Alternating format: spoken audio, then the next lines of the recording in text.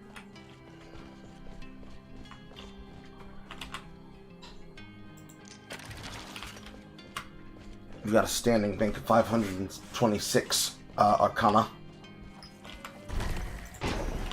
Okay, great. You need 11 Toxic Ice if you want to be able to get to Cold Bullet 10.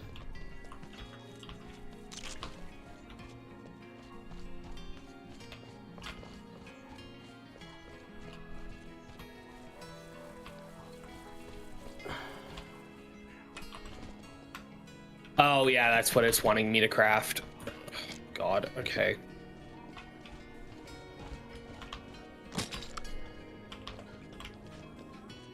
Oh, wait, no. What?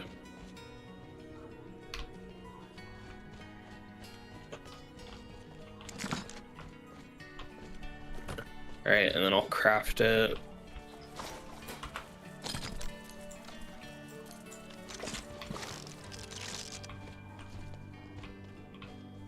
Okay, and then I'll put everything back.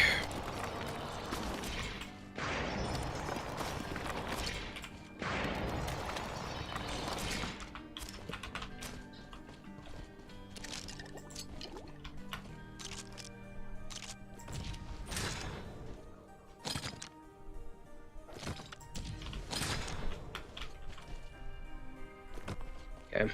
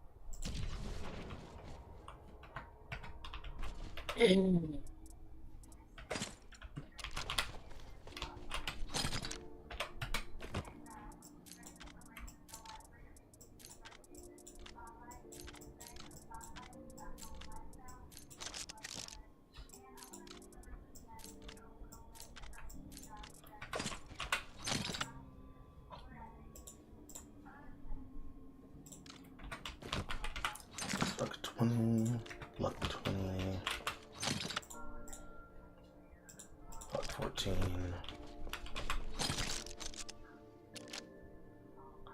luck 22, luck 21, luck 13.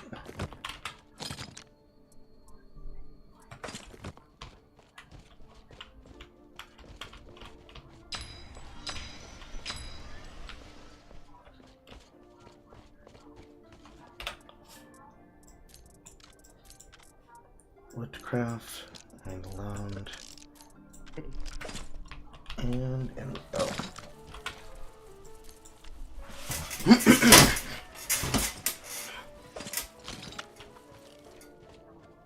Okay. Ready to go? Sure.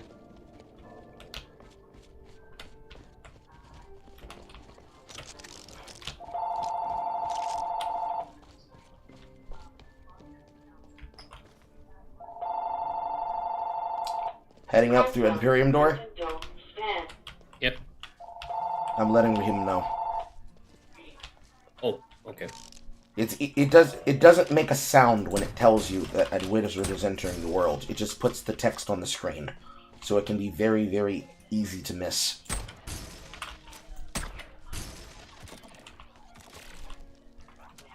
Now, this tree, we are missing a tool we need, which is poison. So I poison the tree. The tree takes tick damage over time. It will then die of poison. I said it will then die of poison. Poison wood. But if you hit something with poison, and then you use fire at the same time, you'll produce both charcoal and rotten wood. Okay. It's not a type of system where it turns a object into another object. It's the type of system where it reads what the thing is in the state transition, and it adds the loot to what would be dropped. So if it is able to be state changed, then it will respect the object that's state changing it. So something that's burning will obviously create the burnt state change of that object.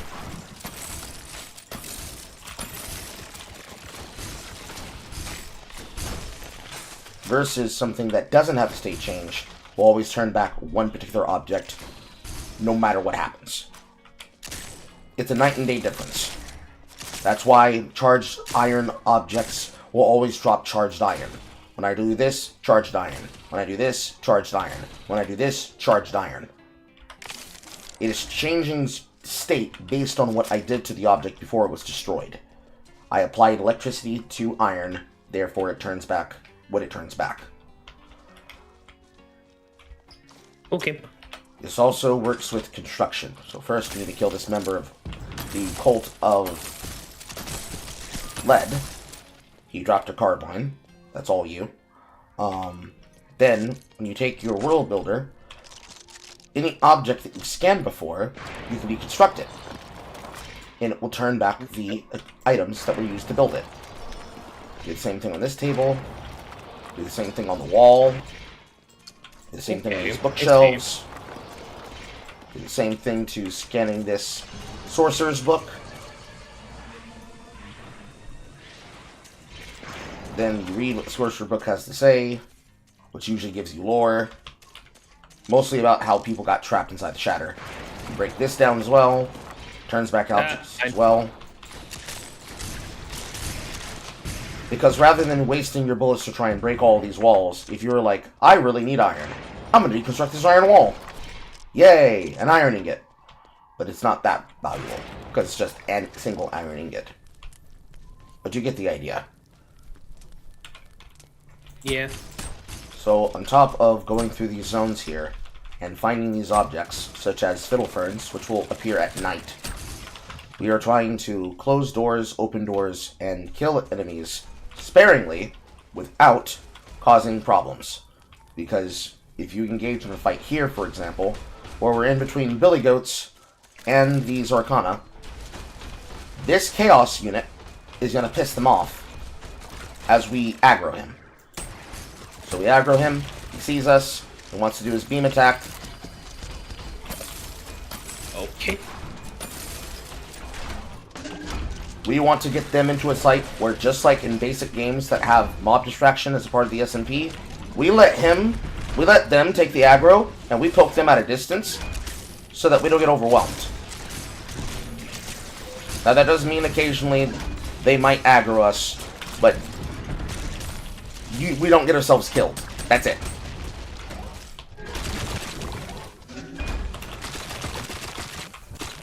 So while they're doing all that, I drop Poison Cloud on the guy, and while he tries to go heal, he's still standing in the Poison Cloud.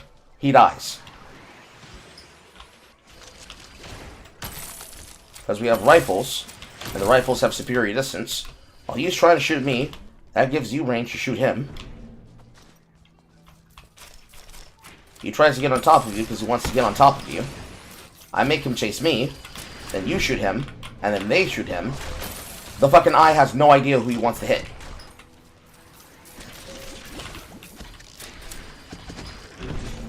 That only matters if you stay in the range, because as soon as you walked out the range, he decided to switch to me. My bad. I was trying to get out of the deconstructed chaos thing. And this one, because he was spawned from a door, he also has a timer associated with extending the world, as well as this additional one over here. So it's a balancing game of knowing where you need to stand so you can be considered in the fight, but how far away you need to be from the fight to be safe. And then for everything else, there's MasterCard.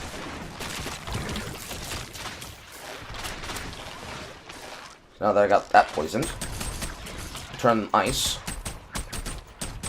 Just freeze the enemies to slow them down and make it so that it's much more breathable. Then, same thing over here with these enemies. Throw out some poison. Make it take poison damage. Oh, it's a poison. Makes it poison damage.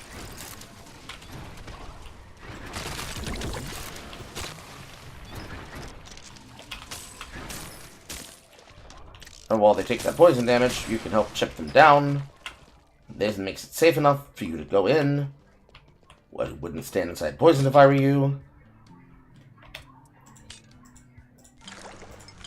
It was health potions and stuff. Yes, exactly. You go through the zone, you try to take as minimal damage as possible, and your reward is that you'll have sustain. Shit, I'll be right back. Okay.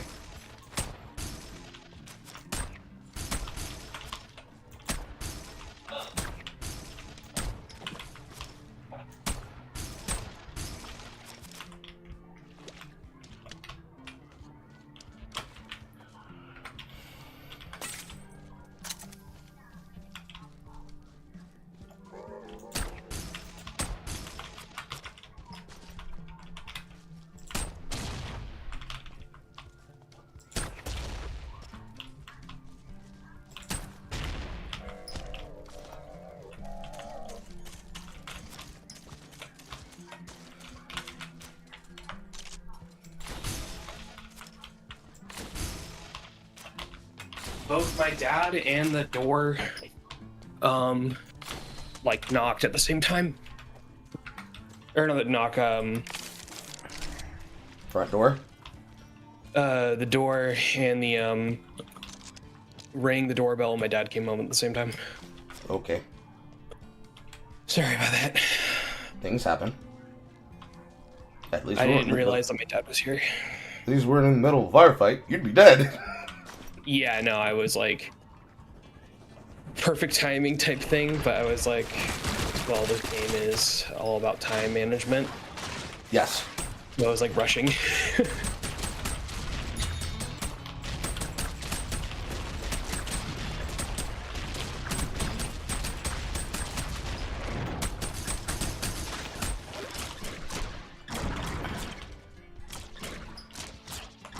Realistically, everything has its loop. You first start out completely unaware what something does. You study what it does. You learn how to harvest the materials. The game pretty much does not necessarily hold your hand, but it gives you examples of how to go through, because you first start with just the normal wooden bullet gun and destruction bullets, and you intuit what you need to do and how you need to collect it. Then, as the stations get you geared to the idea of, I need to do X with Y to do Z, you slowly begin to discover how you basically interact with the world. And then before you know it, you fully understand at least the Imperium. And then it introduces you to the Fel. And then it introduces you to the next zone. And then it introduces you to the next zone. You discover synergies, you discover what's strong, you discover what's weak. You discover versions of archetypes of what's strong and weak. You figure out how best to combine the elements. You figure out how best to combine the powder trails. You figure out that weapons made with better materials can have better stocking. One of these enemies got their asses rocked by the enemies nearby there. That's a free Imperium bounty. And then eventually over time, you begin to realize what is important and what is not. Fighting everything, only important if you want the items that drop off of it. If you don't need items off of it, you don't need to fight it. Or, of course, you could say, once you've done everything you can with your time, when you have extra time to burn, that's when you start taking shit down.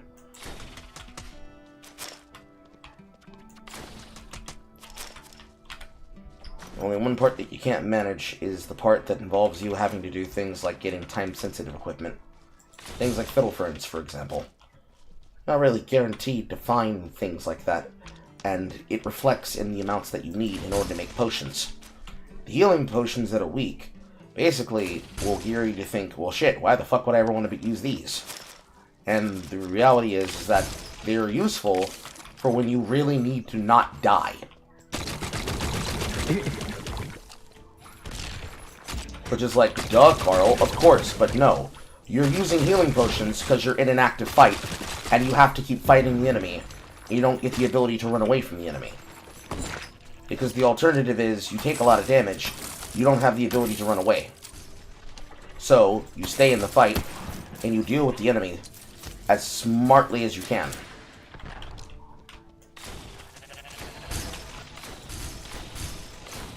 Because most of the time, you're supposed to be using your dodge roll.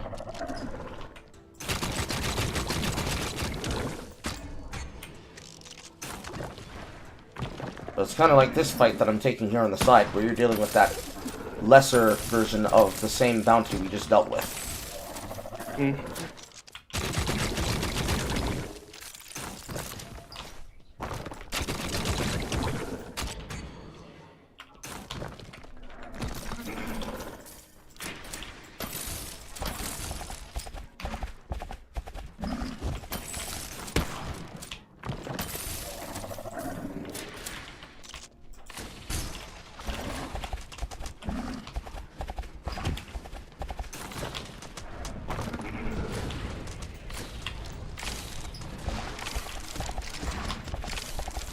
Also spawned a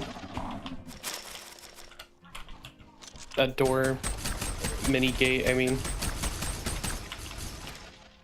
Was it a blue one that appeared on top of you that said a chaos gate has appeared?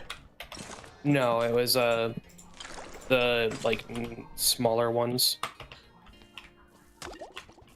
Yes. So if they appear randomly on top of you by saying a chaos gate has appeared, that is a blue gate. If it is one of the gates in the area that happen to be the red color, like the ones that are around Bloodwolf's area over in the Fell, those are the static gates that we need to open in order to extend the timer. There is a difference. The red ones spawn a chaos enemy that we would encounter should we stay long enough inside the end of the world for them to attack us. And right now, the ones that we want to fight, that we need items from, we have to survive a significant amount of time in the world in order to fight them. We're not quite ready to kill them yet, because they are very strong, and they're surrounded by Chaos Eyes. So if we can't kill a Chaos Eye in 30 seconds or less, we're going to have a difficulty fighting that enemy.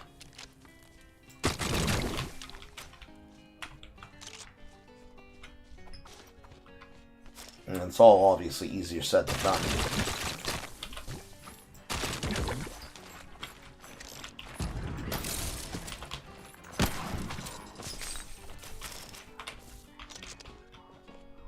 Well, I killed that one guy.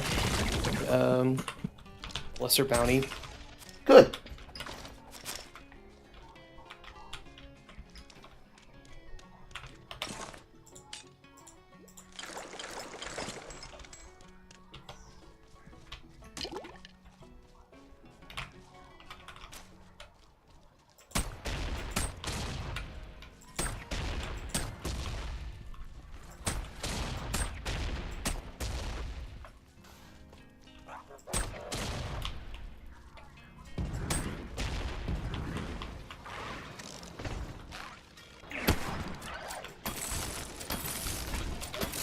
Okay.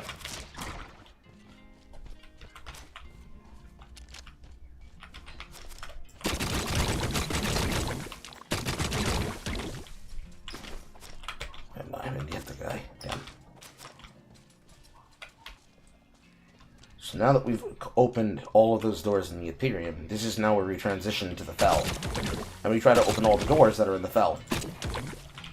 So we rotate and start in opposite zones and try to cover as much distance and cover as much ground as possible.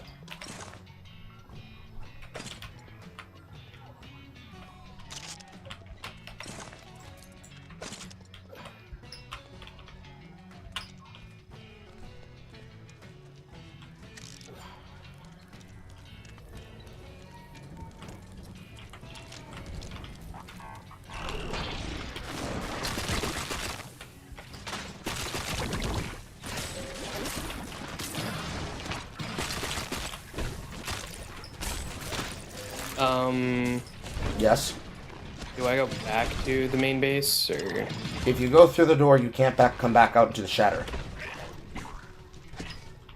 If you go through any door, you cannot come back into the Shatter in the active expedition. So, to answer my question, no. No.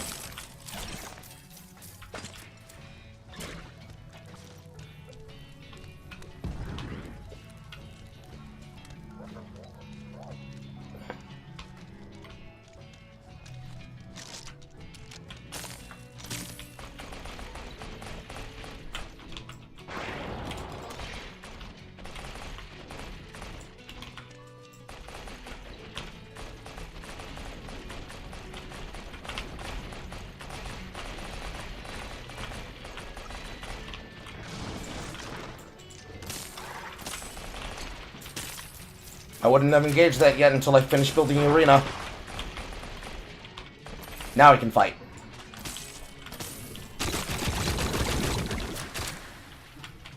Oh.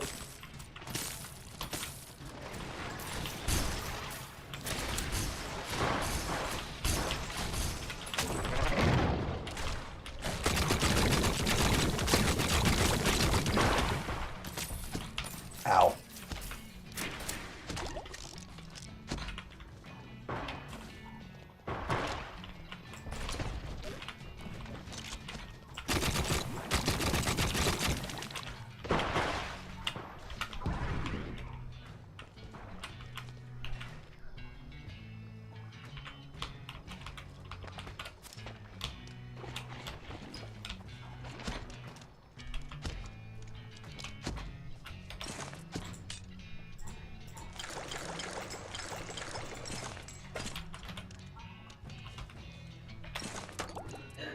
I'm assuming you don't have any teas of your own, so I'm going to give you a stack that I just crafted.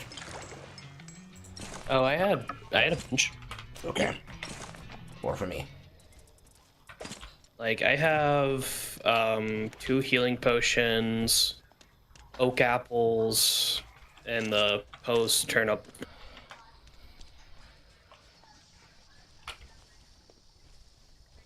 I got a bunch.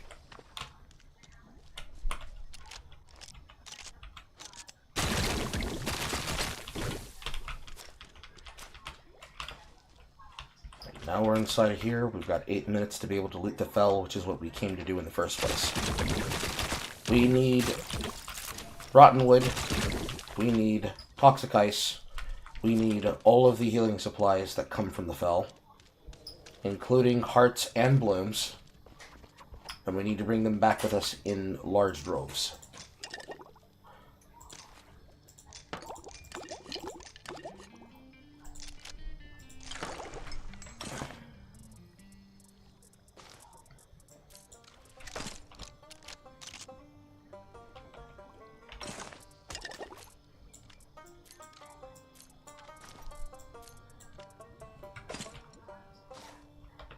Okay.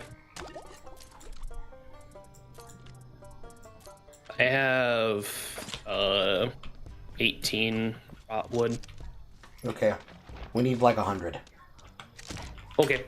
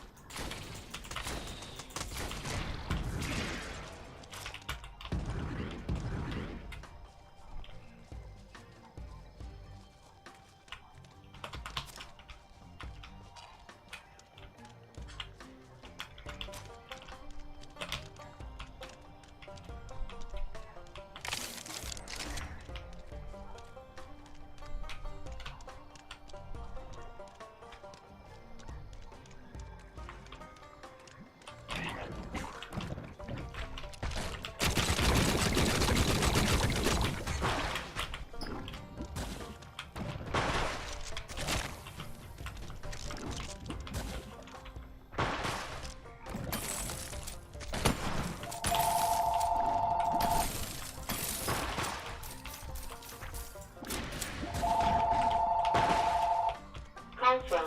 Totem door scan.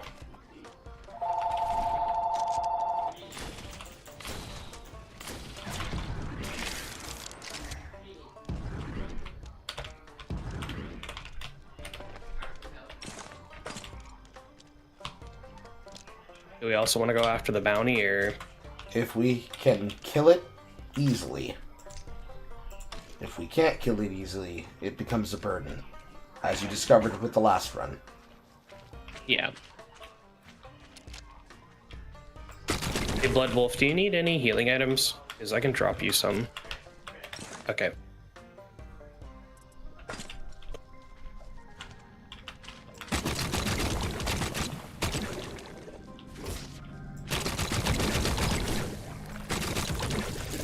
Ooh, shit.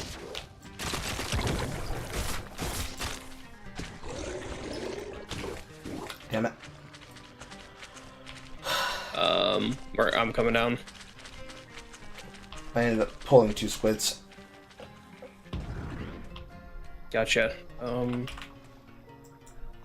The nearest statue of Flora is where Bloodwolf is already going. You could probably raid my backpack and go pull anything that is in your inventory into your inventory, so that the rest of what I have there is waiting for me in my bag when I go back.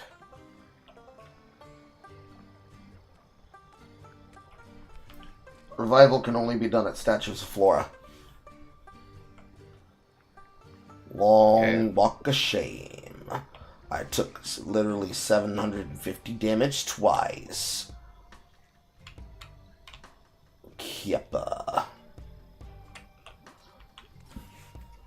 And now we do the Ray-Ban walk of shame. Hoi, hoi, hoi, hoi, hoi, hoi, hoi, hoi, hoi, hoi, hoi. In your inventory, when you revive, everything that was inside of your potion slots are still remaining, and obviously also are your guns. But again, everything in your backpack is dropped to the floor in the bag. This is a dangerous situation to be in when you revive, because it basically means you don't have building materials to use with the ground crafter. So if you're in a situation where you need to basically build to get out of the danger, you are fucked.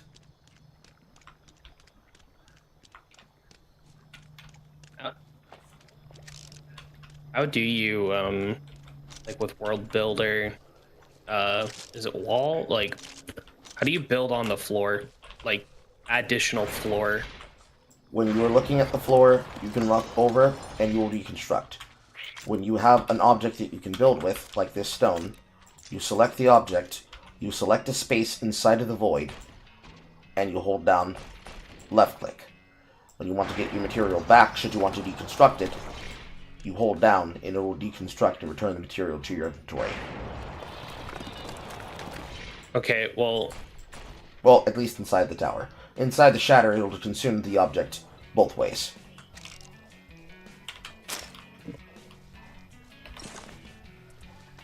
Was there another? Shit. I was standing in what's called? No, you got shot by a frog. But I was in the poison river. Yes, you were. Okay, so I have to have material of like the floor. Like, Yes. Yes, you need to have the material before. Okay, well, the other thing I am wondering is, how do I get rid of the, like, how do I get rid of the, currently craft, like, thing it wants me to build that I have selected? How do I get rid of that? You right-click. You right-click, you get the ability to choose the type of material that you're building from, and then you can select another object. Bloodwolf's died. Shit, okay. Well, I don't want... Okay.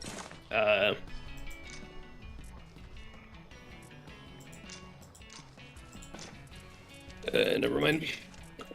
What specifically is it that you don't want in your inventory? It's not inventory, it's... Okay, so... Hold on, let me stream so I can just explain it, because it's hard for me to explain it without... hold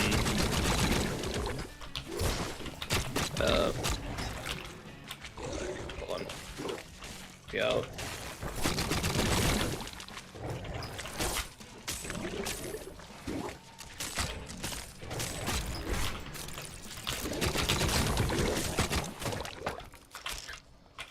Alright, you want to pop in the stream. How do I get rid of this? If you are I'm watching looking. or not. I'm trying to do it quickly.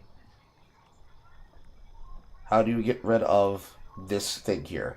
So you're holding the world builder. That's not the grounds layer. Oh.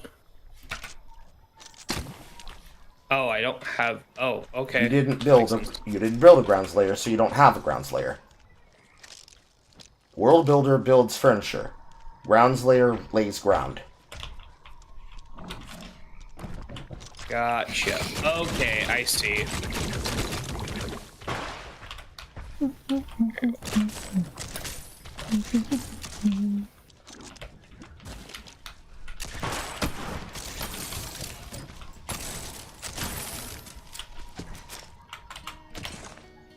Ow. Ow. Ow. Do you have any healing? I do. I have everything in your backpack, Blood Wolf. The only thing that's not in there is the glass chunks, because we have glass at the base. So these objects here are the things that we came for. These cabbage hearts make medium potions.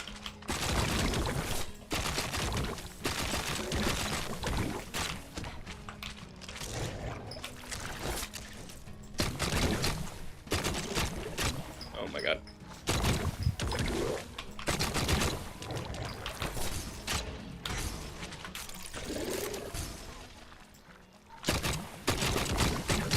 Is he disconnecting? I don't know.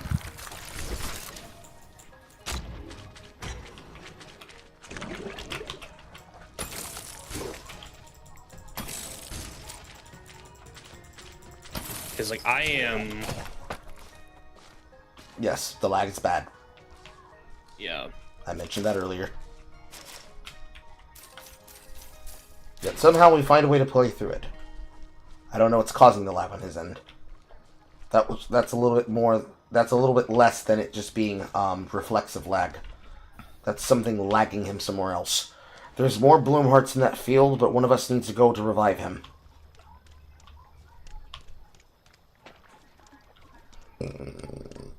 I guess you'll do it. Yeah, you're more capable than I am.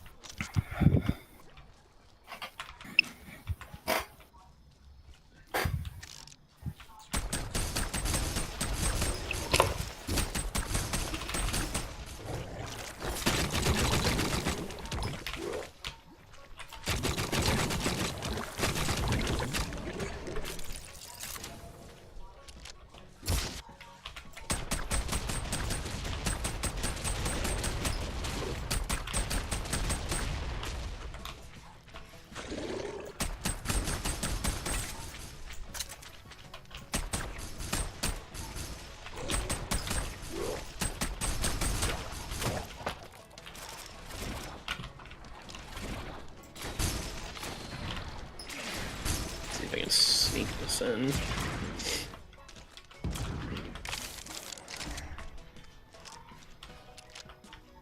Okay, you're back. You're back.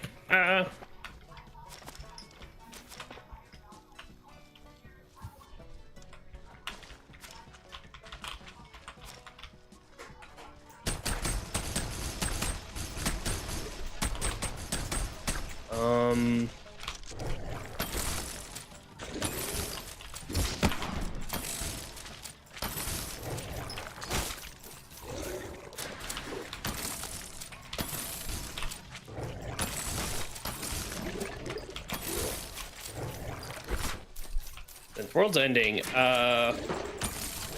If you're safe, run for an exit. Yeah, I'm at a doorway. Same with Blood Wolf. We're both at the same doorway.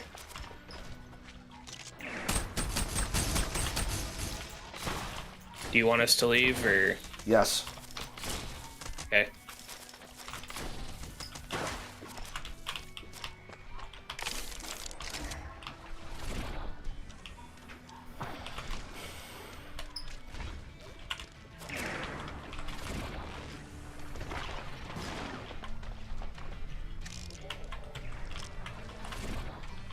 Oh, that's recall. Okay. That's what? I hit T and I was wondering what that did. And I was like, oh, that's recall. When you're stuck, it allows you to recall to a position where you're unstuck. Okay. When we go to boss encounters, the only way to leave the room is to unstuck yourself, because you're basically in a part of the tower that's been locked and you're unlocking the door. Gotcha.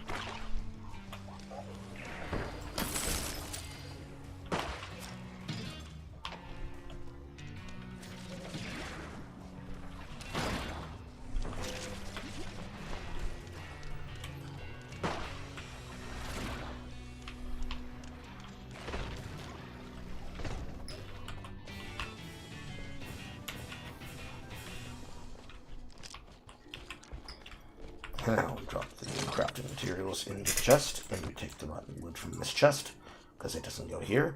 And this goes in, and this goes in, and this goes in, and we have 27 cabbage blooms and 49 cabbage hearts. And then we sort the containers. And we have more wood now. Half this wood leaves. We bring the excess mushroom over. Put the excess mushroom in. Bring over the You still have that bounty? I have both bounties that were dropped. Okay. Okay. Hello, Saffronet. We noticed you were here. We were just distracted and didn't have the ability to say hello to you. Oh, it's fine. I know you guys are in the gaming zone. I didn't want to interrupt, actually. You're good. No woman interrupts the gaming zone. Woman interrupting gaming? Damn. Say it ain't so. Go home, gamer girl.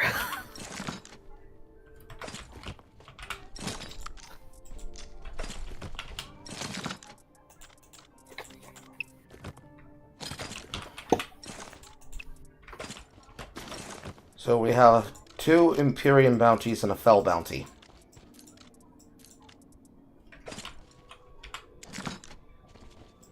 Gotcha.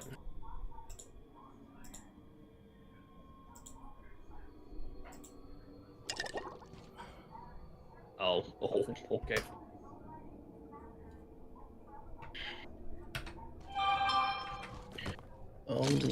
Also over to that one.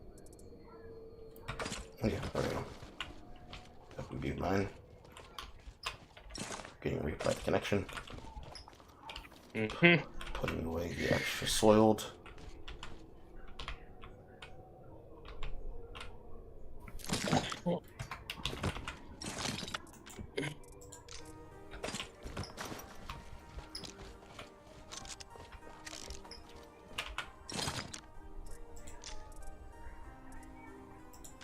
Stacking the extra soiled.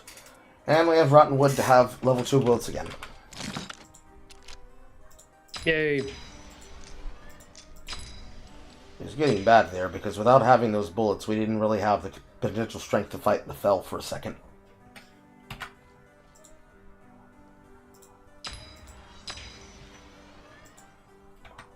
God, there's just like so much blue exclamation marks for every little item.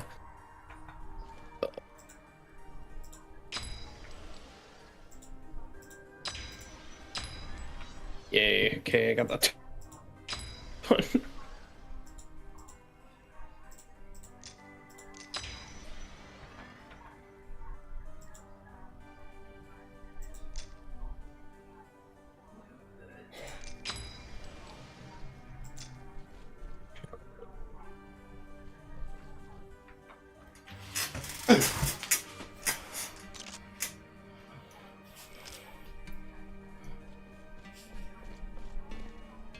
Next time I run out of cold bullets, probably actually.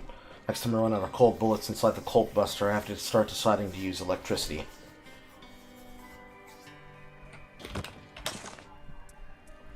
Got a billicorn horn.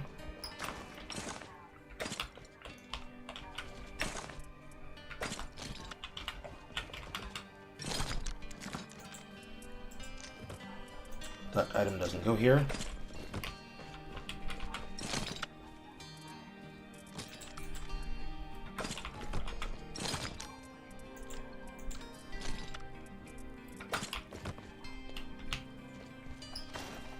Do you want me to make a bunch of weak potions or no? Weak mind potions, weak poison? Weak healing, sorry. Not really. Enough that you can use for yourself. Okay.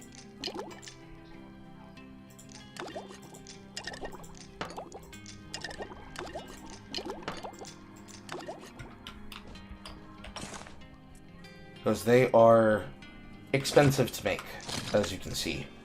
It takes 2 Fiddlefern Herns, and that means you have to spend a lot of time in the Imperium gathering Fiddlehead. Meanwhile, in the Fell, it is not that hard to find the velvet caps, and as long as you can deal with the squids, you have an immediate access to the blooms. And at the same time you're collecting the skunk cabbage bloom, you're gathering skunk cabbage hearts, which directly leads into the mugs of tea. The medium healing is much, much better than the first level healing. But if you have no other healing to use, and you have to use it, then that's what you would grab. So getting enough healing from overtime sustain, you would end up finding that material over here to be for emergency scatter use versus intentionally trying to make lower tier equipment that you would just be able to use through other indeterminate uses. Yeah. Alright.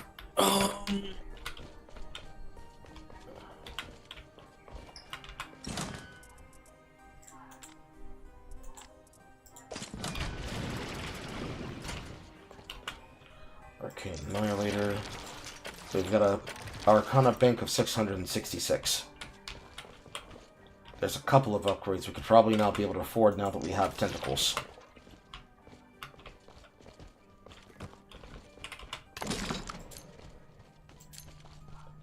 Toxophobia powder. Fear status lasts longer if the target is poisoned.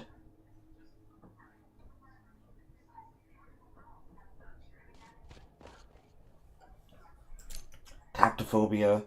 Enemy moves slower while running in fear. This is going to help with killing a target that happens to have been poisoned. Iophobia powder. Enemies receive 25 more damage from poison while feared by this spell. This requires a Frostcast mushroom from the Frozen Zone.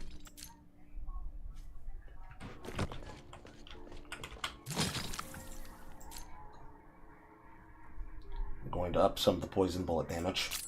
We have enough to go all the way to 10. Next poison bullet upgrade is Chaos Eggs. And just for sake of being clean, let's unlock the poison trail.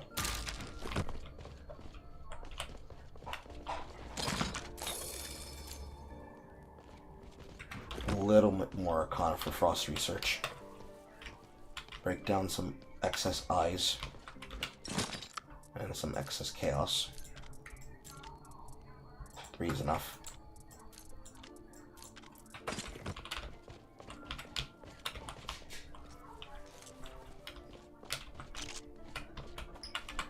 We need a big old excess Arcana Annihilator. Annihilate some. And now we are level 10 Cold Bullet 2. Dring. Is the Wallace shotgun meant to reference the stock shotgun in TF2? Maybe. Or Scout? Maybe. I don't know. Sorry, the stock scatter. Maybe. I don't know. Much like minigames, this game with other games, as well as other indie games, reference each other. Okay. Yeah. I turned in the bounties, and we have the Rotten Log, another Wonks player, and the Bad Omen.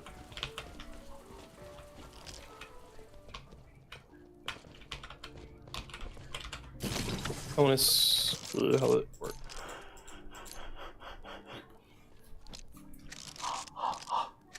Ah, it's a mortar launcher. Okay.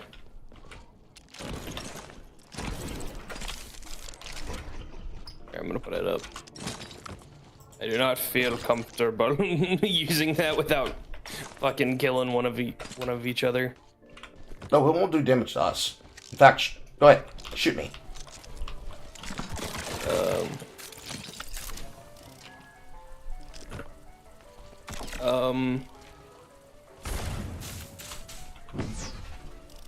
Let's poison, so I just... Okay, that was the poison shot. I now have immunity to poison. But you don't. Ah! And he doesn't either. Yeah. So it won't hurt me, but the poison will hurt you. Yeah, see, this is what I was saying. Like, I'll just put it up. I don't feel comfortable. To be able to nullify that, you're going to need to get immunity to poison doses, which is going to require you to go farm some frog eyes. We need 10. 4 soul cloth, 10 leading, get 5 frog eyes. another 5 frog eyes for a total of 10.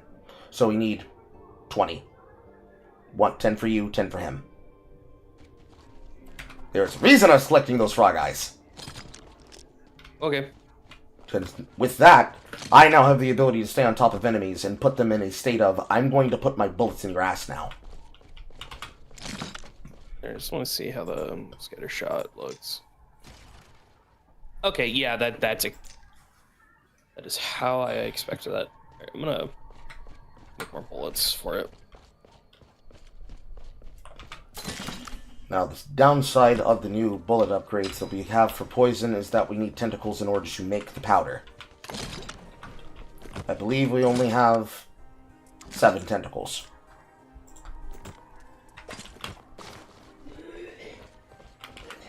So I'm going to upgrade my Machine 1 pistol for fear with the Tactophobia powder, so that now enemies will move slower while they're running in fear. Okay. Then, over on the poison spread, we have some new poison finishers, or we should have some new poison finishers. We have the trail of poison that when you shoot out a bullet, it will have a trail of poison going underneath it. This is not as important for regular non-artillery shots, but for artillery shots like you saw with that object, everything that the bullet is going to pass over will be hit by that object. Okay. So a giant area can be made very quickly a danger zone for the enemy. But until all of us have access to poison immunity to doses, we kind of don't want to use that unless you can use it intelligently. That doesn't mean that I don't trust you to be intelligent. What I'm saying is it's hard to use. Gotcha. Let's see here. We have other utility bullets. We have oil, water, the freezing, the stunning, the fear, the thorn. Thorn's difficult because thorn summons and roots an enemy with a thorn bush. Those require nettles and rotten wood. They're useful, but they're hard to use because you need to be accurate with them. The best way I would suggest doing it is putting it into the same rifle that you load your cold shots into and have it as a right click.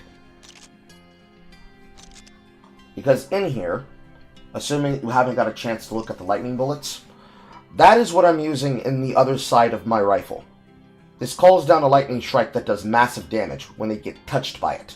But it has a cooldown. I don't know if Thorn has a similar cooldown. But the idea is, the weapon type controls the damage potential. You want to put this in something that you can shoot from long range, like a sniper rifle. The Thorn also wants to be shot from long range as a sniper rifle to conserve the ammunition. But assuming that you can be able to make it work with pistol accuracy, if you stick this in a pistol, you should be able to root enemies that are trying to engage you at medium distance. Gotcha. Otherwise, if you're scared about doing side effects, you can always load the Destruction Bullet too. It's base damage level 6, but it's 5 Arcana and 1 Iron Ingot. So if you need to load bullets and you have nothing else to load with, you'd load with those.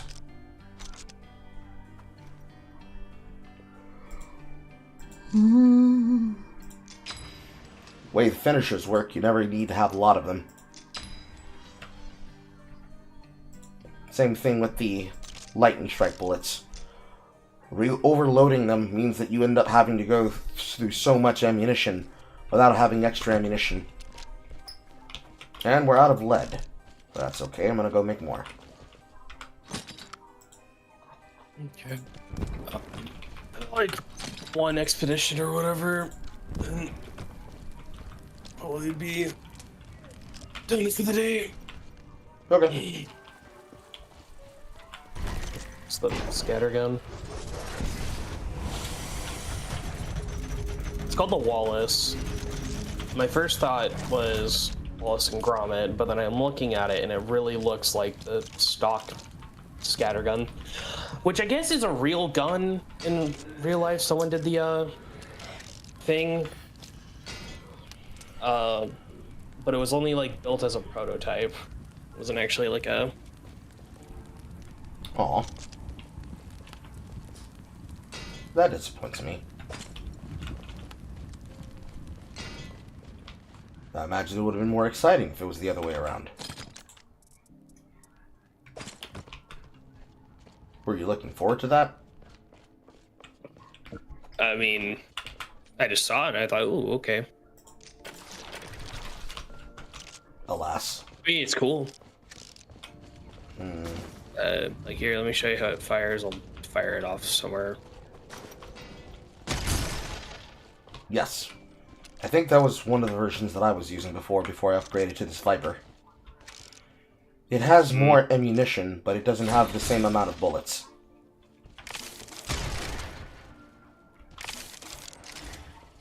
It's definitely a strong weapon. Yeah.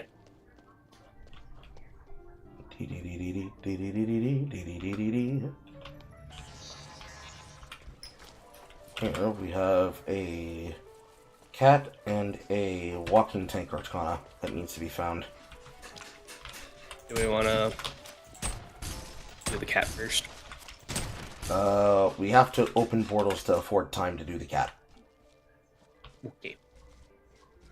Fortunately, there's almost always one that appears here.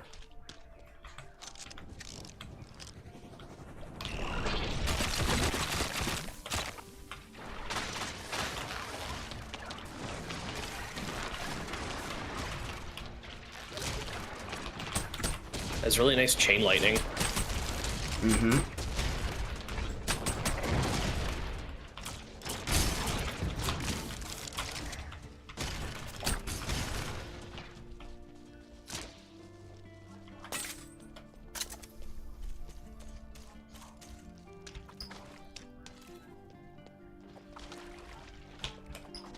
I don't remember if I stuck the enchantment for additional arcs for the bullets.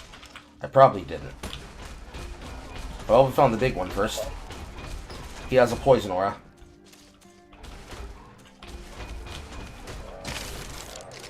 Before we engage him, never mind! My bad, that was my bad.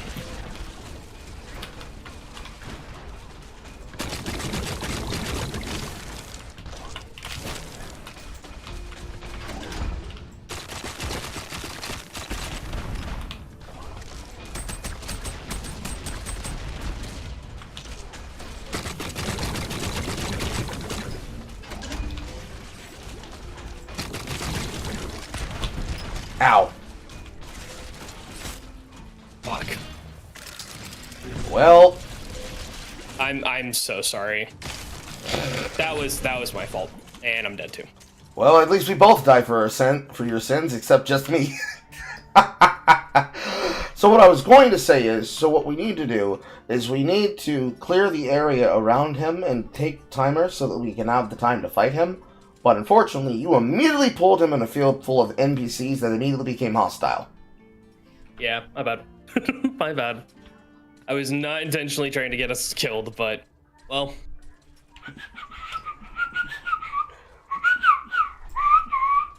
We have to fly all the way down to Bloodwolf. Well, It's a very long walk of shame. it also seems like there's another tourist being tourists with a femboy character. Which one is it this time? It is a character by the name of Cassius from Kuno the Sorcerer Kinsey. Sigh. When will they learn? When will they learn to leave the femboys alone? Never, because it's eternal transphobia, and they have to deconstruct everything and then sell you the deconstruction. This is many cases.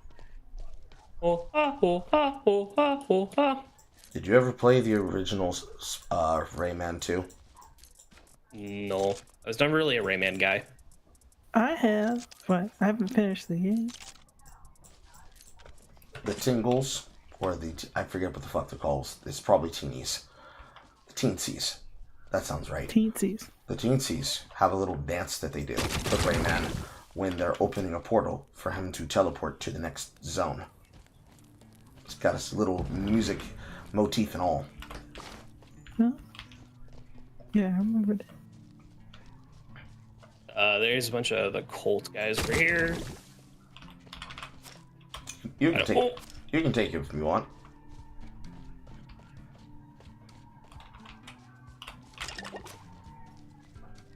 One of them has a sniper.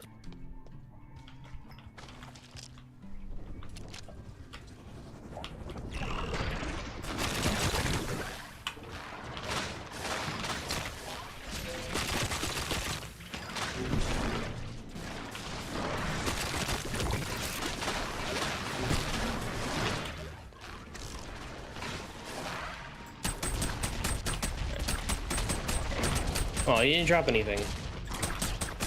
Sometimes they don't drop anything. It happens. And yes, it happens and it's very disappointing when it does. All that effort, all those bullets, and sometimes that damage that I got dealt and I didn't get shit. Bull. Malarkey. I deem that those bounties over here are a little bit too hard to get. The other's cat bounties inside a field full of billy goats. Sometimes that happens. Sometimes the game just throws a challenge that's too hard in front of you. Yeah. The amount of time in which it would take to probably whittle the enemy down is not worth the time it takes to fight them. Mainly because that golem is immune to poison. And if we're using poison as a method of whittling him down, it's going to take a very long time using raw damage. Yeah, I figured.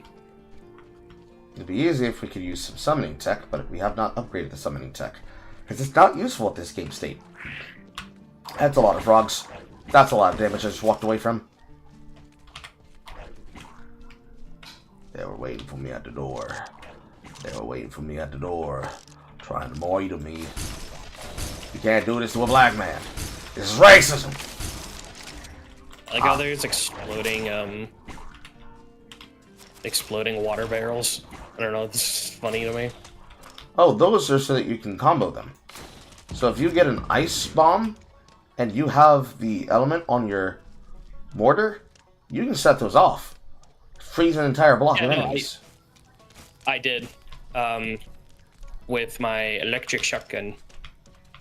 Oh yeah, it takes the electric element too. Shock the fuck out of them. They hate that shit. Same with you using fire. But you can blow yourself up when you do. They hate that shit. I got a shabby machine gun and wand.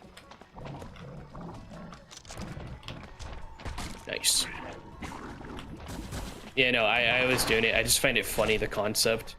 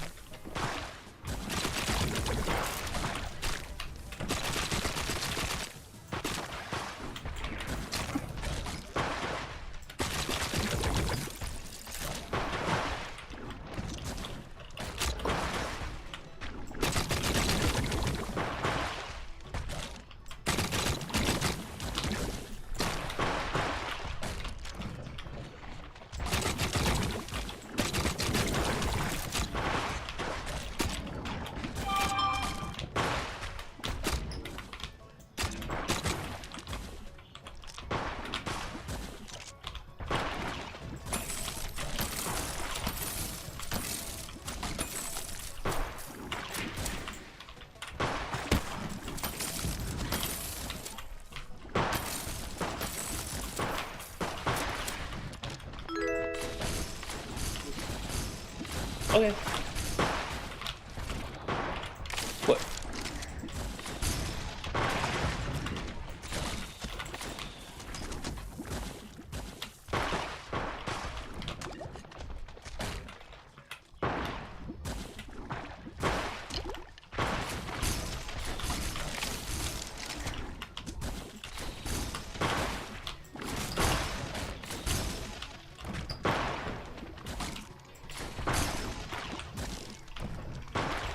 Okay. Oh, there you go. Killed it. I was trying to kill a bunch of those frogs to see if I can get the frog eyes. Only the big ones. Oh, okay. Well, I'm still killing them for just loot. I got a little bit.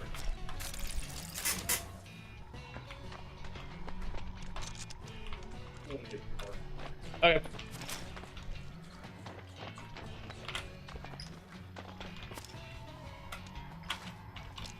I need more tangy leaves. If you farm some basic bushes, you'll get enough. Okay.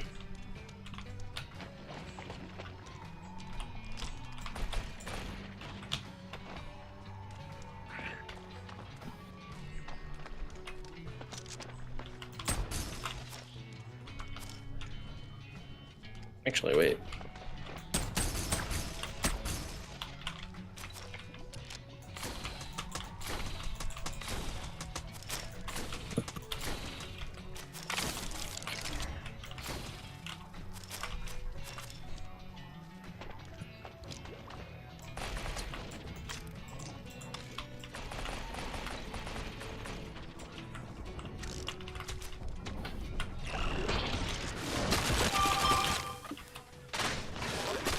Rainbow.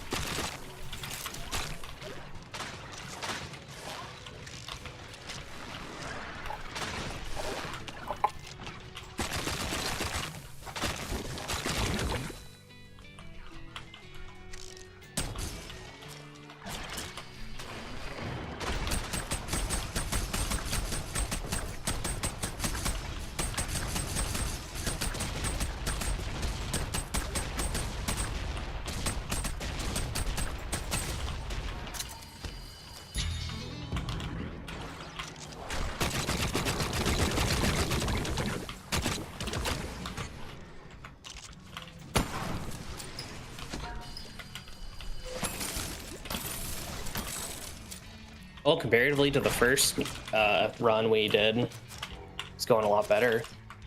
Mm-hmm. There's always learning difficulty on the first run. I feel like it's a material consequence of most SMPs in general. A new person joining into a run or joining into a play session will always be in that position where they have to deal with the fact that because they have lesser equipment and they are learning the rules of the game, they're always going to struggle with some basic, I don't want to say the word competency, but basic learning curves. Mm-hmm.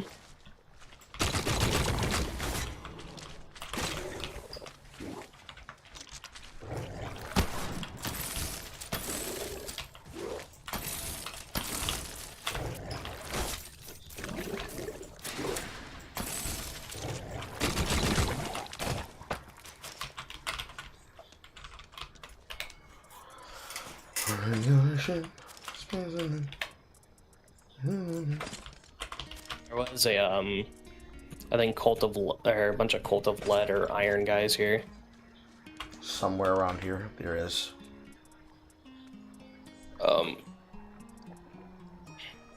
Oh.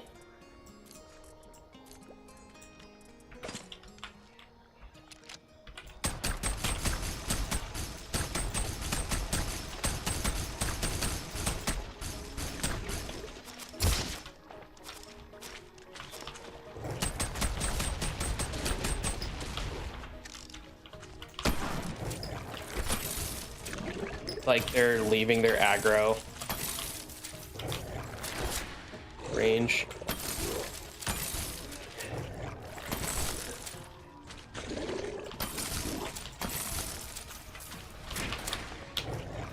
Okay, it's good.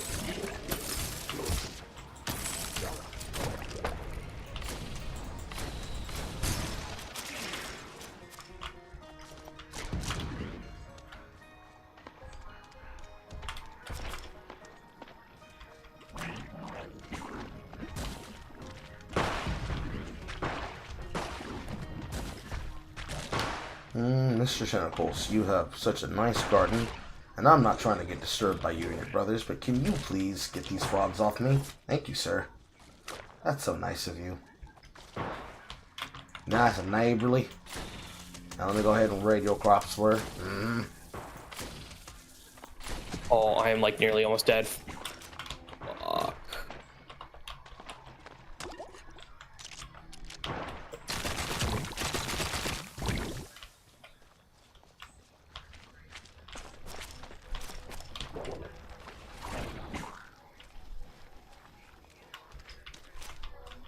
At least the one with the bounty is neutral.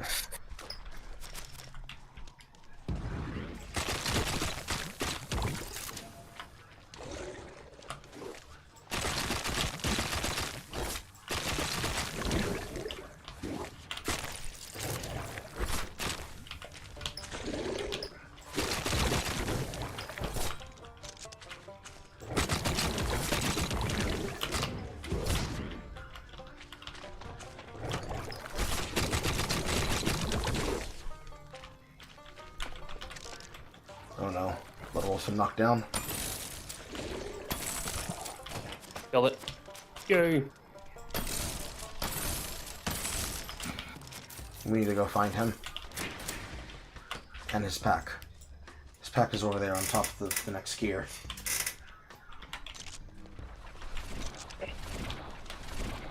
Oh. Yeah, this is where the Colt was. Yeah, there's a sniper guy right there. Ow. Oh, sorry. Sorry, that was my fault.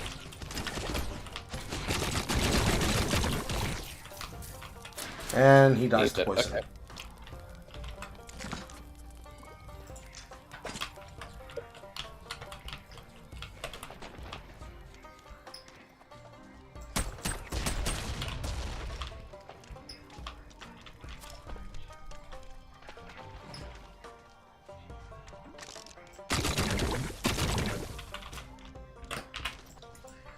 Yep, all the way up back, Grandma's.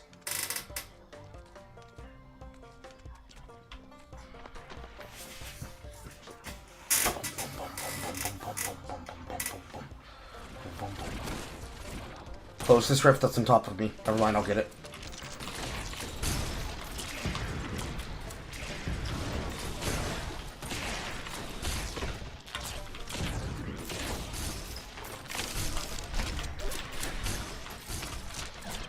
I just keep taking face damage for your sins.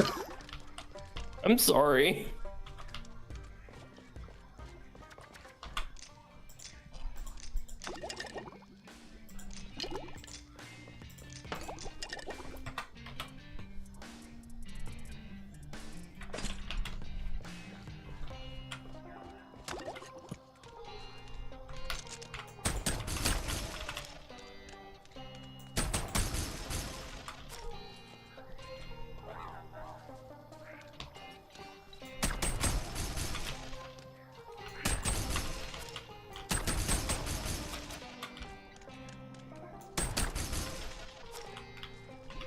Who developed, like, who developed this game?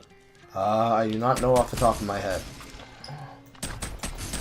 Because I can definitely see Don't Starve / Don't Starve together. It was definitely given a shout out by those players. Yeah, I'm talking about inspiration. Yes. Like, most definitely. Did you... Is that where your pack is? Or no, it's a big mama with... I think a healing aura.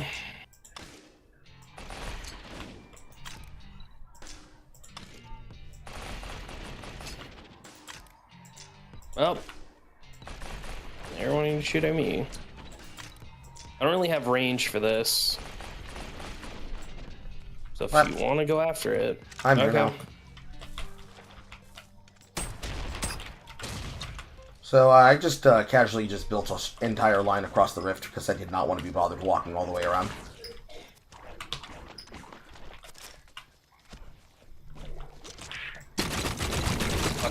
Can you get me? Someone. Okay. He was probably trying to. And yes, the mother frog is very annoying. This is an enemy that tests your ability to use poison.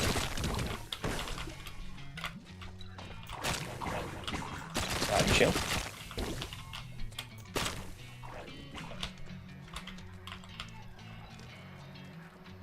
And they bleed, and they bleed, and they bleed, and they bleed, and they bleed, and they bleed some more.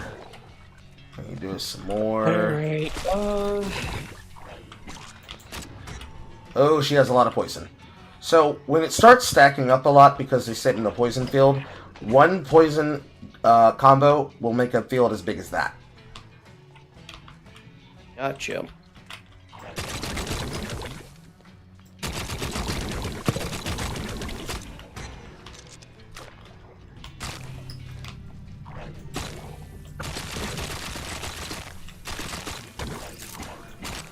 Because it starts taking stacks based on the poison that she's standing in and the gas that she's being gassed to death by. I understand. I should have got here faster. I incidentally killed the both of you by not having the stuff.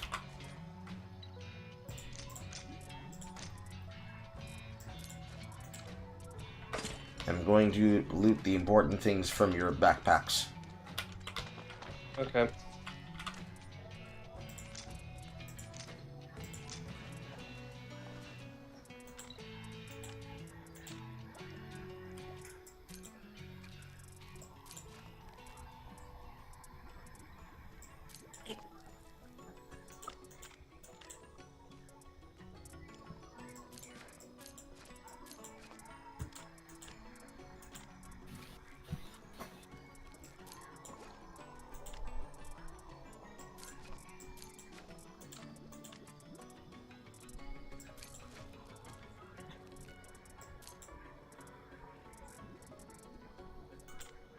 Also, due to a bug of the trailer from the recent game, because these for Pokemon, literally the whole concept of Gallade being male exclusive, they were just trying to get footage for the sake of it for their newest trailer for the game.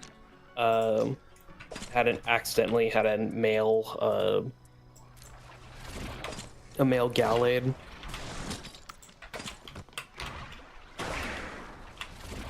Or not a male Gallade, a female Gallade when it was meant to be male. But they were just getting fucking trailer footage for the new thing that they're doing. And I'm so sick and tired of this shit. What are you tired of? Twitter being Twitter. That's mainly what I'm tired of. I'm just tired of it. And Kotaku writing articles and shit. I don't see Kotaku on my feed at all. You have them blocked? Because I should have them blocked. I mean, lately it's just art stuff, Japanese posts, stuff that people actually follow. That I wish. I mean, I also use an alternative app of it. I take it up. I'll just put the weapons inside the chest. I recovered the weapons that were on your body. Thanks. Sorry, I just... Oh, that was dumb.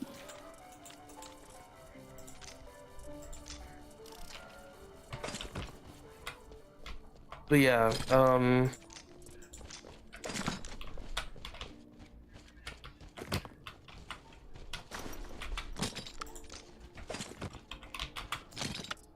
if anything, Pokemon should come out and say sorry due to unfortunate bugs or whatever.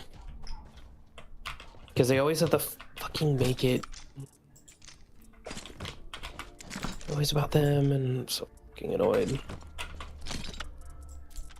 I know that with the new Potopia game, they are taking advantage of all the people who otherwise would be completely tuned out and not noticing anything. Because for them, it's just basically a copy of Animal Crossing with Pokemon skinned on it.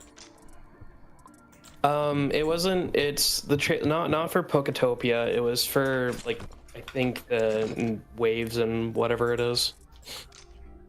Winds, the new like mainline game. Winds and Waves. That sounds like such an uninspired title. It's the newest mainline games. I can't remember. Winds and Waves. Yeah, Winds and Waves.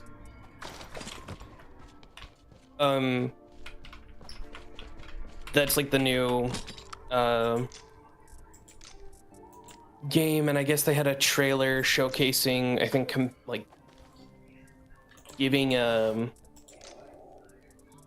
something about battle. Like, I guess it might be the new battle mechanic they're showing off, but they had a Gallade in it, and it was female, and it was clearly a bug, because a lot of people think that these games are just drop in, drop out, like, development, and that's not the case.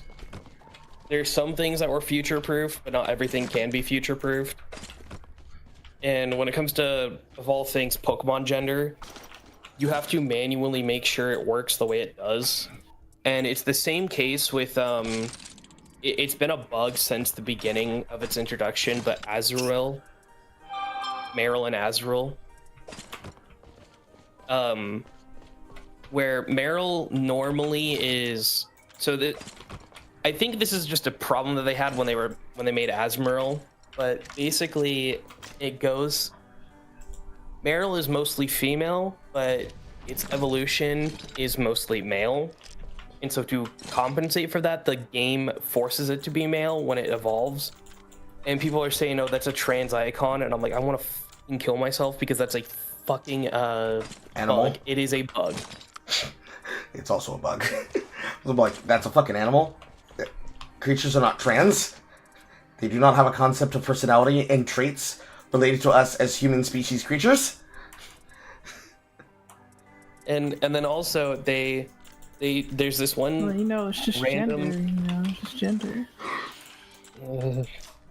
It's this. So the whole legendary. The reason why the legendaries don't have gender is because they don't want people to breed them. That is the actual unironic reason.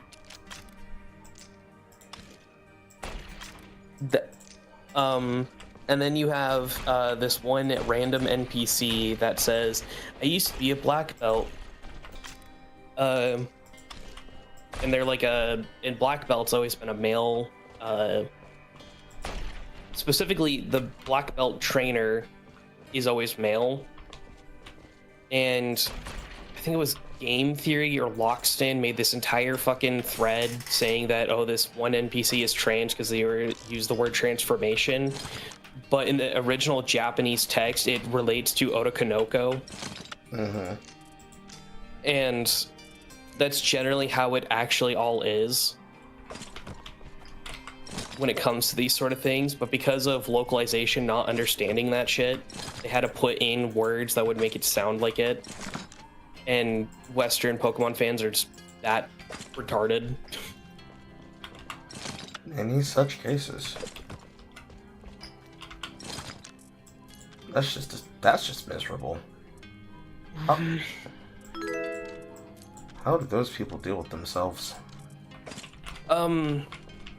They affirm themselves by having their fictional characters affirm them.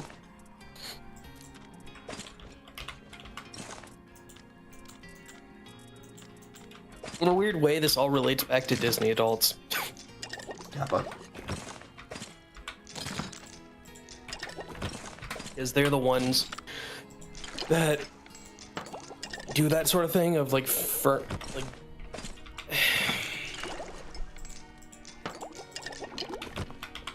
it's I don't kind think of like it's just a Disney adult thing. Well, okay, I know I say Disney adult and it sounds bad, but what I meant by that is mainly,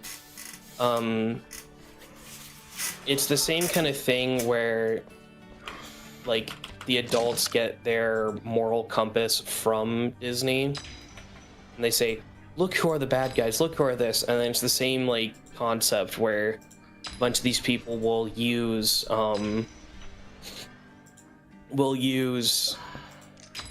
those like their favorite childhood video game characters, and this is especially a problem with the Sonic community, where they will always like have to affirm themselves that way. Mm-hmm. So that's what I mean by everybody a user. Everybody has become like Chris Chan, even though they don't want to say it. Mm-hmm.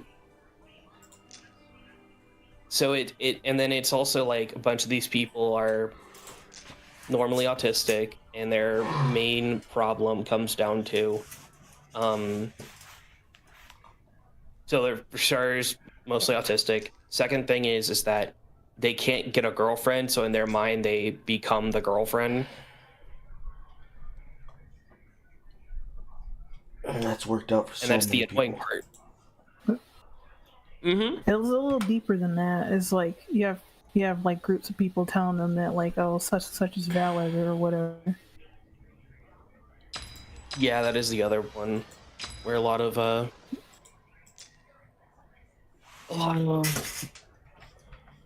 people go out of their way to tell them, and especially they do this to children. They very much do they this. leave them.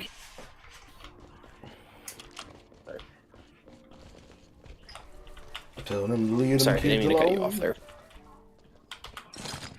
I'm just saying they need to leave them kids alone. I don't know if my internet is making me cut out. Yes. Yes, it is. Dang it. Leave them kids alone. Keep trying to put their penis inside of them and they ask for that. Your internet was doing good for a while. Now it's just cutting out. Gotta tell you.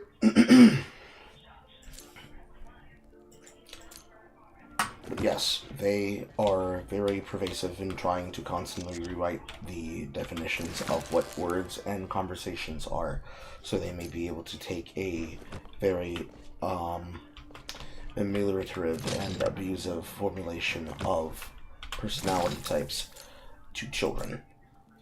I hate it with burning passion. Most people hate it with a burning passion, but I especially hate it with a burning passion. Because when the journalists justify and give explanations of these retarded formulations of ideas to the people that they are putting this content and this concept in to and in for, they are creating a problem that in search of a solution. And much like how the surgery to gender mutilation to sex assign creates a permanent patient for which there is never going to be a proper way for the person to appreciate what is happening to them or what they've done to themselves. It is the same formulation the other way around. They will create a permanent patient, and they'll also create a permanent victim, as well as a perfect codependent relationship between culture and perversion. The person will be permanently stuck having to consider how the fuck they can mentally map themselves onto what is now a unfortunate characterization of the rest of their life as they know it. They'll be ruined. They will be a permanent patient, paying into a healthcare system that sees them as a person to milk for money and not as a person to cure. And if they do the sexist reassignment surgery, they will be permanently incurable and dilating. The dilating is the worst part. I don't use the word stink dench because that word is associated with. They just need to go like that's.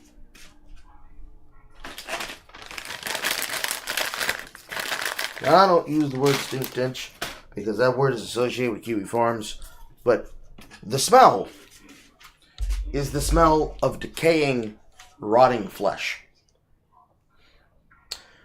And the only way that you can get rid of that smell, assuming that you ever want it to be healed, which you'll just have a nice smooth area down there, just like a Kindgall, you need to have maggots, medical maggots, inserted into the wound. And then they have to seal up the wound. They gotta seal up the wound. Medical maggots they gotta poop inside of it. It's good poop, where the poop is going to basically stop infection, and they're going to stop other infectious microbes from creating the sepsis reaction. And then they gotta take them out. Then they gotta stitch up and cauterize. The cauterizing is the hard part. The rest of the shit, flush it out multiple times with saline, another solution. Scratch. Just remove the scar tissue by removing the dead flesh and the necrosis flesh. And then stitch everything up. So they can go their entire life with this wound and trying to dilate it to have a neovagina. Or they heal it. And now they have to permanently have a stent put in so they can use the bathroom.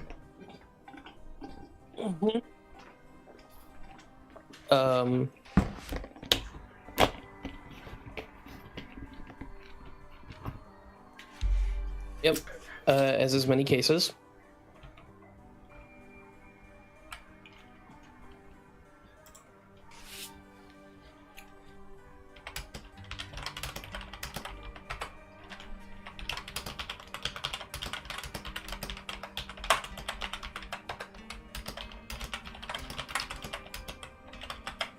Okay. Let's take a break for a moment, because I need to cook up and serve dinner real quick, and we will switch games when I come back. Technically, I'll switch games now, but we will switch games and start doing more things once I come back.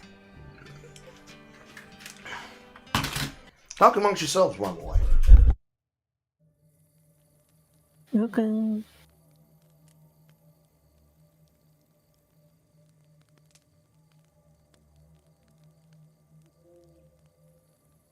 Just, how do you get where you can only see it from one country? Because I really desperately just want to switch over to full-blown Japanese Twitter. I think I don't have that feature because I use like Arrowwitter, which is kind of like functions like old Twitter, but not really. It has Grok on it for some reason, but I turned the settings off, so I don't use it. That's fair. But it hasn't been updated in a while, so I don't know how much longer I'm going to be using that, or how long it's going to be supported. Yeah. But I think I was already seeing Japanese people for a while because I follow a bunch of Japanese people. I like and retweeted some of their stuff regularly, so that's how I got my feed to look like that. But I rarely ever see politics because, like, if I see something political, I just like say like don't recommend this or hide this or don't recommend this account. That's what I need to do.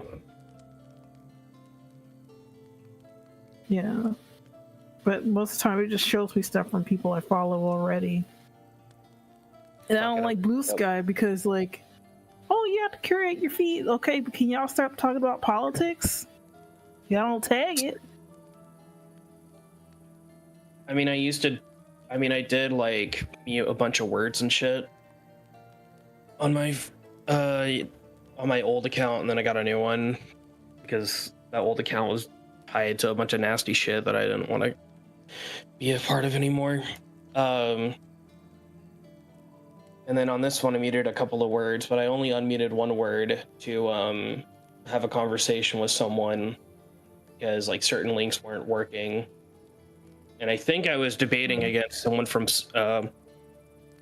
DevCord, on Twitter on it. It was basically it was a bunch of surveys conducted as part of a study with gender affirming care and mental health. And I looked through most of them, and most of them, their findings are the ability to have it increases mental health, not that they've actually gone through with it. See. And the studies either go from less than 50 people to like 1,000. And then they go based on if there are trans women or trans men, or normal women, normal men.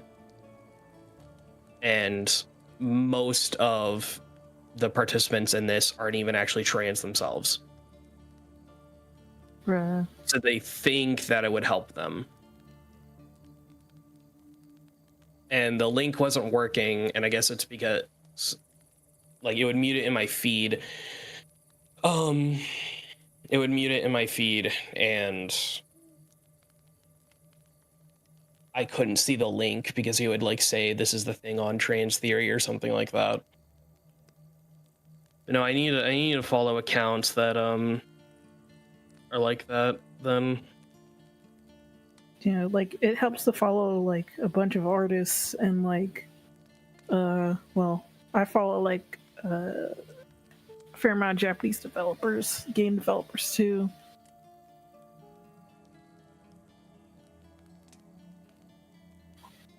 No, not hashtag, just normal. No, yeah, okay, perfect. Yeah, but like I don't see any of the crazy racist stuff, like unless somebody mentions it.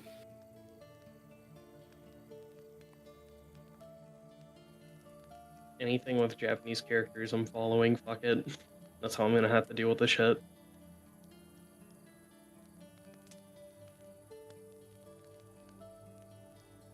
I'm starting off with Digimon so I can actually have a clean slate.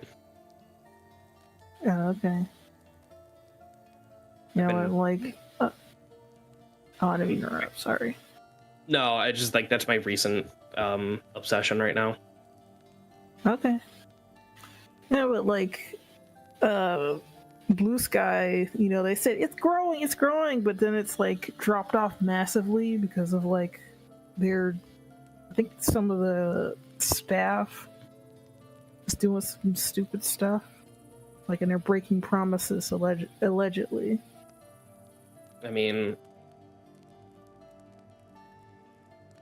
their moderation is bad on there too. I mean, I heard they had a predator problem. I don't know if it's still ongoing. I heard they like kind of encourage harassment, like targeted harassment and shit. So, the reason why they have a predator problem is the type of people that, you know, the usual suspects that we all say are on there because they know that they're safe and valid. And like literally openly admitting to doing certain things, like being creepy Discord moderators or joining servers. Like they'll post like literally things about that on there as if it's like the biggest brag or whatever. Right. And the Blue Sky Discord feed, or the Blue Sky moderation team, doesn't do anything about them because like they have those types of flags on there. You know, the gay, the trans, the whatever. You know, like they're massively popular on there because those are the accounts that flock to it, because most of the Blue Sky Twitter account are made by or Blue Sky social media owners are mainly leftist people, and they left because they were pissed off at Elon buying them, who is like, you know, at the time the right-wing darling, who later, you know, had a spat with Daddy Trump, which I'm not like getting into like the political side about that, but like that's just, you know, how it happened. And so because of like they like I could literally probably make an account on Blue Sky, have it be completely the farthest of left person, and I would get tons and tons of likes and comments and stuff admitting to doing a lot of degenerate bad shit. Dude. I don't know if it's like, it's not streaming, is it? No, you're still streaming. Dang it. Well, I'll just say like somebody I know got teased for making like a post about it's gooning hours, what y'all goon into. But you know, the guy himself is pretty harmless. But you know, people are like, you can't do that because you're a YouTuber. And it's like, whatever, man. Mm-hmm. It's contextual. Like, if they're actually doing like some messed up, creepy shit, then you know, fuck them. But if just people like, then they horny freak like fly on their own account and they don't have like any minors following them, it's like, okay, kind of don't care, man. You know, there's worse people in the world. You know, Yeah. I still have to deal with people who are saying, "Oh, it's okay for us to have like kids in these adult spaces." It's like, no, it's not. No. Stop telling them that they're like mature enough to talk about like adult like material. Like get them out of here. Yeah. I also need to follow a bunch of Japanese cosplayers.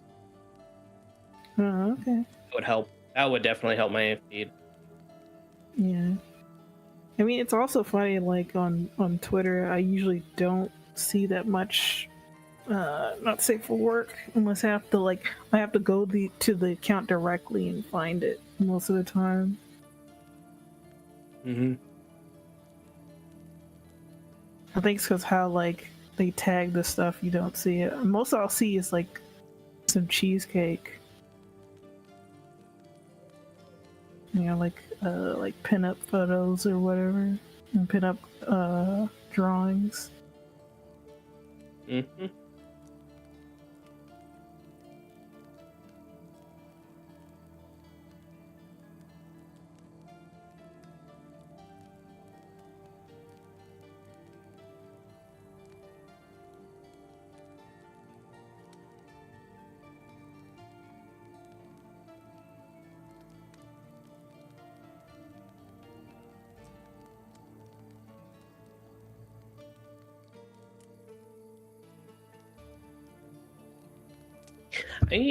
Is there a Twitter bot that allows me to block people with certain characters in their like tags or handles? Not that I know of. I think most of the Twitter block bots are kind of like I think they still kind of get you in trouble if you use them. Fuck it, I'm looking it up. I kind of avoid stuff like that because people's accounts get put at risk if you do that.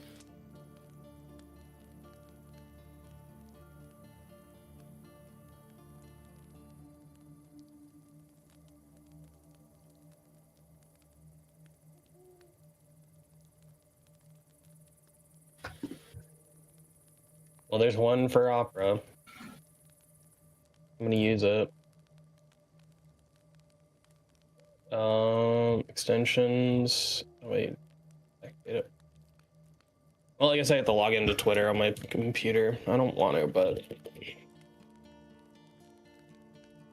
because if I can and moderate it based on certain things.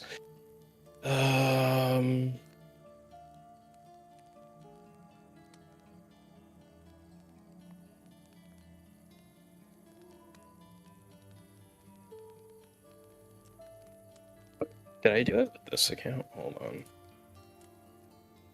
Did I do it with this one? I did. Oh my god, I did. My extensions.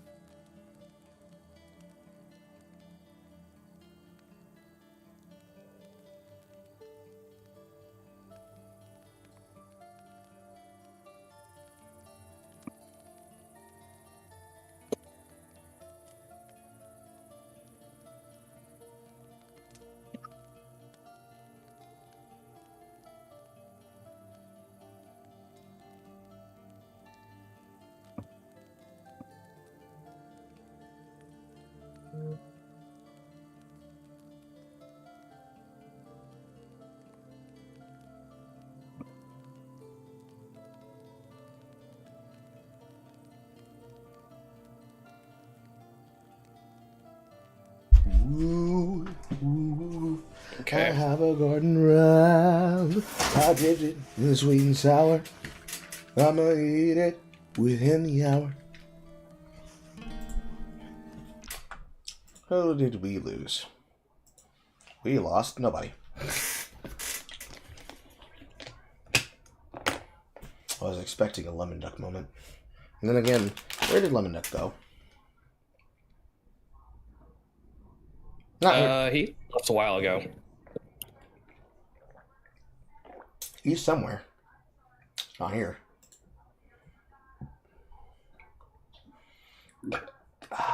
Oh fuck! Can I do emojis? Hold on. Just gonna.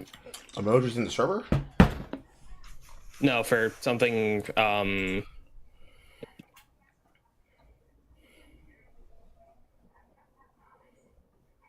I copy and paste this, please? Let me.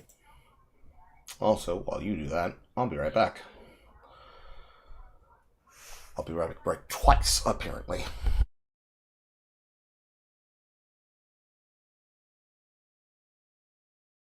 Oh, I know these are lists. Okay.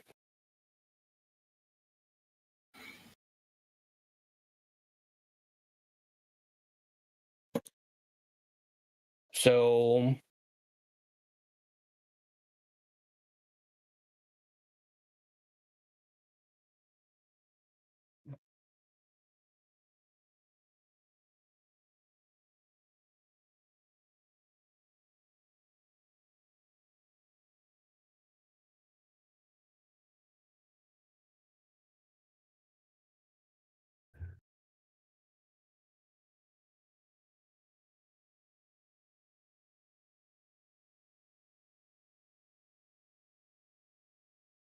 If anything, I just gotta.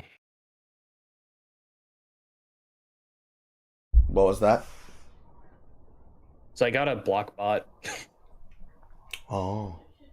I said I don't recommend it because it might put the account at risk. Okay, I need to be right back for real this time.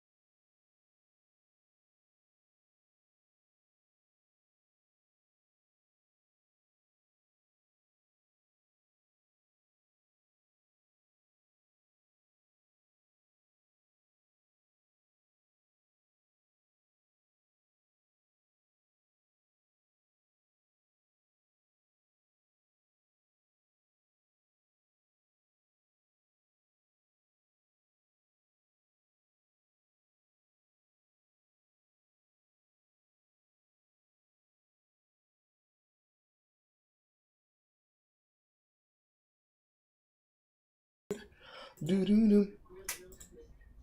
So like I was saying, I had to step out the room for two things.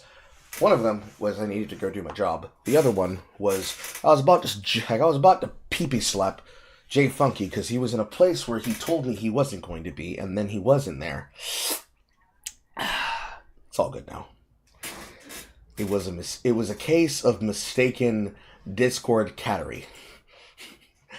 I caught him being a Discord kitten, and I was about to be like, "What are you doing here?" You be a Discord kid. What the? So, he has a group of IRL friends that he plays with, and that they play deadlocked. I was told an answer of events of his location.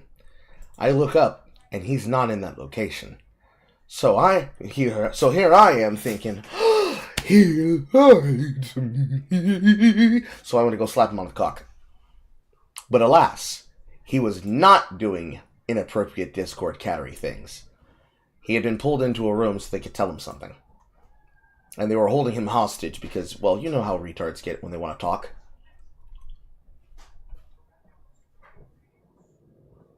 Oh, okay. Yeah.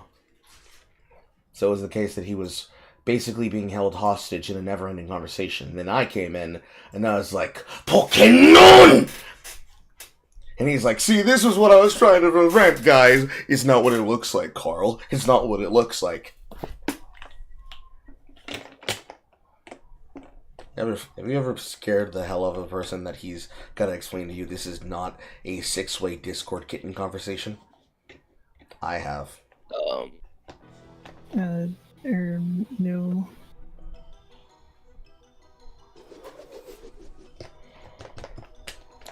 Now, of course, I'm mostly joking about the Discord kitten shit. If it was someone like Aaron, I probably wouldn't be.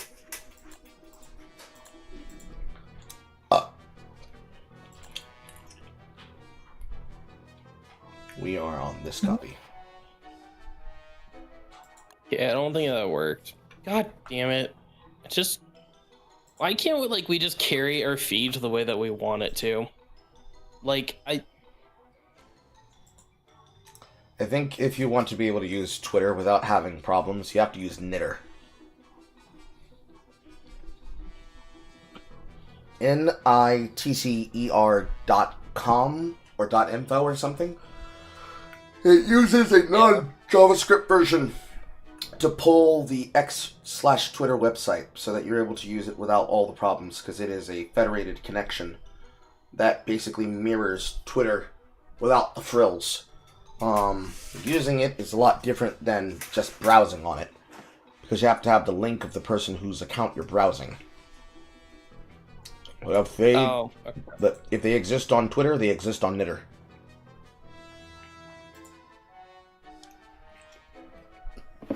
Yeah, I think it doesn't work.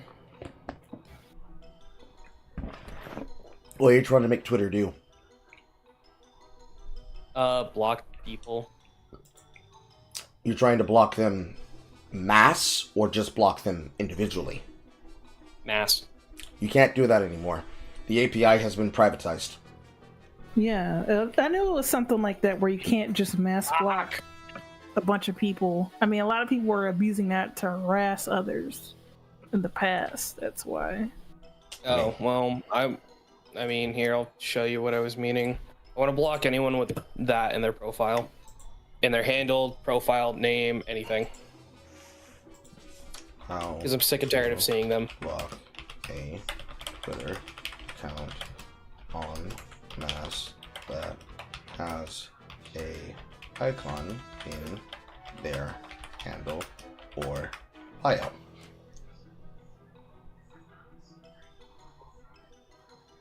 Allegedly, the answer that I got from the AI overview is that if you want to be able to use a top method to mass block spam accounts, you can use mass block Twitter extension.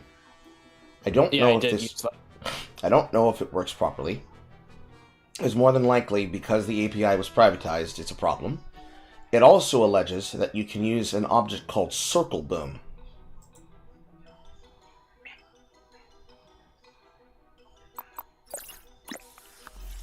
And this is allegedly accurate to 5 months. I will DM it to you. Yeah, I'm looking at it right now.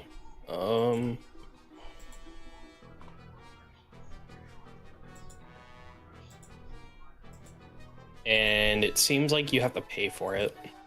Yes. It does appear to be a paid feature. I am not wanting to pay for something, because the easiest thing I could do is just turn off my Twitter in general, just never have to deal with it. But the unfortunate thing is, there are certain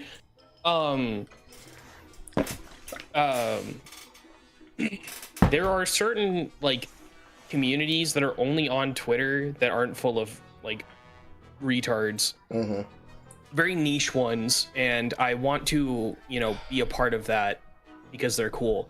Mainly most Japanese things, such as like Cardfight Vanguard, it is a small community, very small, but there is, on the American side, especially in their Discord, is a massive, very far left leaning, well,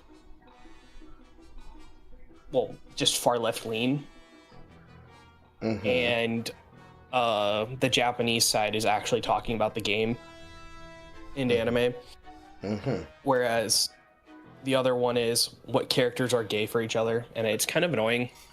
Well, you can block keywords, you can block specific places, you can block specific accounts, you can limit something from appearing in your search filter, you can make sure that an account that you specifically do not want to show up has the specific proper place nouns muted of them, so that you don't see any subject matter that refers to that person in proper noun format. But you can't mass block, and if you want to be blocking any person that has a specific parameter like a flag in their BIOS, you have to block them manually one by one. I know, and it's really annoying. I do it. I just want to do it on mass, so I can just do one fucking button and be like, all right, done. Never have to deal with it. So that I can actually get people who I want to actually see and not, you know. Yeah, I know. That's the consequence of life. Yeah, it's the consequence of life and the consequence of having freedom on Twitter.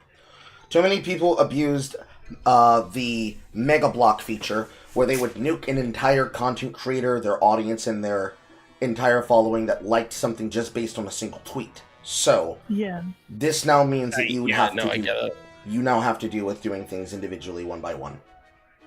Mm-hmm. Yeah, that's what I was trying to explain. Because I remember it was a very big thing. I want to say like around 2016 between 2019. It was all the way. It was all the way until Dorsey Twitter was switched to Elon Twitter. Dorsey allowed the API to be public, and Elon privatized it. Without the API access, tools like mass delete and mass block don't work, because they required API access to the backend. Unfortunately, they didn't actually make Twitter better. What it meant is that a user could be specifically targeted and basically isolated into a sphere of influence, where they do the same thing now, but now they use private Discord doxing servers to do it. Mass flag, mass ban, tag a person as irrelevant to a topic, and hack them, create an entire framework of conversation about the person, and the person has no way to respond because they've been blocked by the person who sent the harassment group towards them. So the leader of the harassment group can be able to antagonize them. They all act as though they're disconnected accounts, or they all act as connected accounts. And then after antagonizing the target, they get the target suspended. So, would you rather live in Dorsey Twitter, where you say the one wrong thing and an entire fan base can have you Thanos off the platform with no recourse? Or do you want Elon Twitter, where you have to manually block annoying people, but once you manually block annoying people, you never have to see them again, and it improves your timeline immediately, but you have to also go through the agonizing step of doing it for every single one. I get it, and I know. It's just frustrating.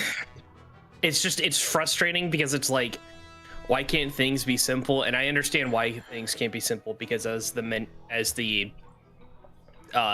instance you mentioned, it's just like, again, I want to see for instance, I want to see femboys on the timeline. I do not want to see a bunch of fucking people with claiming them as trans or some shit. Like, no, please stop.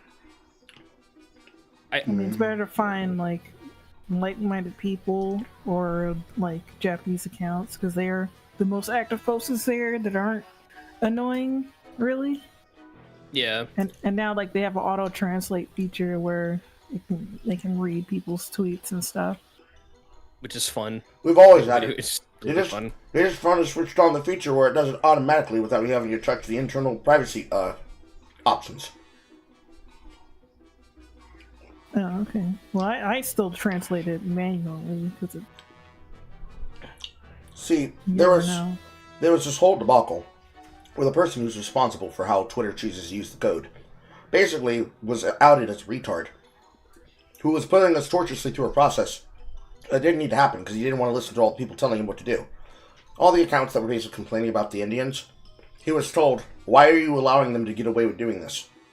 And he had to be bullied into changing things because Elon got tagged and then Elon made him do his job. But he's still dragging his feet on a bunch of shit. Because ironically, while you cannot, eventually in the future, while you won't be able to mass block people, you will be able to limit the search query and the data and the accounts that you see information from based on region. Eventually, in the future. That means no more India tweets. That means no more Africa tweets. Every single false account being ran by an Indian, like the fucking Eagleman account, you can limit the entire country that they're posting from. And you'll never have to see them on your timeline. God, can we please? That would be funny as shit. Because then I can actually see, like, funny. Like, if anything, I've seen more people making fun of them than I've seen, like, those accounts being, like, super pro or whatever. Before, it was easier for them to farm because nobody knew who was a real person and who was just a really popular gimmick account. When it was revealed that they were Indians that were farming the engagement on the platforms to make money, Elon changed everything because that was specifically what people were bitching about. Why am I seeing these people who are obviously fake citizens that aren't from countries that they're speaking on pulling Ian Miles Chonguses all over the platform, as well as him also benefiting off of it on the platform? And why am I not seeing the content creators that I actually follow that I want to see posts from? Why are you putting everything into my feed the way you are? Part of that answer is because on the homepage, even if you're on the For You page, rather than the Following page, it wants to show you people that it thinks you should be following.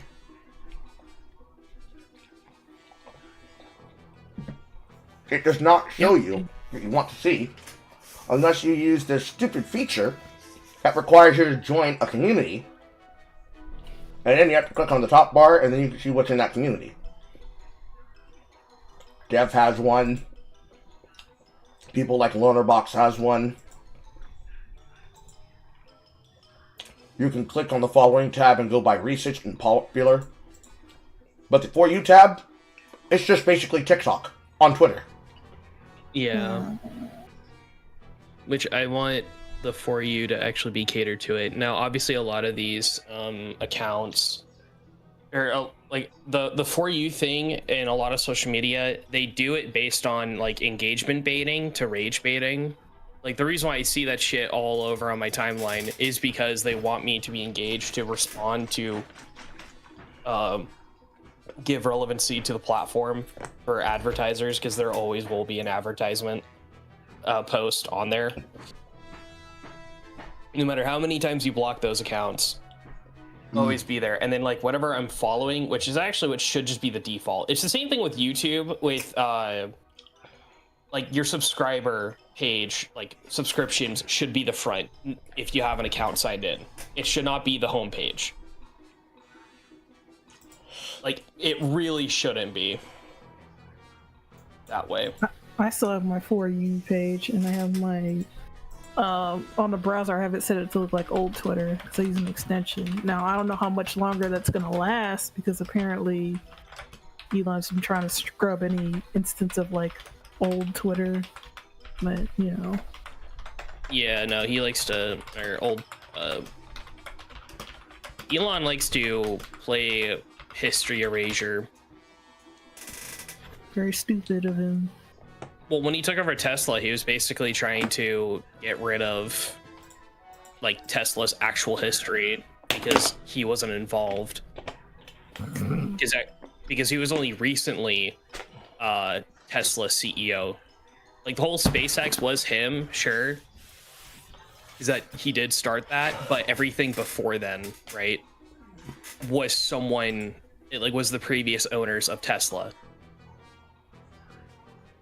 He had no involvement with that, but on the Wikipedia page, it constantly was getting, like, and it was Elon, because Wikipedia, like, sued him specifically, and he admitted, saying, yes, I've been trying to edit the article about Tesla.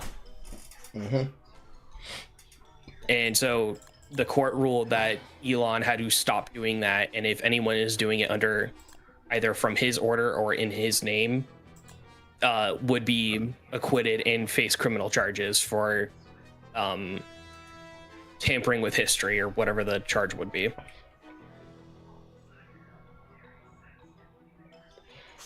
It's really annoying that he does that because he's no different than a fucking Wikipedia Redditor.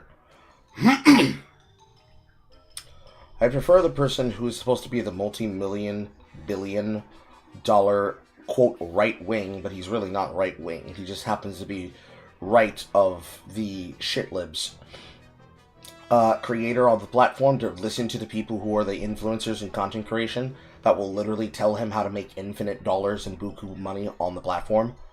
All he has to do is stop platforming retards, stop giving money to people who are active content thieves, and actually allow content creators to network with other content creators without being punished for the crime of, oh, I said a slur that this person didn't like, but I don't interact with and engage with this person, so ignore these reports that are coming into my account, because as long as I didn't antagonize anybody, there's no reason for you to be using infinite bots to answer support tickets when you should be reacting to normal people in normal real time.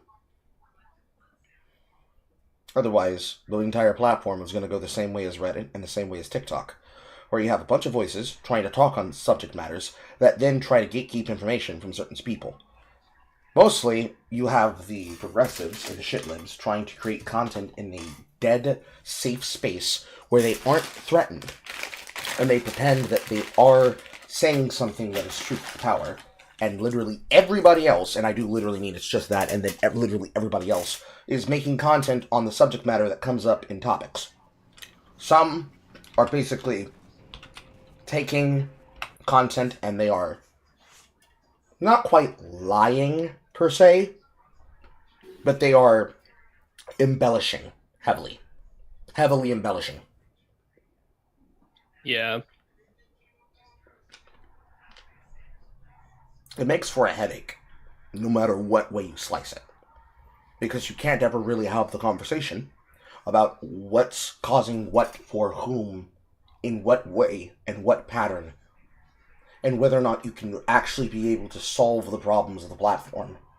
Because in every situation where you could solve the problems of the platform, you have to retend with basically, Your Honor, my client pleads retarded blank slur word for every single reason why they can't do something very basic, very simple, very easy to implement, and that everybody would like across the board with mass appeal.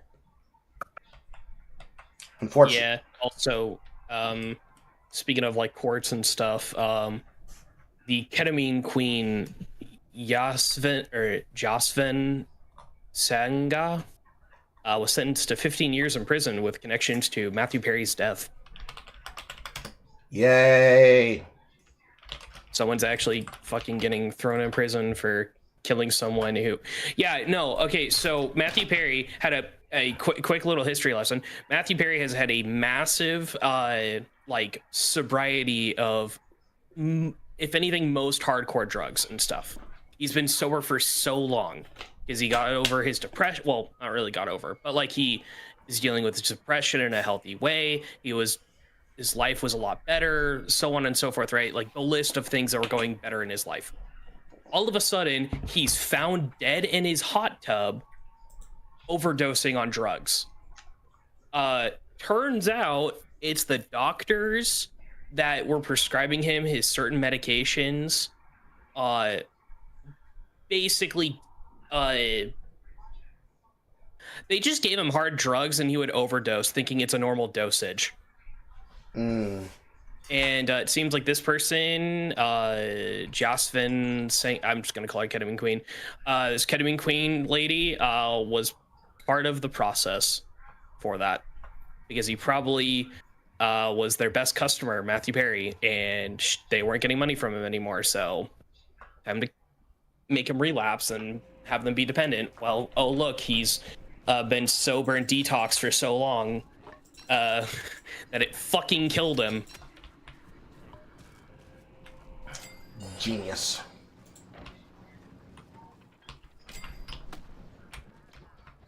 Genius level stuff. Check out the clothes. Hold on.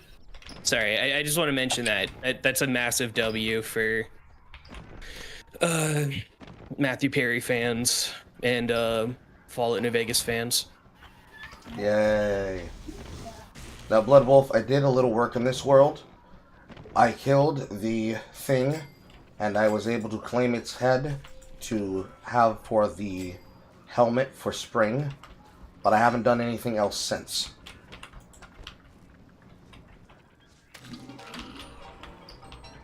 Didn't want the world to advance into spring without you here.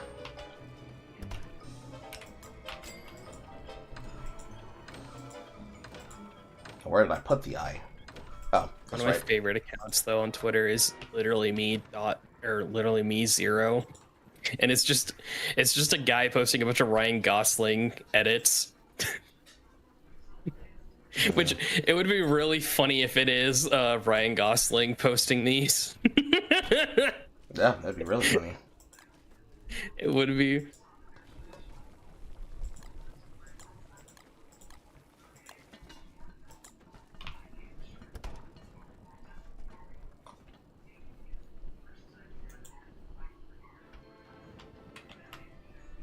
But yeah, no, I'm just so annoyed from it, because it's like Twitter feeds. It, like I said, following should be the only feed that should come up first, and then your For You page, everything else. Because again, you follow people based on what you want to, like, you want to look at stuff based on the people you follow, not the rage bait shit. Mm-hmm.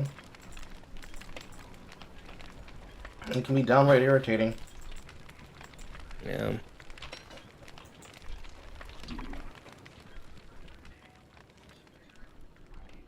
Same thing for YouTube, actually, for your like when you open up YouTube as an account, you have the your subscriptions first, and then it should be the homepage if you don't have an account signed in.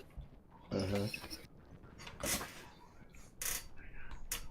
Man, it's like there are good ideas, and these companies just refuse to do them. Mm-hmm. It all comes down to money and credit. If they are the ones that do it, then they are the ones that implemented the change that everybody loves. Yada, yada, yada, yada, yada, yada, yada. If they aren't the ones that do it, then they are a part of the people who have to be considered as negligible and easily replaced. It's one of the things that I hate about Elon and his ilk. He's just a Californian tech bro with better press. Yeah. Yeah.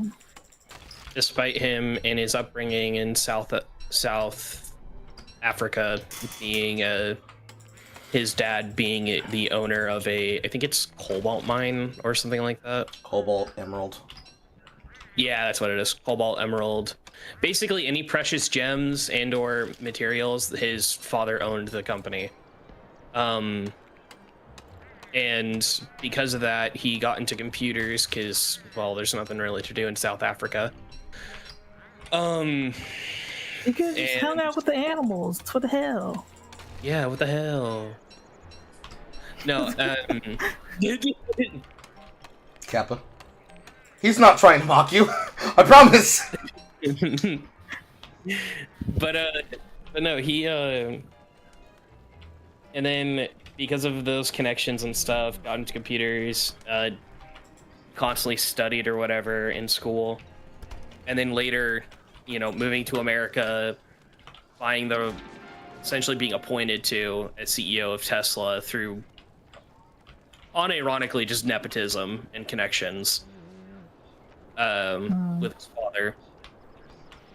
Being there and then being a deadbeat dad with a father of 3, and then like almost 4 different baby mamas. Oh, he's got more than 4. Last time I heard it was 4. Last time I heard it was 4. I think it's up to 10.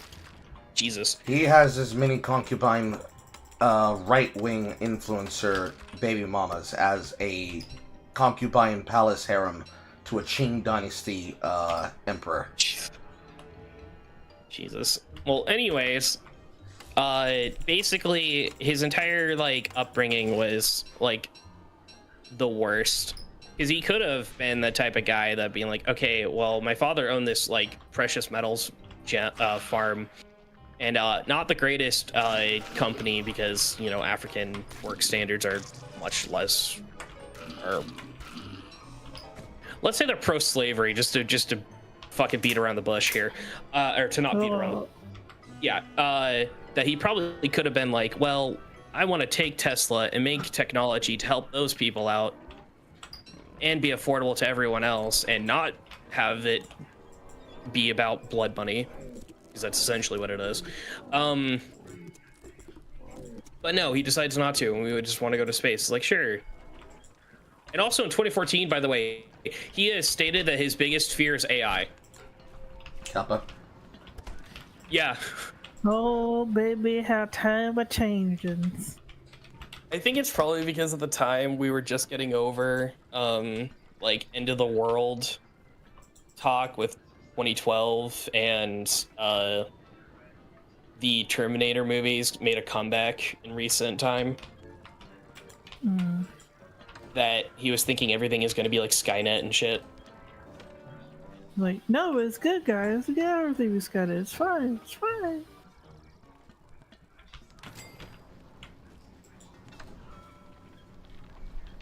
Yeah.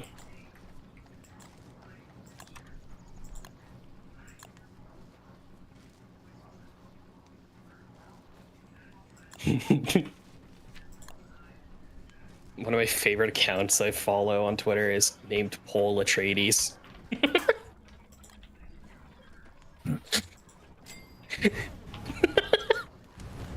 It's one of the fucking stupidest accounts. But yeah, no, it's really annoying just seeing it on Twitter, and with Elon, he oh my god. Because that was also the other thing, right? He wanted to change the Twitter Wikipedia page to it being called X, and scrub any mention of old Twitter. Bruh. I think there were people who said, like, don't call it X because it's like it's not gonna make any sense to anybody. I mean, people still call it Twitter regardless. Yeah, no, I call it Twitter regardless. It's just, when you look into Elon and his fascination with this, he always wants to have some kind of business that he runs called X. He's always envisioned the ability of having an everything app, and he wants to name that everything app X for whatever fucking reason he needs this to be what he wants it to be. It's very irritating. Yeah. He's had this fascination for the longest fucking time. His mother's fully aware of it because she remembers when he first made his first app, and it was named X. Because originally what he wanted, it's basically the idea of that is what he actually wanted PayPal to originate as. oh yeah, I forgot he was a part of. Yeah, Didn't he start PayPal with everybody? Yes, he was the founder of PayPal, yes. And then he sold it, and then I guess he rebought it back again. Oh no, his reasoning for rebuying it was because companies such as or like the 3 card holder companies, MasterCard, Visa, and the fucking Chinese one, refuse to have transactions go through because it hurts their brand because of that bunch of Karens in Australia bitching and moaning that you can buy porn games on Steam, which extended to other things such as like subscriptions to adult sites and basically anything adult and porn. These like Visa holders, MasterCard holders, and that Chinese one, because that's the only one in China, were doing it. He bought he bought PayPal back to essentially combat it, being like, yeah, no, if you have it through us, you don't have to worry about this. Because it's through his personal treasury, I guess. I don't know. See how long that shit fucking lasts.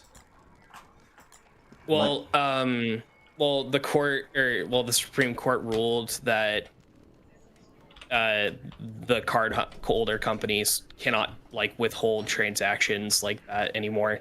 Like they can't like deny it if the purchase is a safe and legal purchase, regardless of what the content is. They can't block it. So does it affect like not safe for work content, or? Yeah, so this does protect it, meaning like so I can take my card that I have, like it's a Visa based card, and I can go to a fucking Adam and Eve website, buy whatever I want on there, and my Visa card cannot be denied. Because the ruling is it's my money. I have the right to do with whatever is my money. You are just the service that allows me to not carry fiat cash. Like that's all the card is. I guess they must have not cared about me buying like, you know, stuff from adult toy stores. Yeah. I'm just using that as an example. It hadn't happened a lot, but there were a bunch of places. So like itch.io got hit heavily from these holding companies for like allowing basically porn games on there. Steam as well got hit with a lawsuit for it from that angry Karen group. And a bunch of other things for it. It's just like, as an example, like I can take it, buy it online, or go to the store, and they cannot decline my card. Because again, it's my money. You're just a card holder that allows me to not be able to buy or to carry cash on hand 24/7. And actually, if anything, the banks were trying to tell the card holders, stop doing this because you're ruining our reputation and our ability to actually bank people. I mean, yeah, getting rid of people's livelihoods. Like, hey, I need this to make money. It's like, no, you can't do that. Well, it's limiting their purchasing power and money making power. So it's hurting both the customer and so it's hurting the merchant and the customers. It's hurting the employees. It's hurting everybody involved. The bankers, this, that, and the other. And yes, I say 3. MasterCard and Visa are the real only card holders that exist. And then there's one out in China because, you know, China has to have their own for obvious reasons.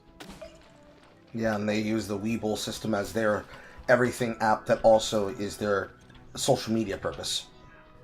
Mm-hmm. Everything has to be done under licensing agreement and with subsidization with the CCP. If it doesn't get done with the CCP, it doesn't exist. Which is why they have such a big stranglehold, because not only is it the porn games, it's also the video games in general. You want to, if you want a Chinese server of anything, they have to have somebody doing business with the government. Otherwise, you ain't getting shit. Mm-hmm. Yeah. So that's why I was wanting to try to mention with Jay Funky earlier when we were talking about like Hoyoverse. So they are still a Chinese company. They moved their headquarters to to Singapore, but they are very much like still a Chinese company. And it still influences them and all this other stuff regarding the company itself. And they just, that's why, like, whenever they make feminine male characters in their games, they have to do it in a specific way where it's not going to get them in trouble, regardless if it's just, oh, the Chinese servers and the global servers. It has to be all one and the same.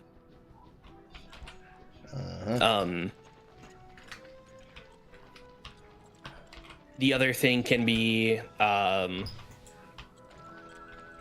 this actually kind of weirdly enough affects like Riot when they were bought out by Tencent for a little bit. I think they still are bought out by Tencent, are they? Yes, they're 100% acquisition. They started at a 40%, then Riot Central tried to resist Chinese influence, then they upped it to 60%, they continued to try to resist the Chinese influence, and they said, fuck it, we're buying your entire company. Yeah. Well, while it was a little bit of influence, it wasn't even a lot of influence, that still had some like sway in the way how characters are made, and it very much is done for future characters where they're very less monstrous and more humanoid. Yes. And then a character that you'd expect to have like skulls and stuff doesn't, you know, Mordekaiser. Because they have to have the specific nose skeleton roll for him. It's partially what drove this new change that they wanted to have for Shyvana. They changed her entire fucking design. I don't like it.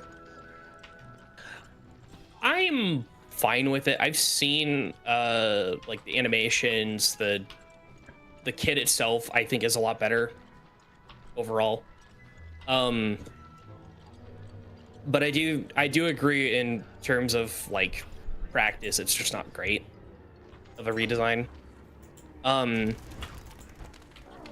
it very much like Belveth was like the last true monstrous character, but because like it has the false face of a humanoid girl that looks pretty.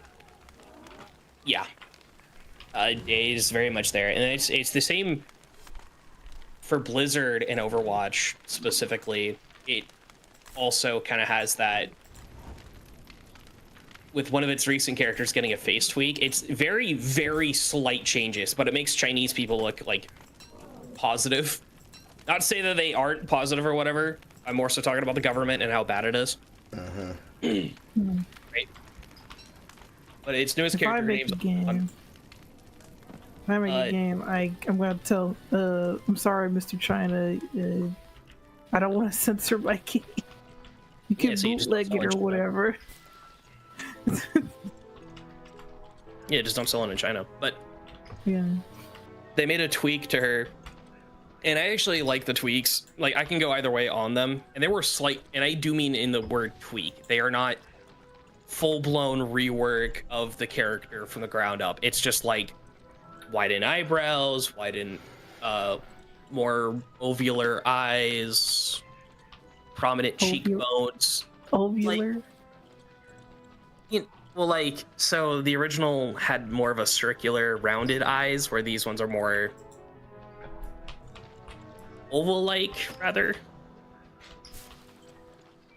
They're smaller. Basically, what I'm trying to say is that they're smaller.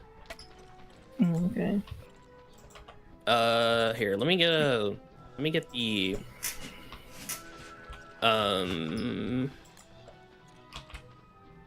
changes. And I'll show you in the group chat.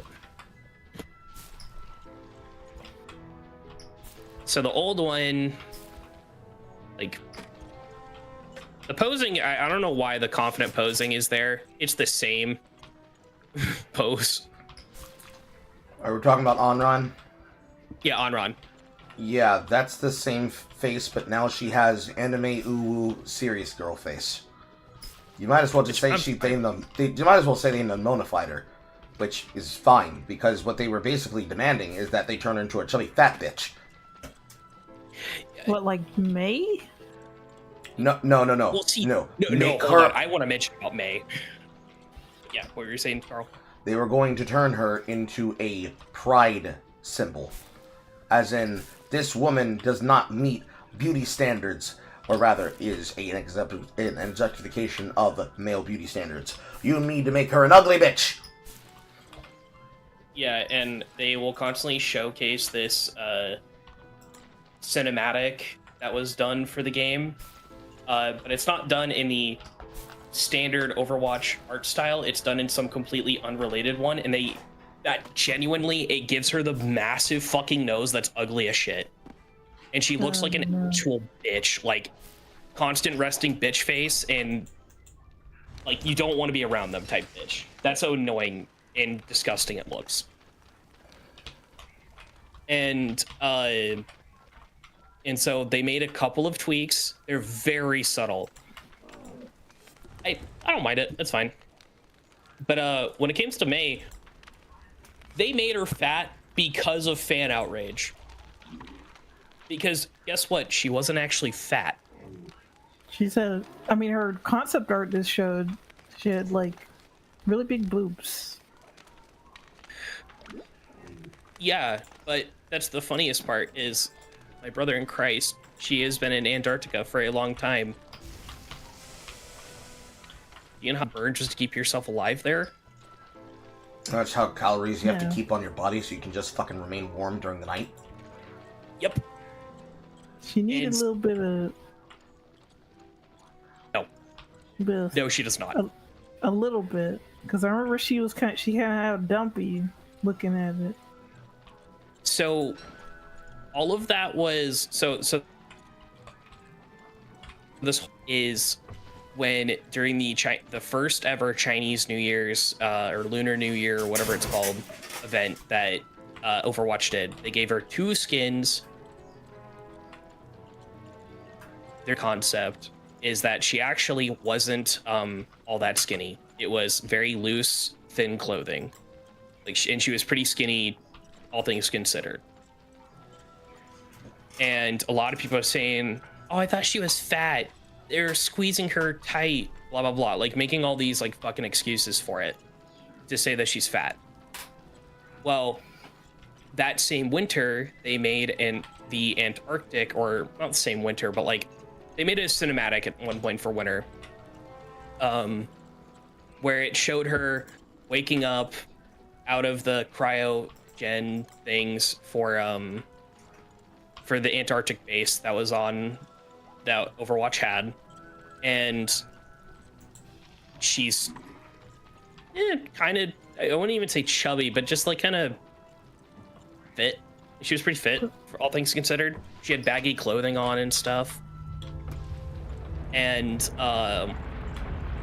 yeah, it people were even more outraged because it's like, ooh, look, the Blizzard team actually did their like homework and knew, hey, she could not it would be physically impossible for them to make her, at this point, I'm just gonna say obese, as the fans perceived her as, because she's wearing a puffy jacket and sweatpants. Yeah, I just remember her being a little bit plumpy. No, it's just realistically just baggy clothing, or not baggy, puffy, like thick clothing to keep her warm in winter. Let's talk about her butt. Even the butt. Yeah, even if you wanted to say, like, wow, she is extremely built for a supposed woman of her face and size, it doesn't undo the fact that this is normal for women of that size. Mm-hmm. May's body type is of a stocky, feminine build, of someone who is short. The mass proportion of how her body weight sits on her body is in proportion with a woman of this style and type. For people to act like this is supremely crazy and weird is something that says a lot more about those people than it does about the individuals who are acting like this shit is that special. It is a deliberate choice by people to hear and see updates and notices, and to then say, oh my god, I can't believe it. They got thick bitches out here looking like they skinny. Oh no. It's not real. It's not real. It was never... It was never real. I want them to remember they downsized the butt of male characters because, you know, Mr. China didn't like that. Yeah, That's pretty much. too gay. So for future skins that featured May without winter clothing or overly puffy clothing, they basically made her like chubby and fat half the time. And it's very obvious because things like clipping clothing had to occur instead of, like, you know, making it look right, because they had to appeal to that audience of Overwatch players, quote unquote. And those skins are never used. Fun fact, they're never used. And speaking of Overwatch, a friend of mine who I casually play it with wants to hang out, so I will see you guys later. Bye. It was fun playing with a gun. I'll maybe play it by myself a little bit. I'm not sure. But thank you for buying me a copy. I will get you something on Steam or on Loaded of roughly the same value. Okay. Hold on. Let me see if there's actually a game. Fuck it. Let me look at Pal World. Do you own Pal World? Yes, I do. Okay, never mind. I've been wanting to play that game with friends. And I would love to be the guy to take charge on that. That'll be fun. Okay, what's another game?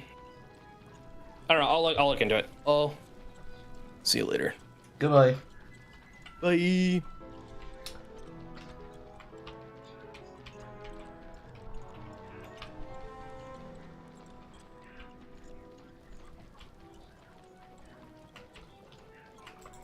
I didn't hear the earth shaking, but doom. Oh. I feel like I need to check my settings.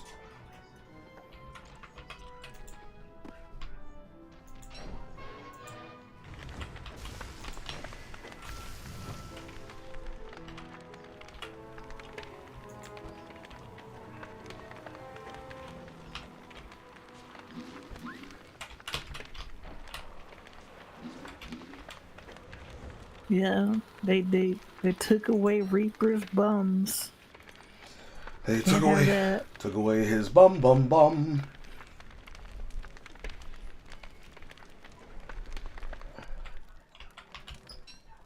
Now you can't look at him from behind.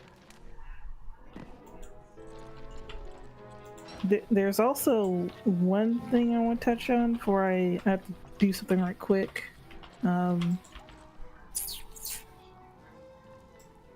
Been seeing people who are proudly saying that they don't play video games, like they just watch video games and that's how they know about a series.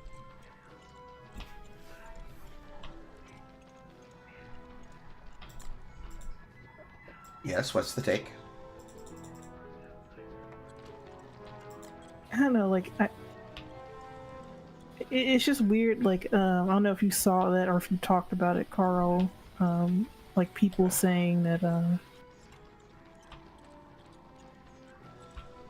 it's like, oh, you don't have to play the game to know about it and understand the concepts. Like, you see, the remakes are automatically better because they have better graphics, you see. There is a formulative argument. The problem with this argument is that it precludes the same argumentation about toxic players that do not want to learn how to play a video game, so they make shortcuts and give excuses for why they can go about not learning the processes of the thing while doing the thing. Just like how people can say, I don't have to play the game myself, I can watch my favorite content creator do it on the internet, derives a particular level of laziness that we recognize is laziness when a person is doing it. We understand it as lazy. We understand it as based on, I don't want to have to do the content myself. I don't want to have to look at the material myself. I don't want to have to engage in the material myself. I just want the person to do the work for me. And that's their investment into the supposed community they want to be a part of. This is something that reads as laziness, because at the very minimum of fandom, you should be expected to play the thing to be a part of the thing. However, there is a world where a person would want to be able to engage in something without necessarily having to take part in that thing, and the only example that exists is when you are taking example with content because you are consuming that content with another group of people or another persons or another person of personhood. The position is that I don't have to play a video game from 100% to from 0% to 100% and far out so that I may be able to enjoy a piece of content. I can just simply enjoy the content as it exists while engaging in it in the way in which I've chosen to. But this precludes the fact that you are engaging in the particular way that you are choosing to engage. So, Marathon. I don't need to play Marathon to talk about Marathon.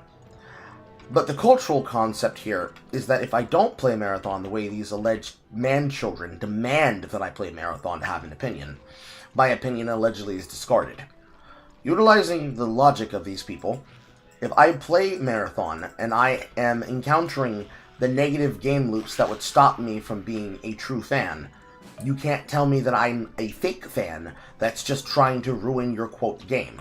Now I'm somebody with a legitimate complaint, and you can't ignore what I have to say. If I'm a content creator who happens to be a reviewer, and I'm making review style content with the material that I'm choosing to engage in, you don't get to say that I'm being deceitful and just trying to take people's money to grift off them.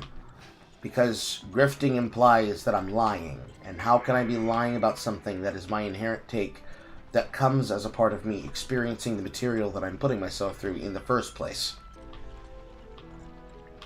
All of the points of connection all point towards this man is coping and he doesn't want to accept that I don't have to listen to what he says. Because that's the only thing that's left once you've removed any of those other parts of it. Because you can't be a fan of something that you didn't experience. You materially cannot be a fan of something that you didn't experience. Claiming that you can be requires you to put on a level of engagement that presumes the fact that the reason why you say you can is because you believe that seeing the thing be played in front of you is the same as engaging with it yourself. And unfortunately, it is not.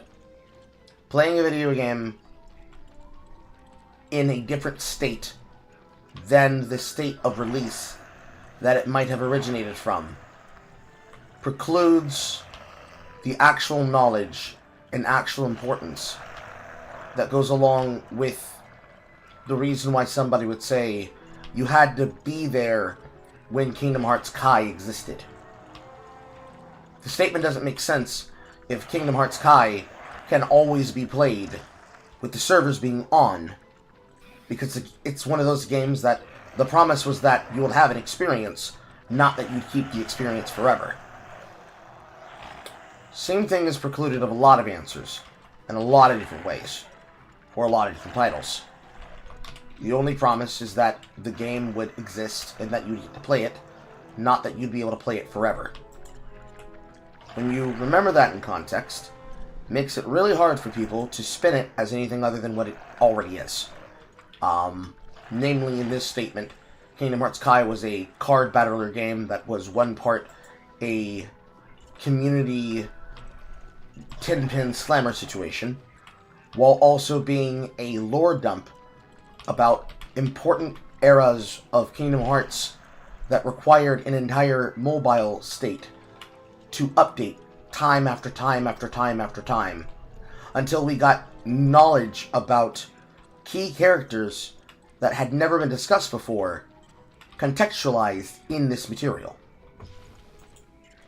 When you contextualize it with the content, it gives you this entire world that you otherwise would not have been able to be involved in unless you used it the way that they presumed we, those who experienced it, used it. Which was as a regular, I played the video game, I came, I saw, I did the big event, but I'm not satisfied and I'm still waiting for how this is relevant to the video game experience. Ultimately, it was a way for them to basically sell you Kingdom Hearts 3. Because that's where the finality of the Kingdom Hearts Keyblade War ends. It ended in Kingdom Hearts 3. And the reward and prize for having been somebody who was there for the entire ride was getting to see your character name on the screen while you're mashing X on the third official numbered installment of Baby's first JRPG, but it's played like it's a beat-em-up, where triangle is when you get to do cool, fun shit. In that context, it is the gayest experience you could possibly ever write for. The gayest experience you could write for, the gayest experience that you could belabor, the gayest experience that you could attempt to prepare for, the gayest experience that you could hold someone hostage for, and you expect people to accept that and say, you pissed in the mouth, but I guess I'll swallow, because what's my alternative? You're asking for a lot from a person. Going through all that, you are literally asking for a lot. It's an unfair ask, even. It's an extremely unfair ask. Because you want them to put in how much time, how much money. That's a lot of spiders. You want them to put in how much time, how much money. You want them to play the game for how many hours and how many years until they receive some level of satisfaction. And you expect them to do it for a little less than pennies on the fucking dollar? If it's not crack you're smoking, it's probably the finest dosh this side of the Premier Canal. Because there's no world where people would accept that bargain. However, the bargain presupposes and pre-assumes a couple of things that kind of make it an idea that maybe there are people who'd be willing to put up with it. The main example being that the thing that makes people think that it's something that they'd be willing to put up with is that if they are willing to engage in that manner, a lot of extra energy is going to go into making that possible. So a lot of energy is going to go into making it a little bit more appeasable. A lot of energy is going to go into making it a little bit easier to swallow.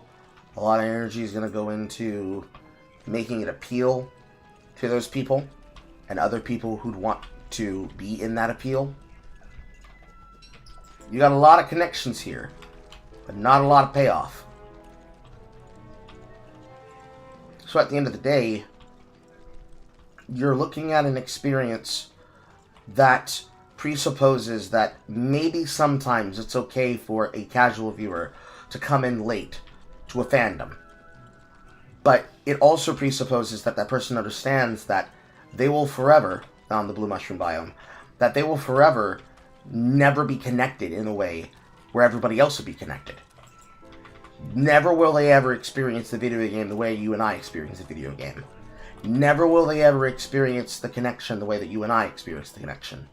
Never will they ever be able to say that they truly get a couple of different in-jokes that we have because of how we choose to consume the content, based on the content that they are evidentiarily taking. They have to accept that they are an outsider, and as a permanent outsider, they just simply don't know ball. They can't know the ball. You can't even buy the ball. Sometimes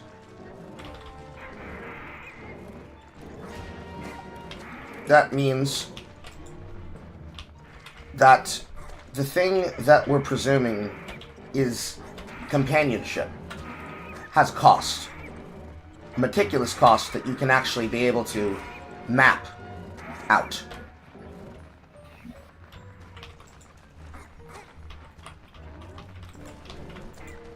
Get on the horse. It is the case that with fandoms,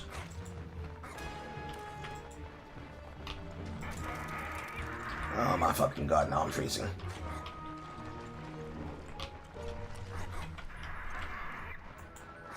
Want you to dismount?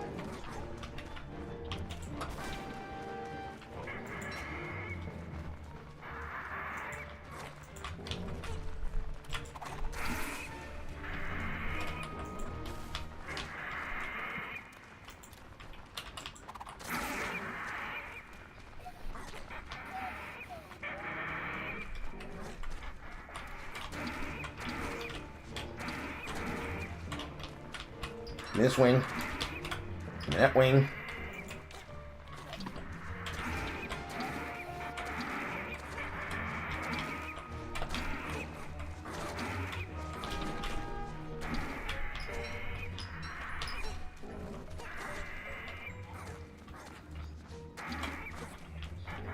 They killed Hutch.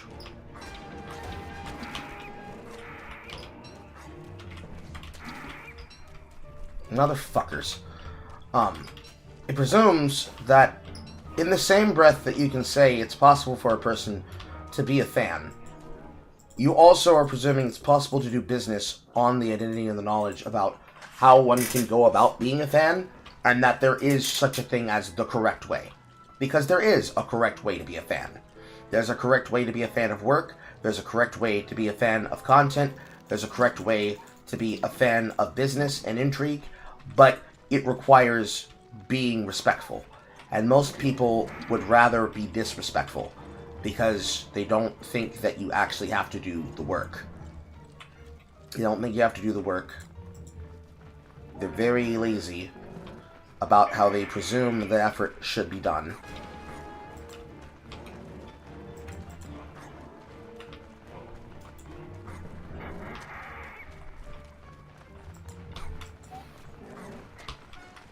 Shit.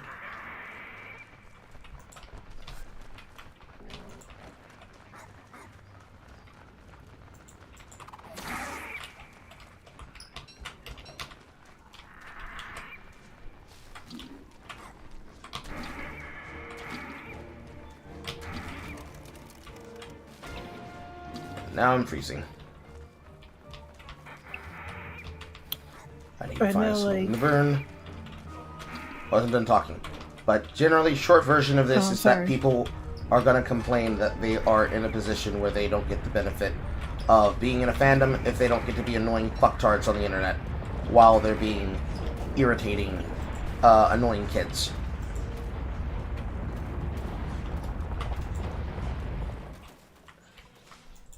It's a very annoying situation to be put into. Lots of people hate having to do with people who act this way. They act like man-children, and it's a fucking annoyance every single way to Sunday. And the only reason why we presume that this is something that we tolerate is because most of the time, most of the people who are doing this are not ever going to actually be involved in anything in any serious capacity, where they'll actually have camaraderie and friendship. Because most of them just want to be involved enough that they can say they were there, and then make money off the influencer side of things. Which tends to be the way that they go about how they justify doing it on the high end. I don't have a thermal stone. That's why my shit's burning me up so goddamn quick. I need to find something to burn. Need to find me something to burn. Need to find me something to burn. Make a new thermal stone and something to burn, or I fucking die from the freezing. This will work. But they'll like be surrounded by like posers and stuff. Have to live with it.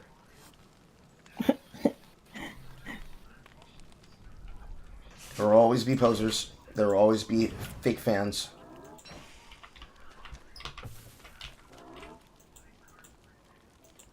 That's where like these guys don't like being pointed out that they're like fake fans or something. It's just like it's like you like it because of the vibes, but then you say like such and such makes you uncomfortable, and then why are you into it? Popularity. Well, even like I noticed this with like older, like I mean I've talked about it before, like people who get into the 90s anime vibes, and then they watch 90s anime and they complain that like certain things make them uncomfortable. I'm just like, then why are you interested in it? It's not even like a popular thing to be into, at least in my opinion. Depends on how much you think the popularity cycle actually wants to attend for it. In most cases, the answer is no. In some people's cases, like mine, they're interested in it in as much as a person can be interested in a slow-moving train wreck. Not to say that anime is a slow-moving train wreck, but these people are a slow-moving train wreck.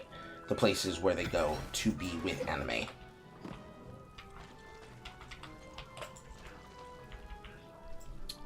It's the Harsoning. Oh, I'm sorry, I didn't mean to interrupt, Carl. I keep doing it. I'm sorry. Darn it. Damn, you got killed by lightning. I will be topside in a second. I'm trying to find the exit that leads to the blue mushroom biome. I've been looking for a door down here the entire time. I guess I'll have to go up here.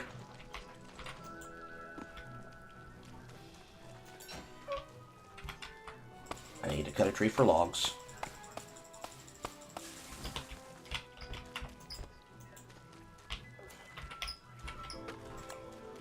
I need to make a fire.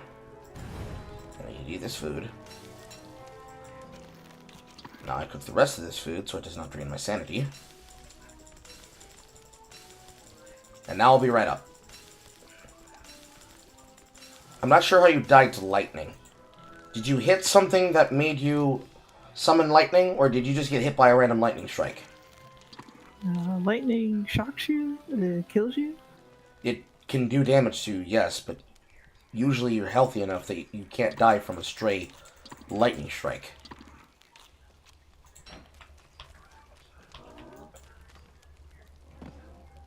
It helps be able to triangulate where he is so I can be able to find him better. Also, like, there's a streamer I watched, he was talking about how, like, he would probably only go to an anime convention if they have it more about retro anime, and I had to explain to him, I don't see that happening anytime soon.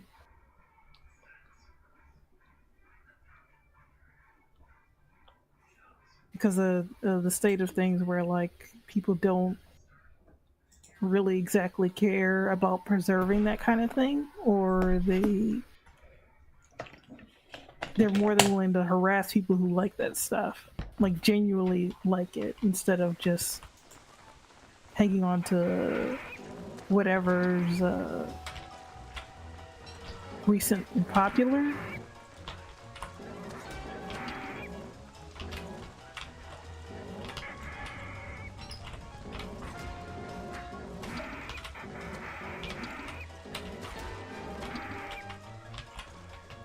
Well, like I said, most people are into things only because they're popular.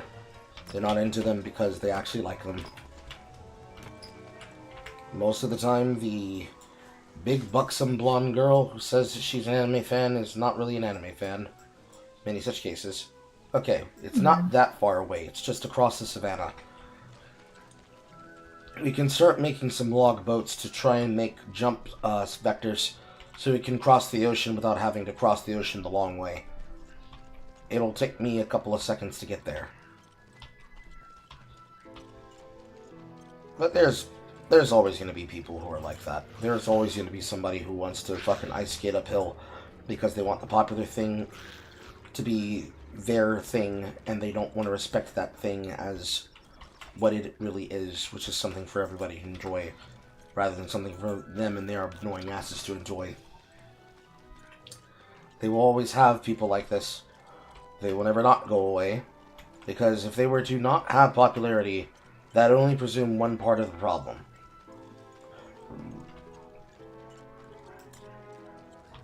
The entire presumption is that they will be like this for the rest of their natural-born lives, because that's just how those kinds of people learned to be. They learned to be annoying, and then they learned to be a nuisance, and then they learned to be in the front of the crowd, and then they learned to be useless as long as the thing you asked them for had something to do with something valuable versus something not valuable.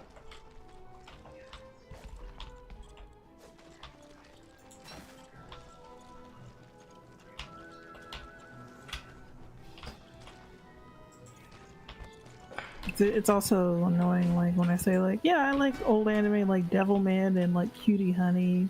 And they're like, huh? What's that? And I'm like, it's older anime. And they're like, oh, I didn't know about it. I'm like, okay. It's fine if you didn't know about it, but I think it's just, I don't know. It bothers me a little when people aren't aware of, like, the classics and the history of anime too much. Especially when people just straight up gets things wrong. We do that.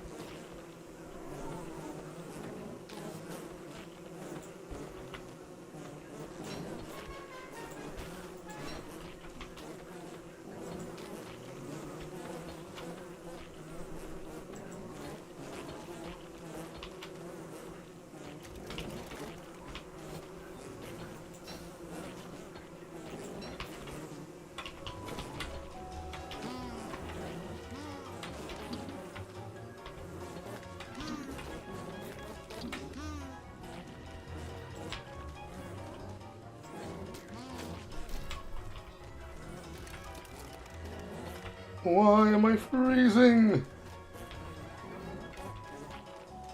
Oh, because I'm wet.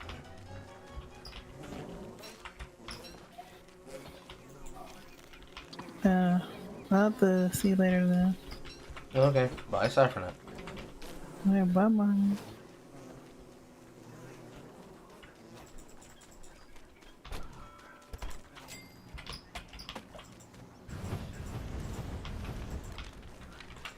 Hearts, hearts, hearts.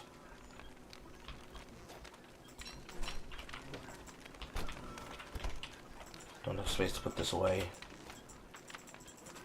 Open the cot. Thank you.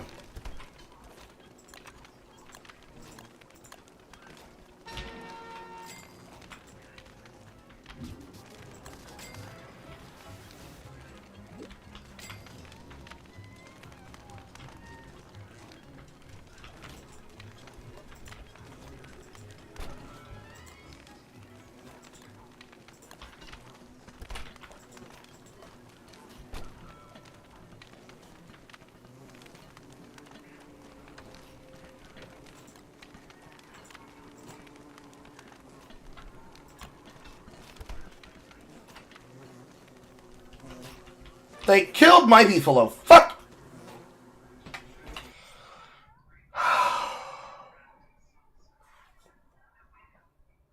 I'm gonna do a rollback. No, I'm not. No, I'm not. I'm gonna deal with it. No, I'm not. I'm gonna deal with it. That beefalo was 41 domestication. Oh well.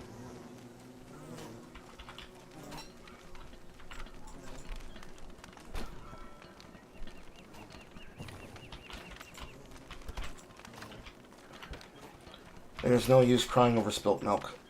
It's already gone. It's already dead. Even if I was to roll back just to try and save it over the course of the night. Doesn't matter. I can make another. I can get another. But that is annoying.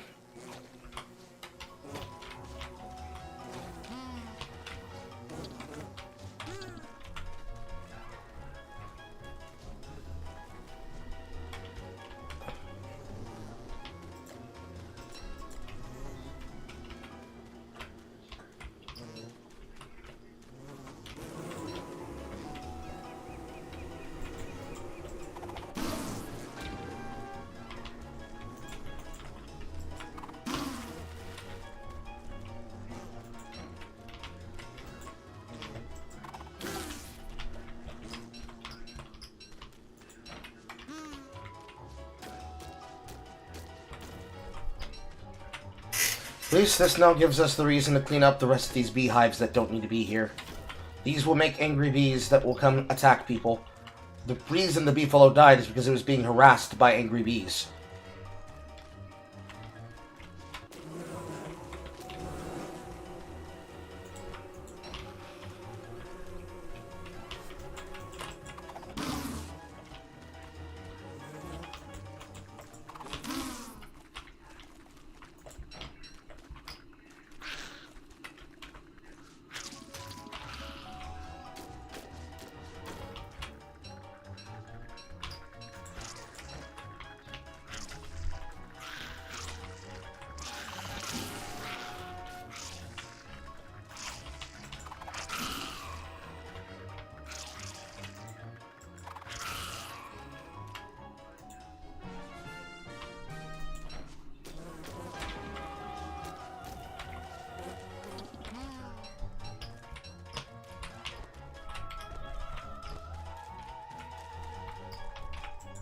I'm just gonna let you pick it up then.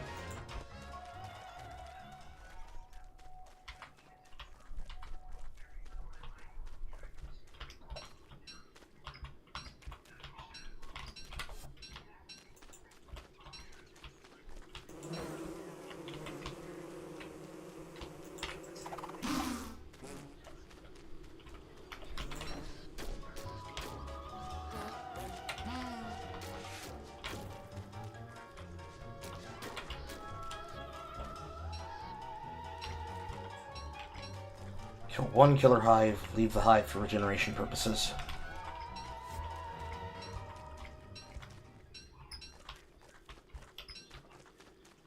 Now the important thing is that even though those hives look like they have nothing but red bees in them, those red bees are yellow bees. They do have honeybees.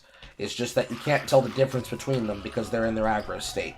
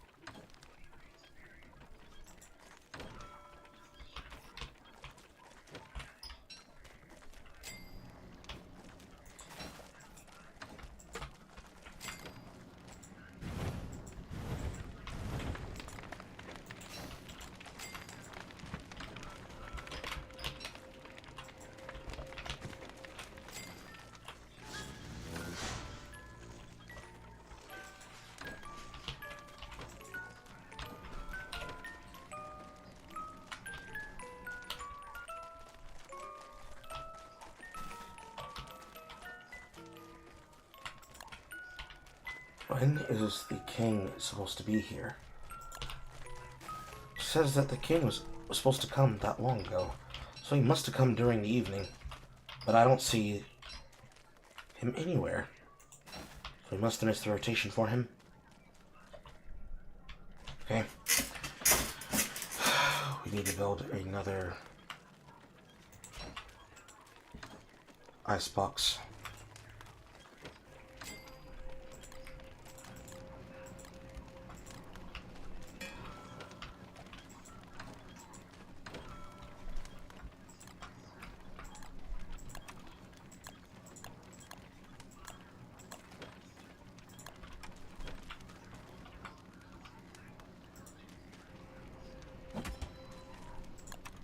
We can afford it, we'll build another two.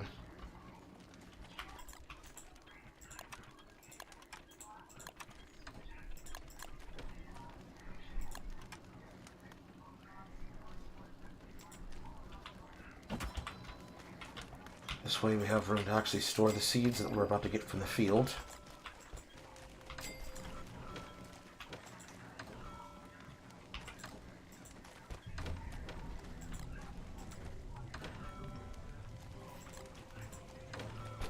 I don't know why all of this is in here.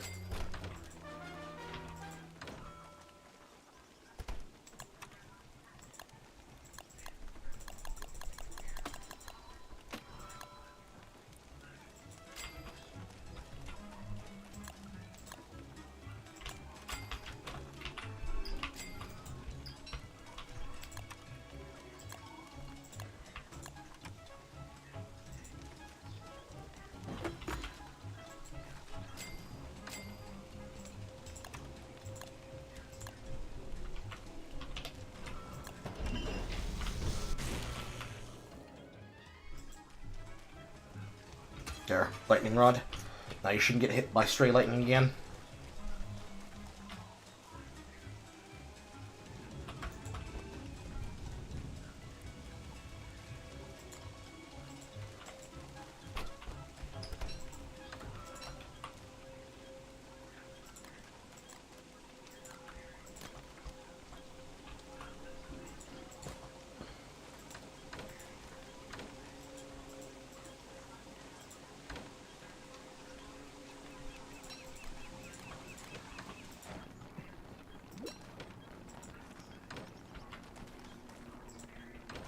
This is stone.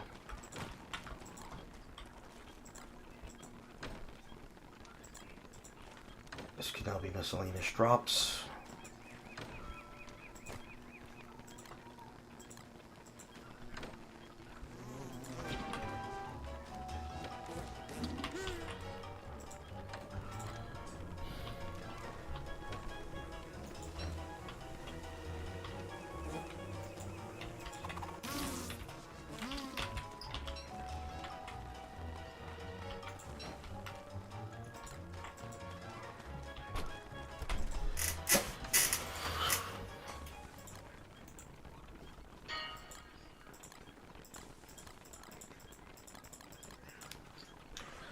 If we want to fight Bee Queen, we're going to need a lot more of those, and I'm going to need another Elding Spear.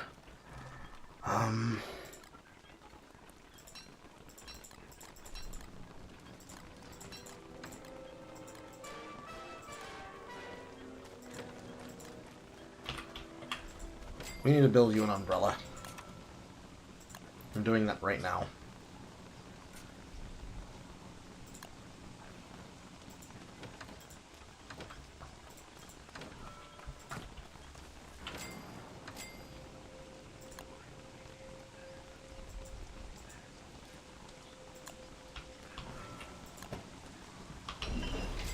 Here. This is an umbrella.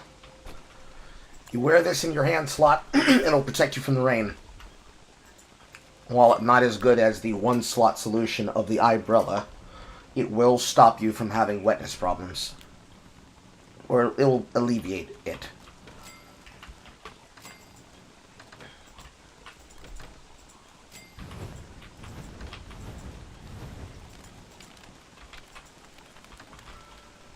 I'm trying to organize the chests so that things aren't cluttered and clustered in places they really don't have to be.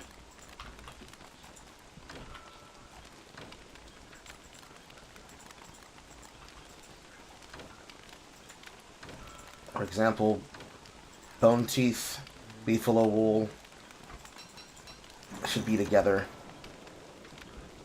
Stingers can be together. Sparta glands could probably be over here. Bone shards should be with manure. Wood things with wood things. Grass things with grass things.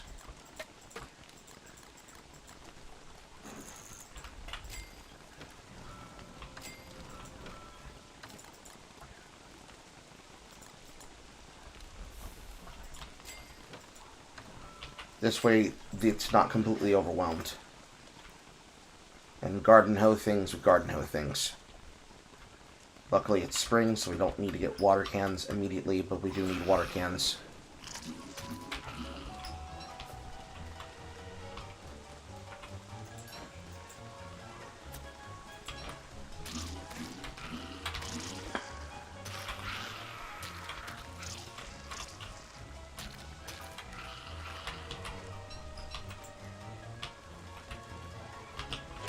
do, you harvest these crops and start duplicating.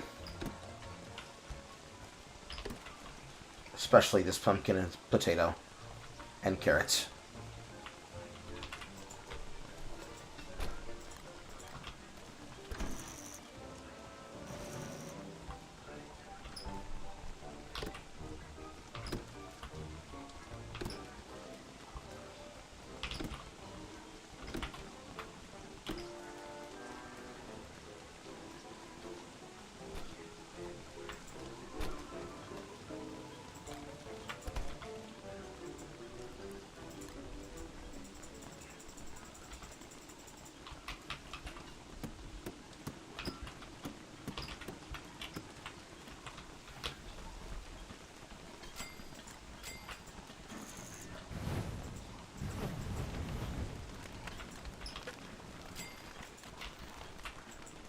Pyrus goes into the magic chest. The telltale heart stays on the ground.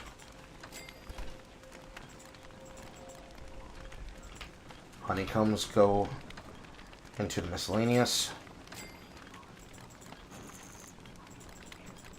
We need to make more pigskin. We need to make more nightmare fuel.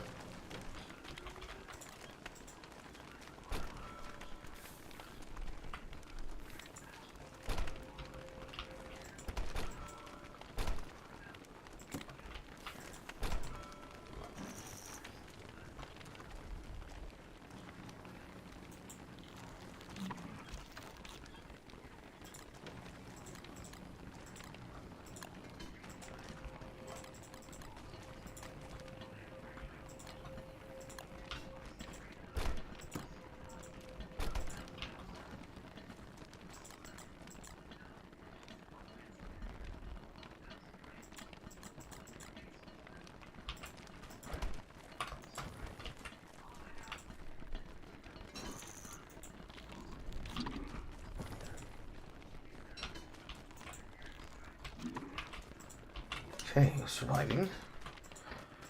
I need a replacement handbat.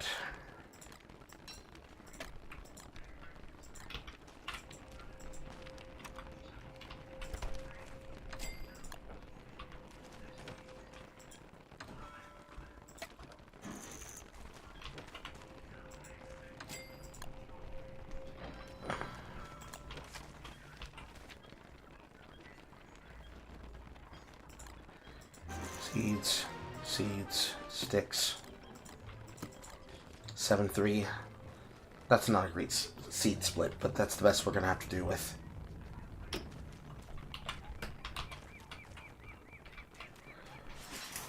Okay, we've got eggplant, we've got well, no, we don't have pumpkin. I used the pumpkins. We have potatoes, we have carrots, and we have eggplant seeds. I'm going to replant these and start duplicating them. We're going to need a very large amount of silk. I'll work on silk, because I'm going to also need another Elden Ring. Elden Sphere. In the meantime, can you bring some more grass and sticks?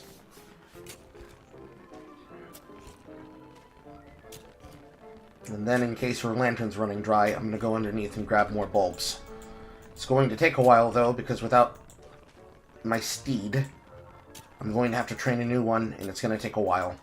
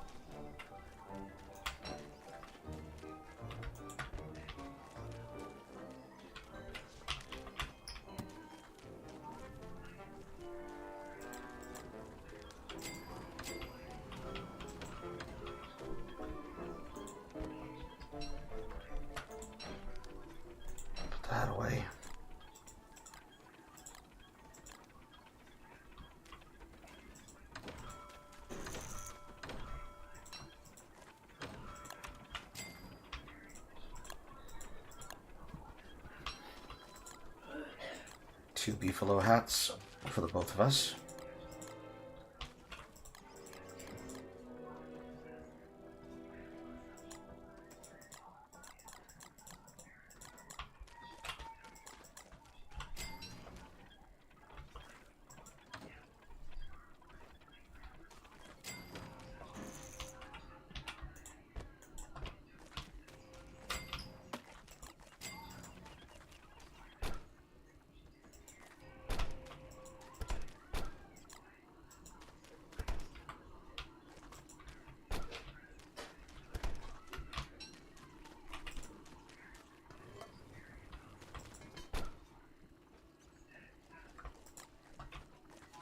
That'll make the eggs fresher for a bit.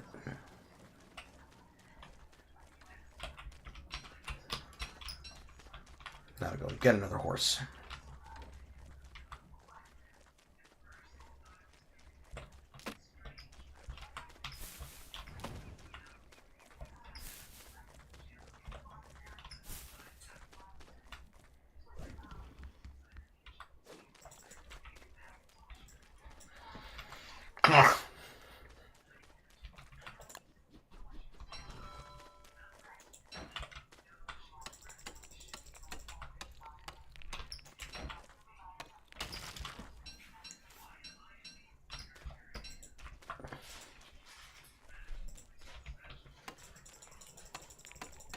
Hello, extra pressure.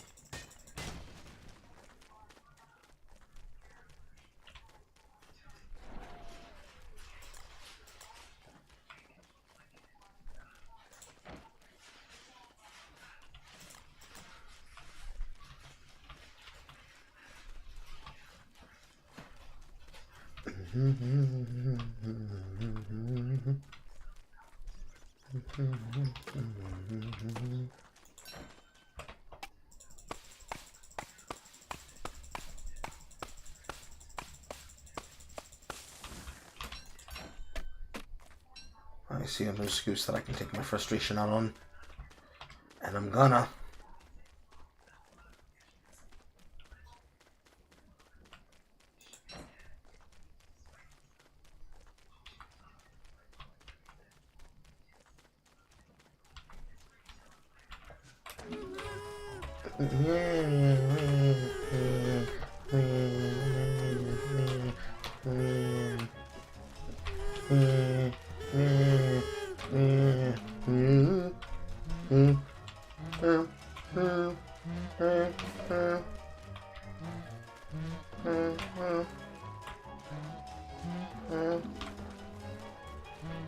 Horrible.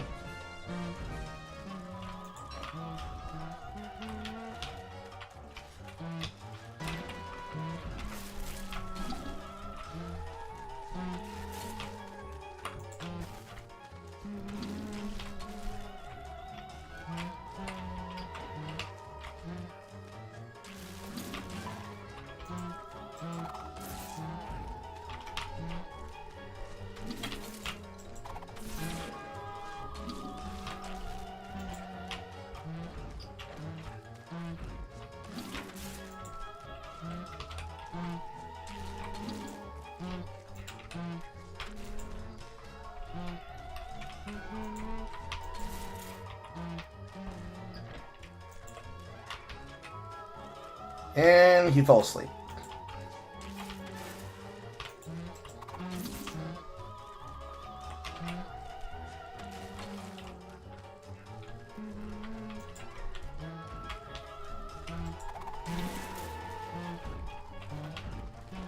And it does not appear to me that it gives me teleportation.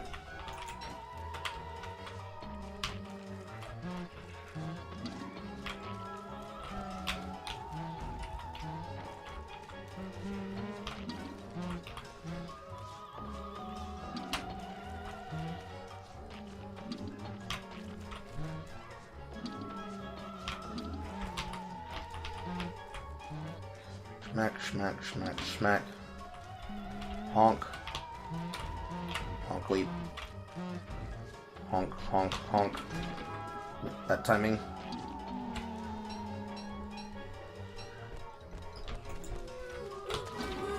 And the babies are angry.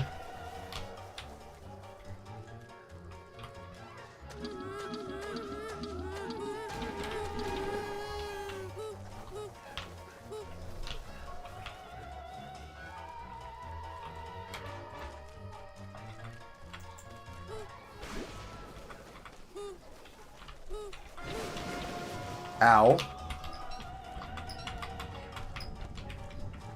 I actually got lightning struck.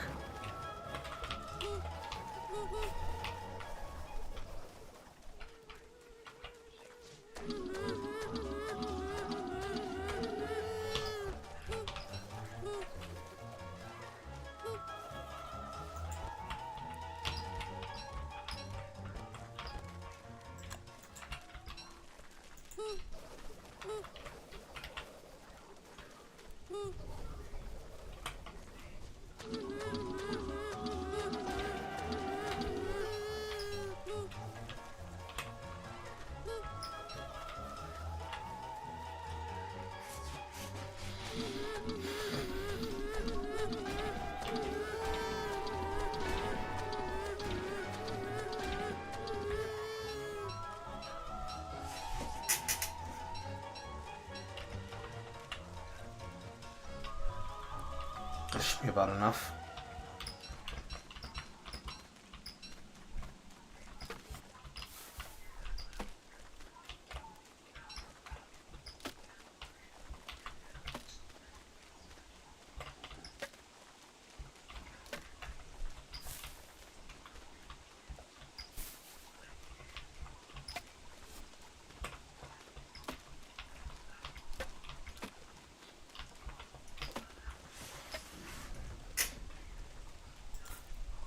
Chicken leg.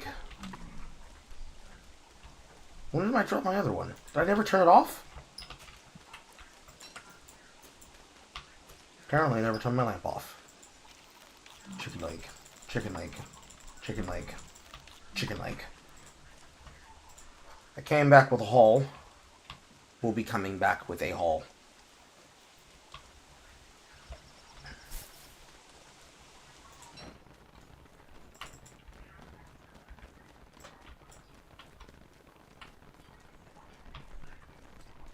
Where's the beef?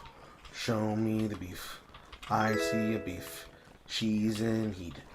I'ma get the bell.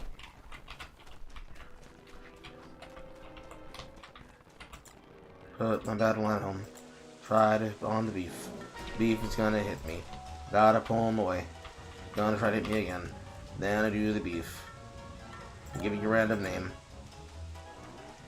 Anna Beef's not that bad a name.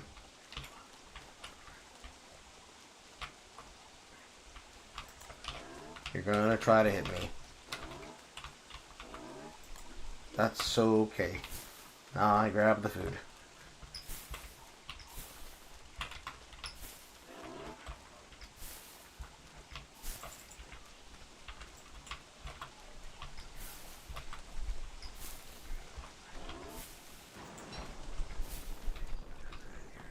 How's your side of business going?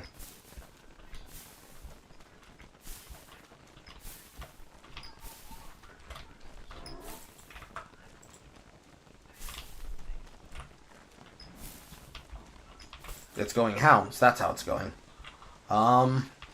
If you have a moose idol on you, you're fine for combat. If you don't have a moose idol on you, and you don't have a way to deal with multiple targets, I would suggest running for your life.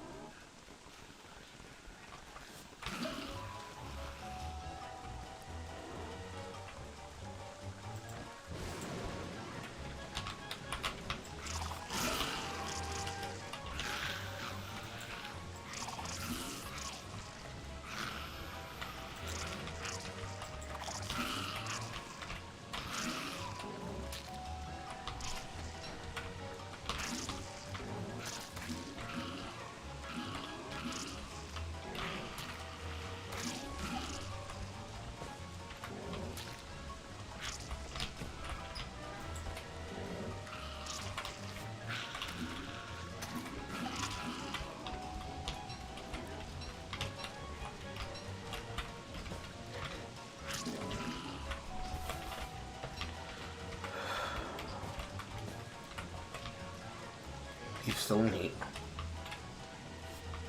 I don't have the space to fit this and carry my umbrella at the same time. Yes, I do. I dropped my torch.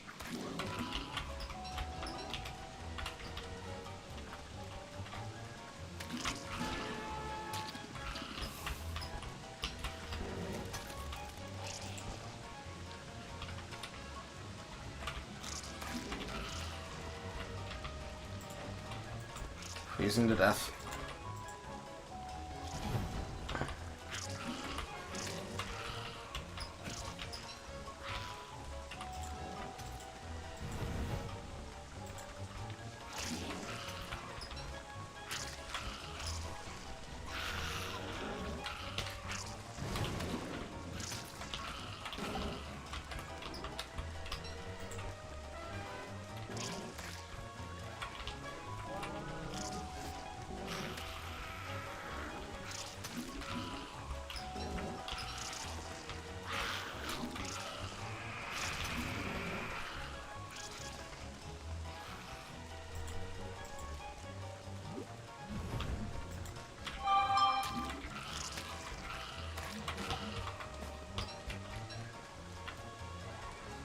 HP.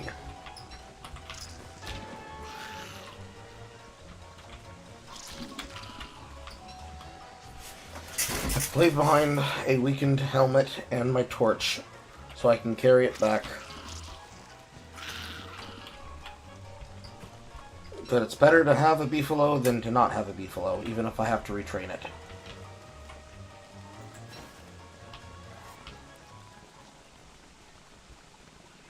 Now I have an even bigger hole.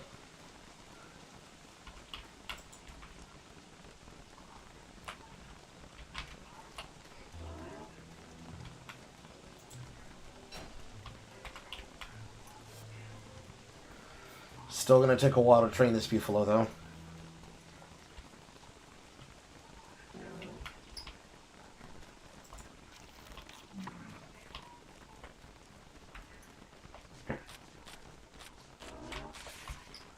Found a lure plant on my way back. This is actually good. This is very good.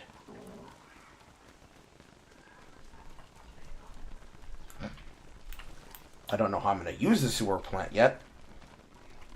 No, that's a lie. Yes, I do. I know where the lichen is.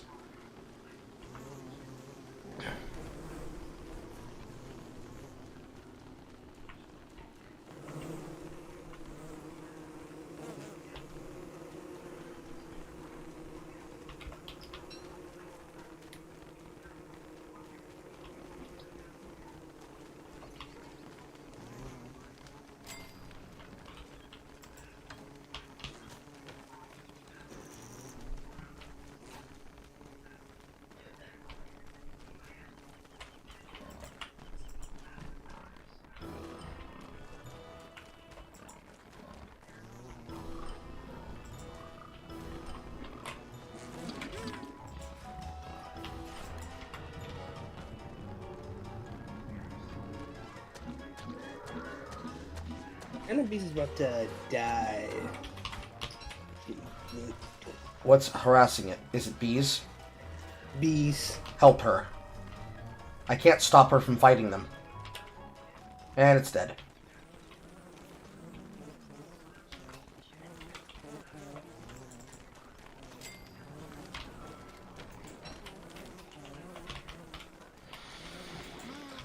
Gotta take this trip again! This time, I'm leaving the saddle and the saddle horn here. Sigh.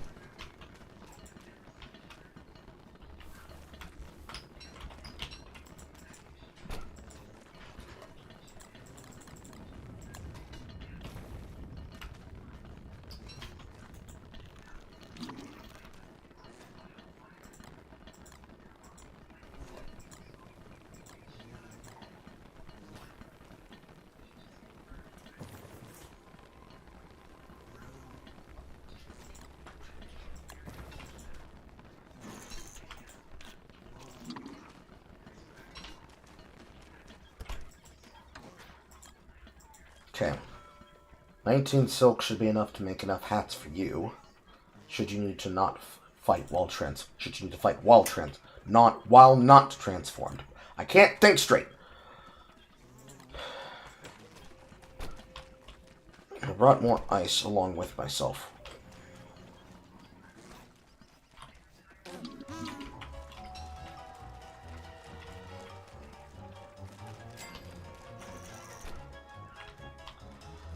Do this again.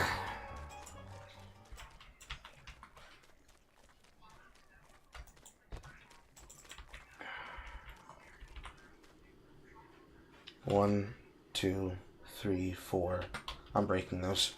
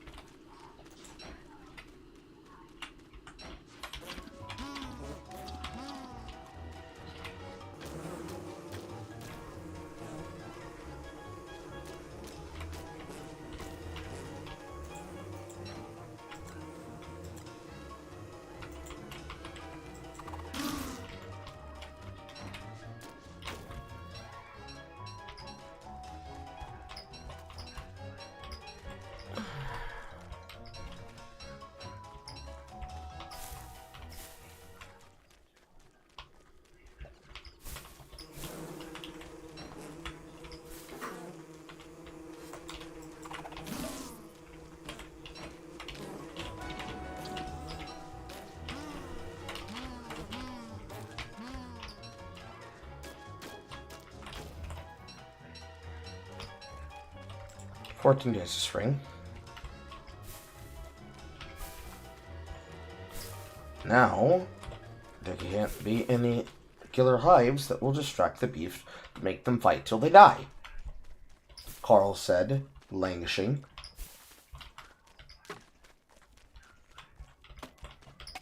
Should be entirely improbable.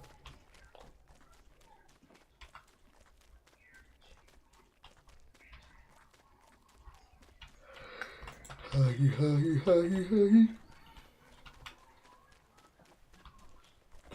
walk to a beefalo. I make the beefalo aggro me. I take a free hit because I didn't walk away fast enough. I randomly name the beef. Gert beef sucks.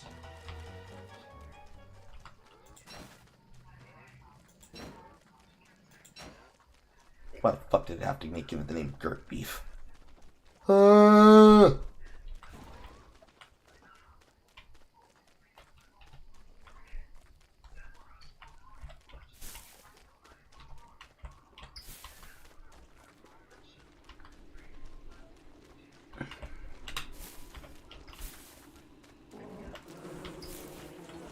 Oh my god! This beefalo! Hi, I'm a beefalo in heat. Let me walk up to a fucking hive and hit the hive so that it aggroes me.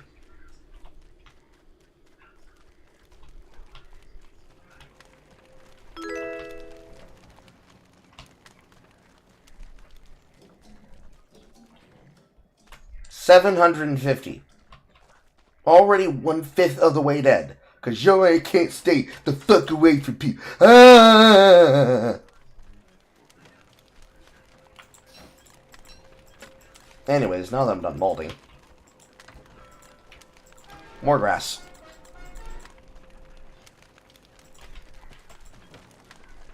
More honey. And we have pigs to slaughter. Which is to say, I have pigs to transform and then slaughter.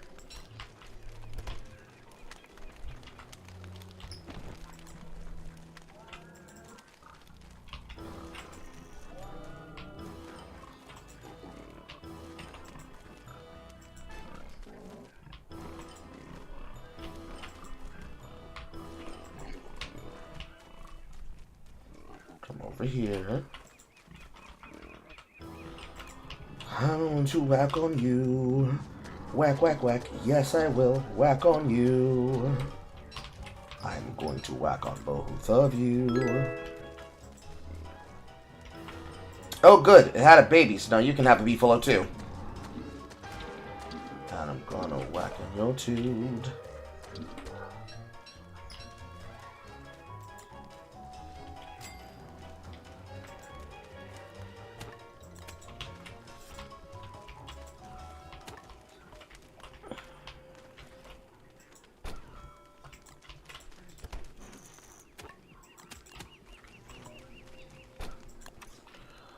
Alright, we need more racks for meat.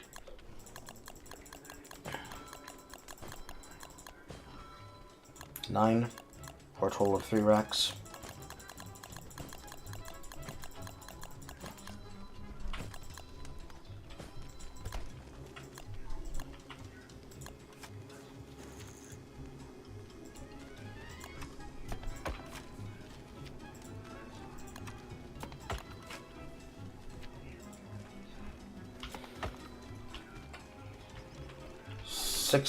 No, not 6 times 3. 6 times 6 is 36. No, it's not. This is not that many. 3, 6, 9, 12, 15, 18. Carl's bad at small math.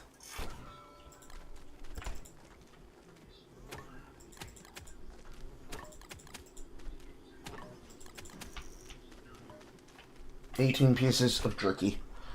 That is enough healing for me to sustain a fight.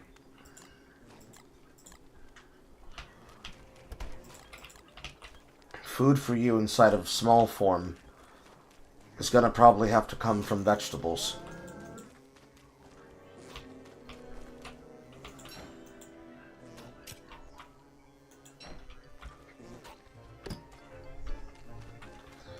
We've got toma roots, but it's going to take a while for them to be duplicatable. And I'm going to need another Elding Spear, because this one is at 50. And we are no more closer to getting to what we need.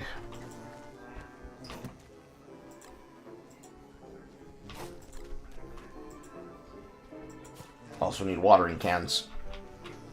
And we have no nearby close source of water except the oasis, but not during this season.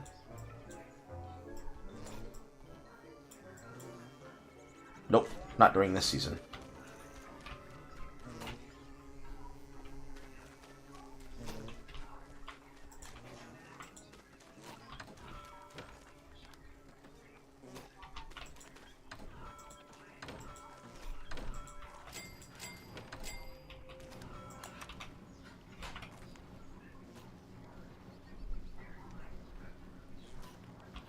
We need dark logs.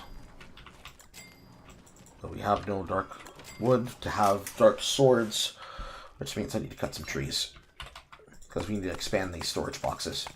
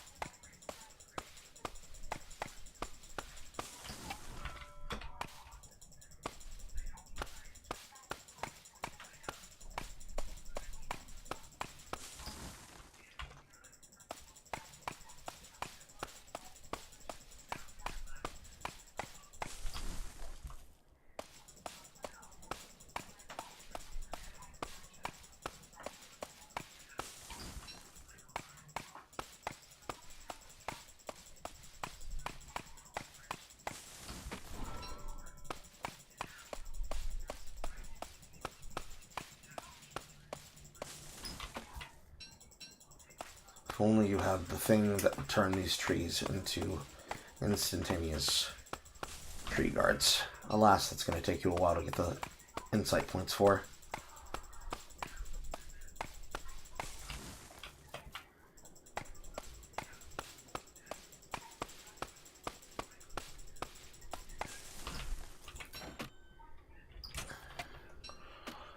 No tree guards.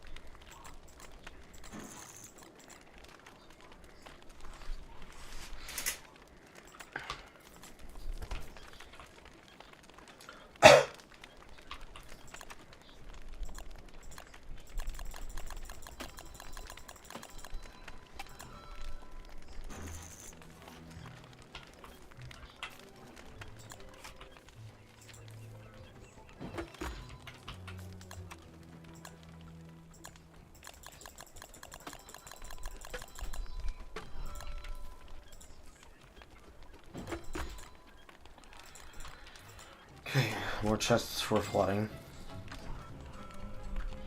This.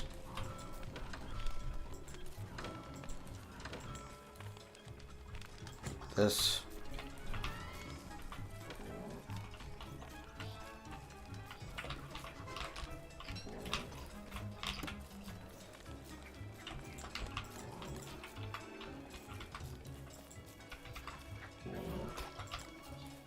Can't leave Chester here, or the beefalo will keep hitting him.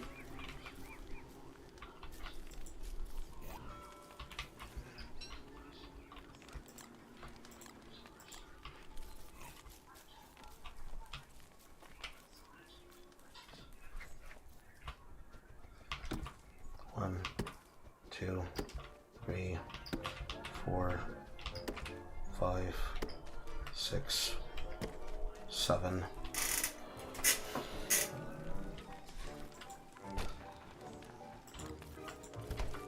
1, 2, 3.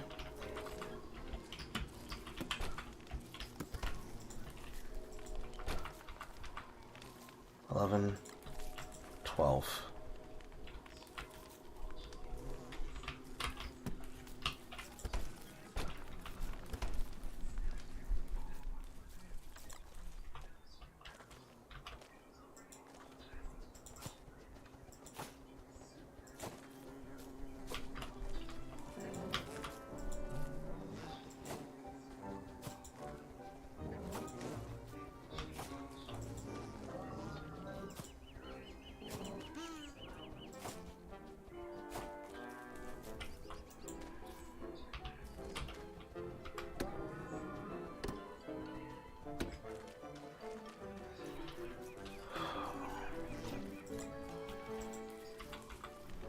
One, 2.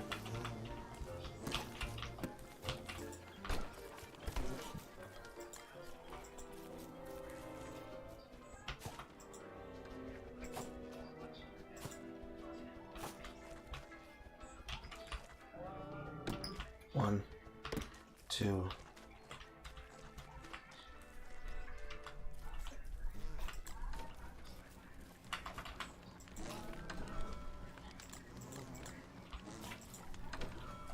Wood, charcoal, feather pencil, feather pencil.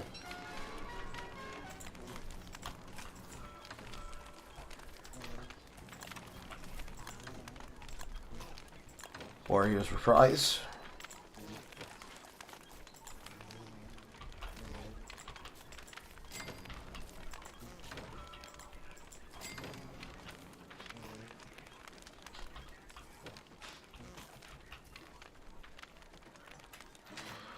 Warrior's Reprise. Revive up to 2 nearby allies. Cost 83 inspiration to use. That'll come in handy.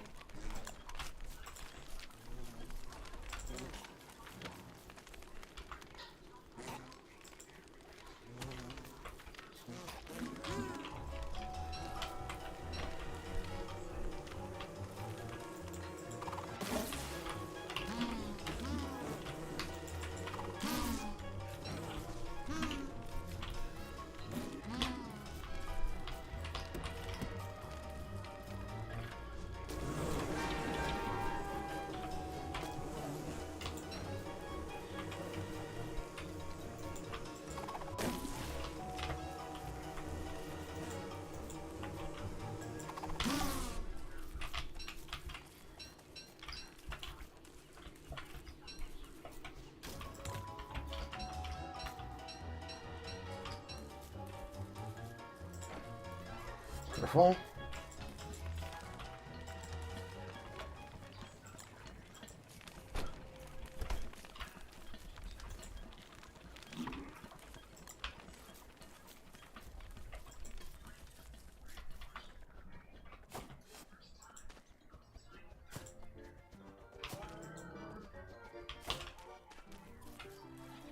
Okay, potatoes down, eggplants down.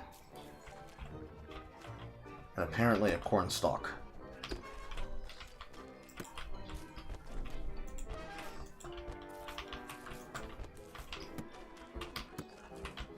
And somehow it was eligible.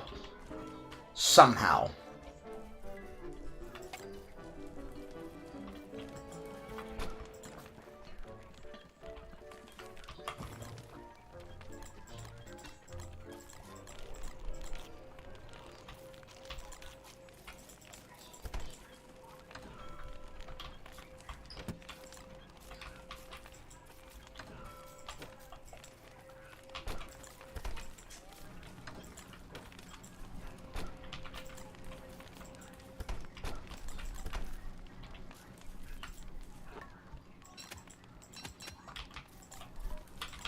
Okay. Place turkey.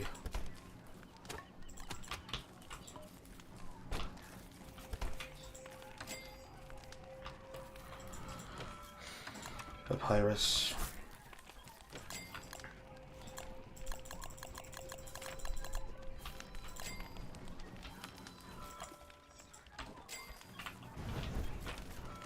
Second one was gold amulet. We don't have a red gem, that's right. Silly me.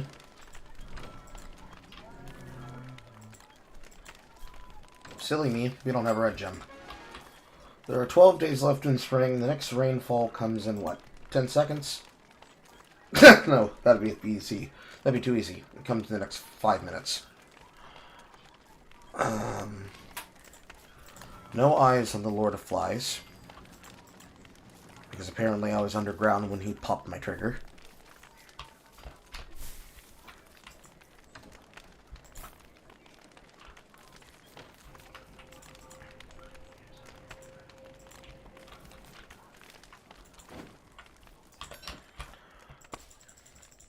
Are you able to make the tree guard lure?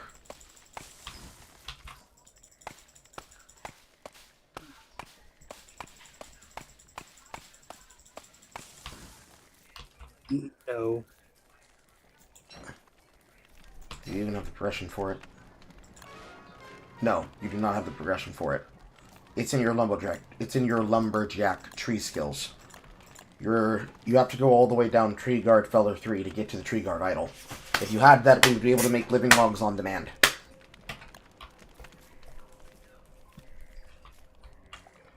Alas, as you do not have that, we have to do it the hard way. Here's the pine cones. You plant, I cut. Or alternatively, technically, since you're the one with the infinite axe, you plant and cut and help. And we have to cut down tier 3 trees with the hope that one of us spawns a tree guard.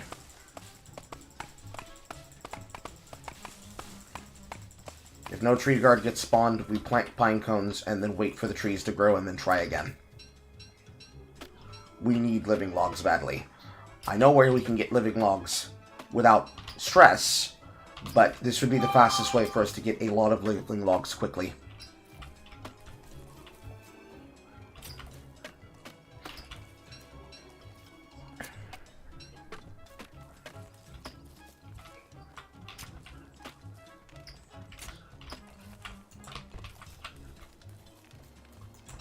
Swiper, no swiping. Swiper, no swiping. Swiper, no swiping. Now we have 2 lure plants.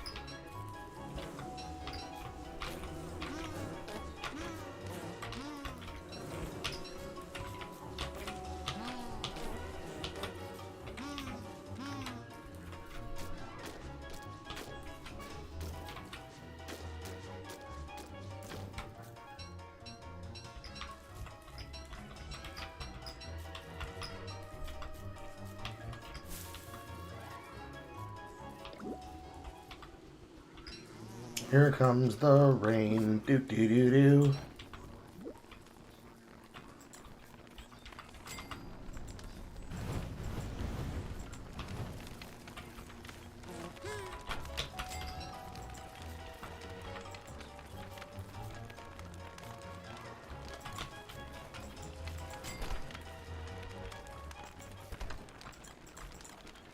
$30 fucking honeycombs.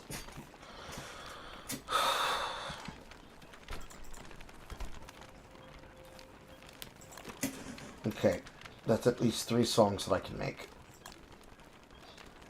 Rude interlude needs a tomato. What did I do with the tomato? Did I turn it into a seed?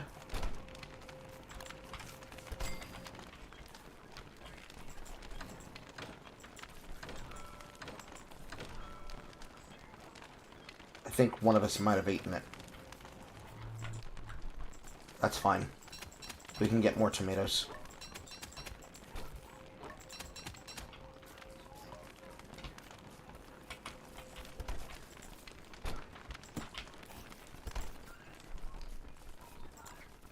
I replanted them, that's what I did.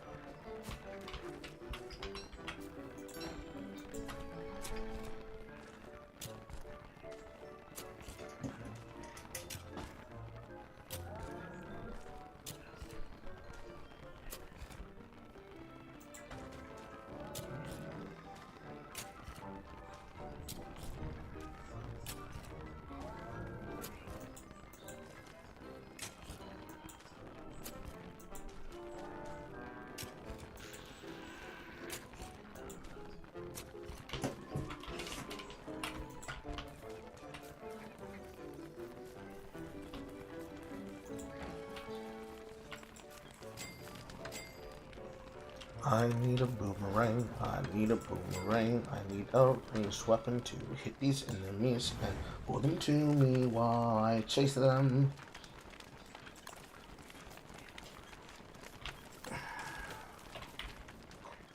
Nope, looks like I'm burning down the local forest.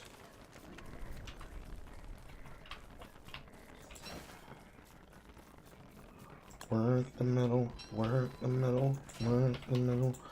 The middle, burn it for me, burn it for me, burn it for me. I've got to burn the trees, burn the trees, burn the trees, burn the trees. Gotta burn them good, burn them good, burn for wood, burn them to make charcoal.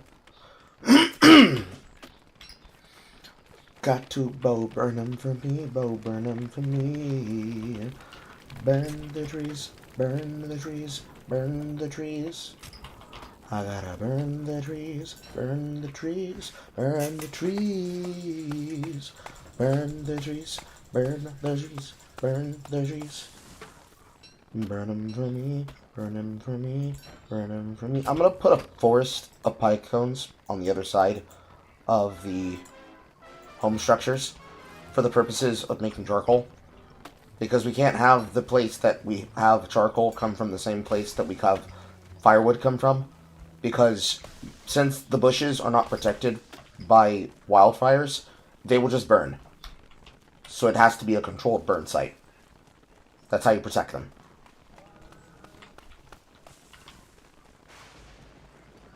And there's no way in hell we're going to burn our birch nut trees. That would be retarded.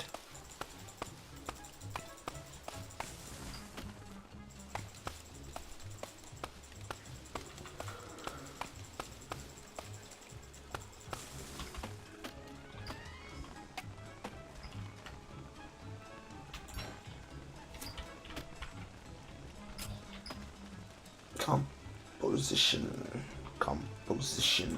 Composition. Composition. I'm going to need 2 boomerangs.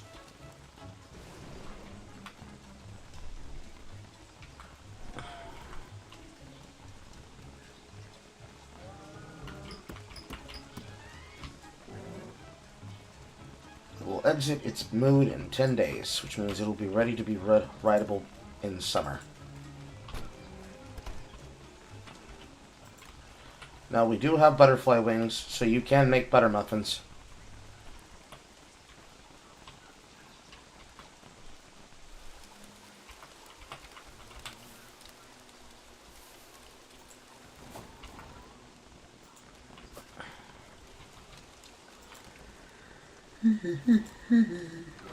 Dreidel, dreidel, dreidel, I made you out of clay.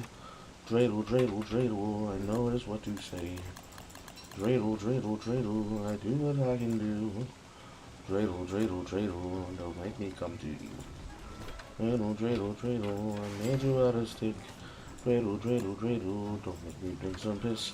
Dreidel, dreidel, dreidel, you know just what I want. Dreidel, dreidel, dreidel, did I get it on? On.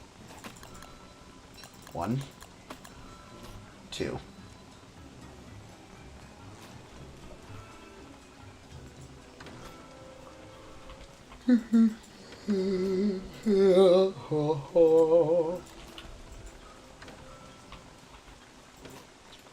We're going to need more reeds. I will eventually get those myself.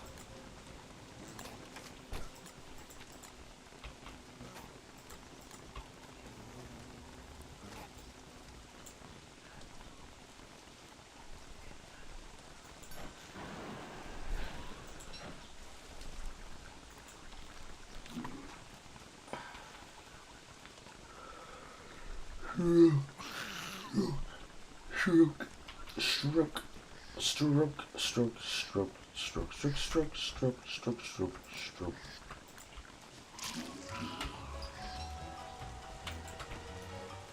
Come take this meat, come take this meat, come get this meat so I can beat the shit out of these buzzards, out of these buzzards. Let me beat the shit out of these buzzards.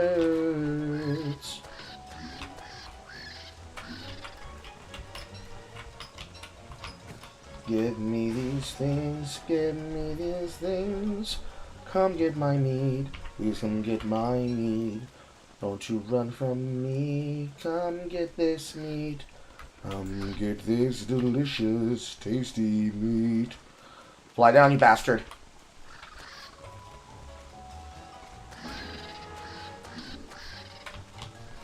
Come get this meat. Come eat my meat. Come eat my meat now. Come and get it. Come eat my meat. Come eat my meat now. That's right, land down in front of me so you can give me some fucking meat. Give me the meat now. Don't you fucking fly away, you bastard! Give me the meat now. God! Kid. I'm not intonating another fucking second until you stay still. Give me the meat now. Give me your delicious meat. Come here and give me your meat now. Land down in front of me. Give me your meat. Give me your meat. Give me your meat. So I can eat you up. Give me your meat. And the feathers too. Yes, give me your meat. So I don't have to kill you. But I will because you made me have to farm for these black feathers to make things so I can kill better. I have to take them by surprise, 'cause if I don't, they'll fly right by. Doom, doom, doom, these fucking birds gotta learn that I will kill them for their fur. And I don't care if Krampus will come, he'll get his tattoo. Bum, bum, bum, I'll kill every bird that lands, because I'm the best murderer in the land.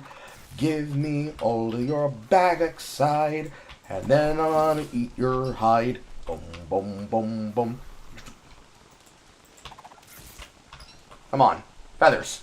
Feathers. Thank you. 12 feathers will do. Boom, boom, boom, boom. 'Cause I gotta eat his hide. And now I gotta go find the hide to find. And find out where my horners are. 'Cause I gotta get them in the corner tard. 'Cause I don't have them on my map. I found them. Hopefully I can beat that ass. Dum, dum, dum. Wake up.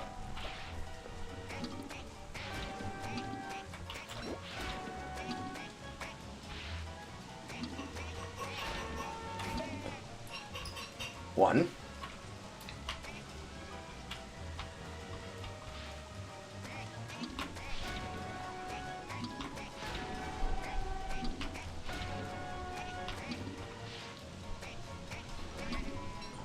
Two.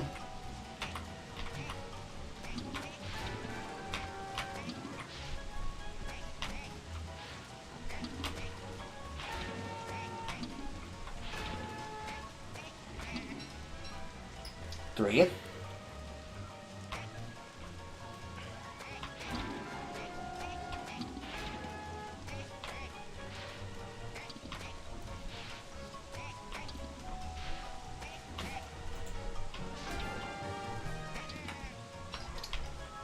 One in a sphere.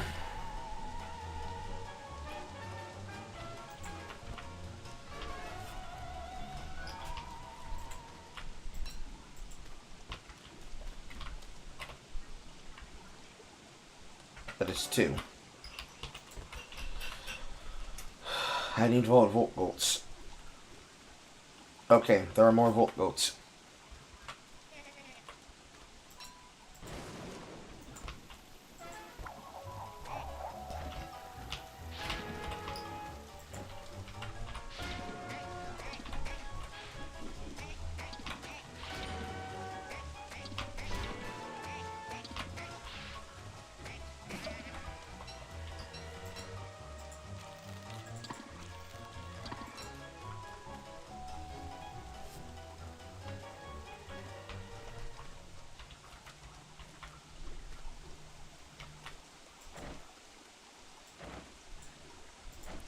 I'm out.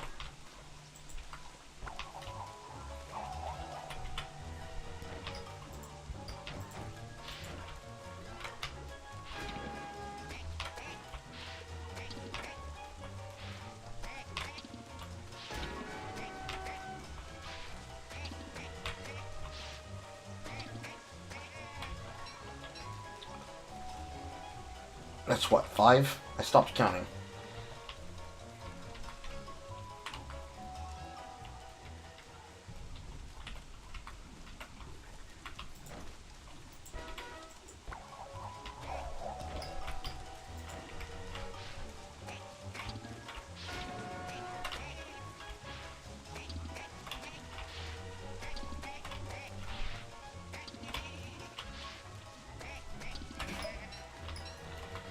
Come on.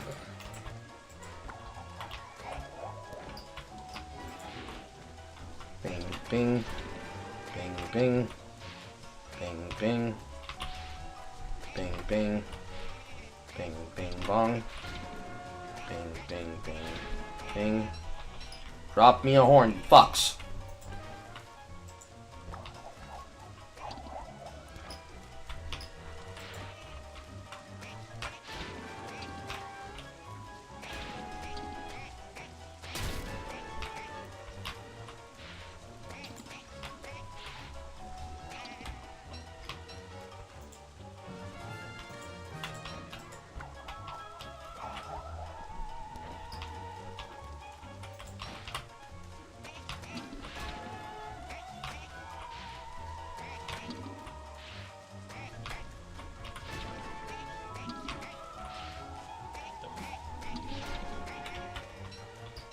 Getting unlucky with the drop rate.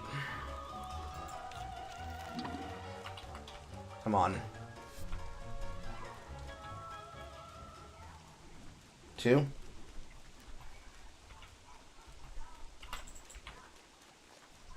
That was my first full hurt, I believe.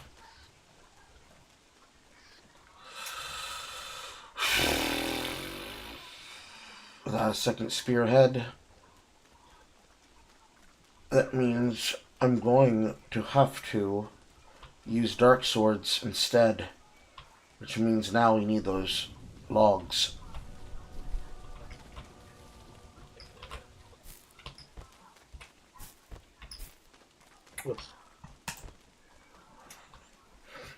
Oh, thank God. Please tell me that it's a tree gathering. Please tell me that's a tree gathering. Please tell me that's a tree gathering. Please tell me that's a tree gathering.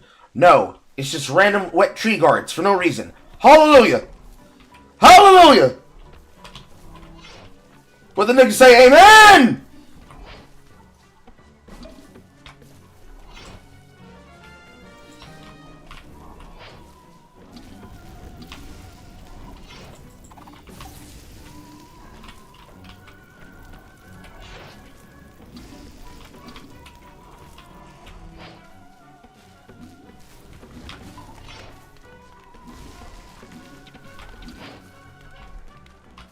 I gotta let it stop burning so I don't burn the loot. Because I'm not playing Willow.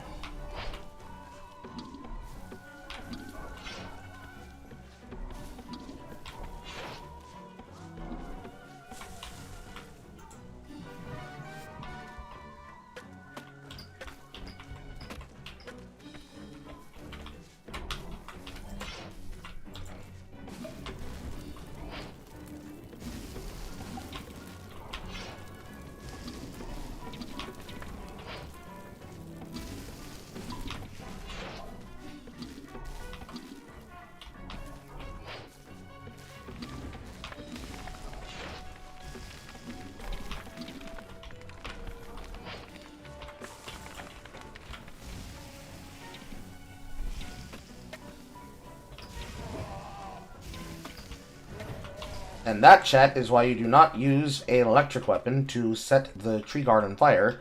That is -2 living logs. I was not paying attention.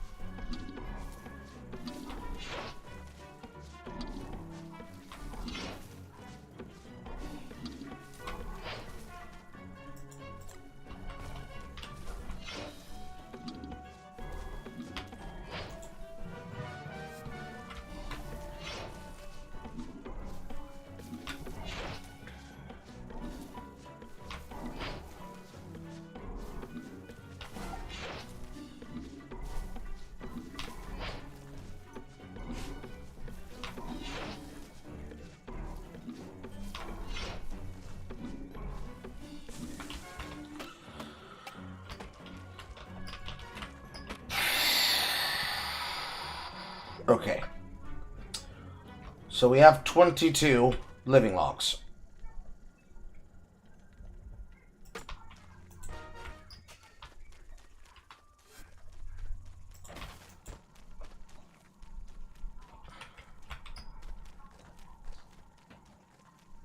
I don't know how those tree guards were there.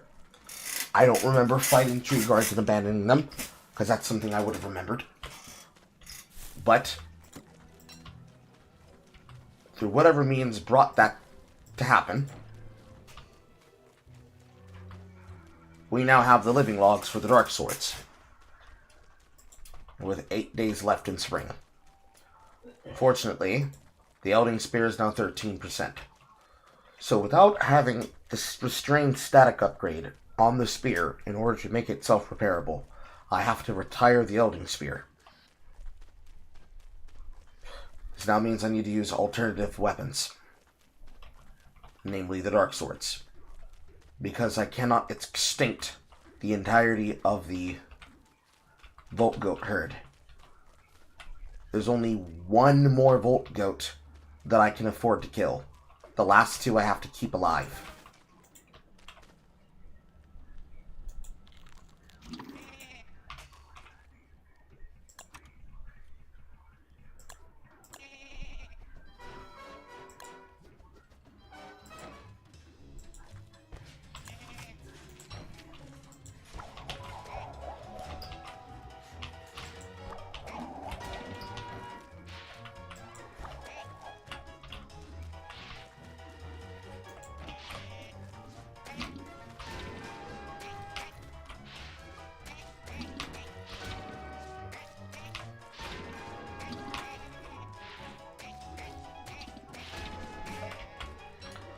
Alright! I'm not talking about it. It'll piss me off if I say words.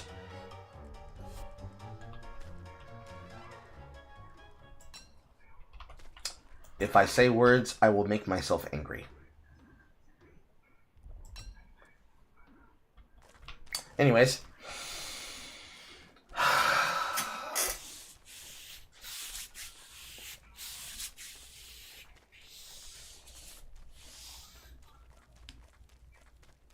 Okay. So with the Elden Spear replacement in hand, I can hand you this 13% spear. I'm curious if you're actually able to equip it.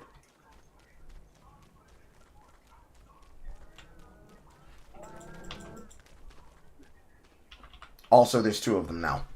You can claim the other one that hasn't been claimed.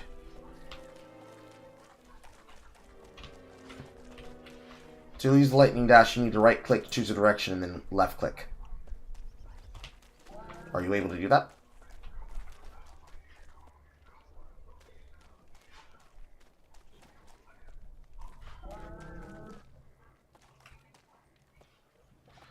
Of course Gert Beef has 33 HP. But why would it have not had 33 HP? Kappa?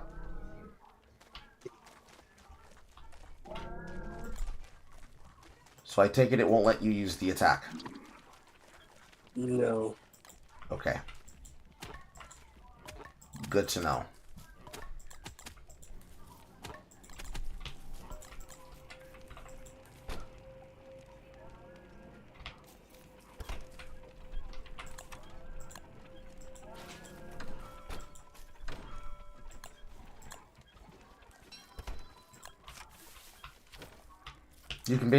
You can drop that spear over here with the rest of the tools.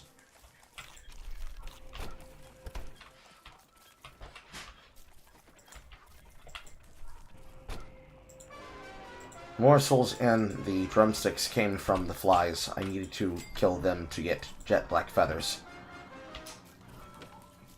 And with the tomatoes spawned,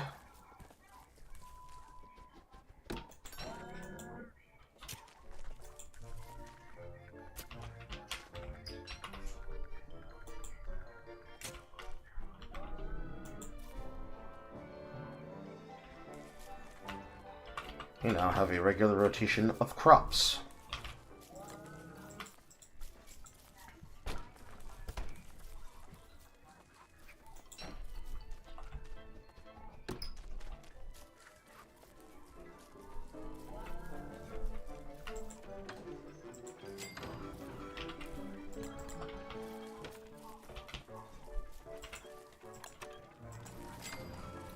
Rude interlude. 17 taunt enemies within song radius. 3 heartrending ballad, it makes 4. Clear-minded cadenza requires me going to the lunar island. Belcanto of Courage requires me getting a dual-sight medallion from the ruins. Those two tasks are not actually that hard. They just require effort that I would rather not use 8 days left into spring. There are other things we have to focus on, namely our vegetable supply.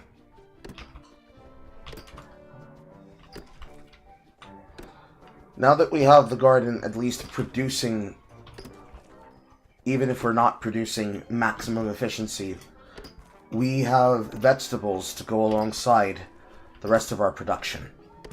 But we have to actually upkeep that production by not using too much. So these first few plants, I am duping their seeds. They have to be duped in multiples of 4.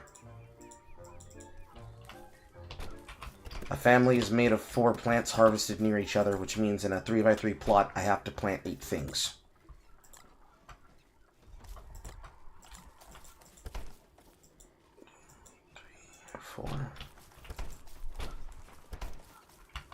Anything that's left behind in non-seed form is pretty much free to use. Everything else, I'm working on it.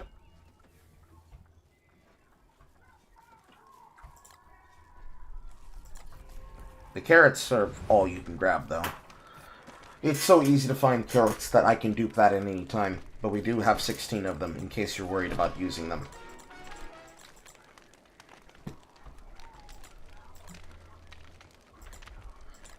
And then there are forget-me-lots. You stick a forget-me-lot with ice and honey, you can make soothing tea to restore your sanity with a burst and then a 30 or 20 point heal over time.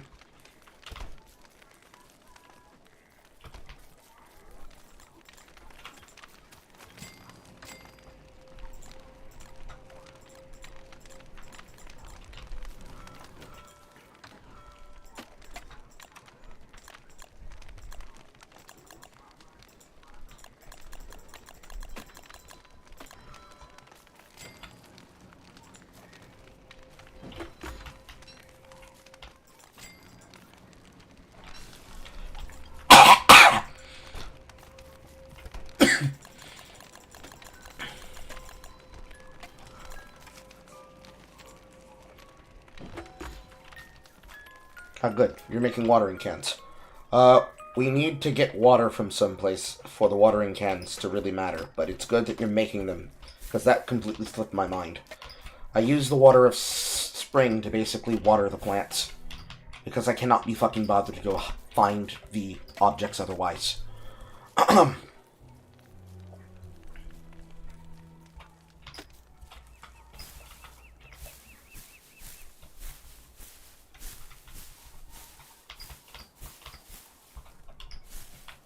We also need to make ice flingamatics.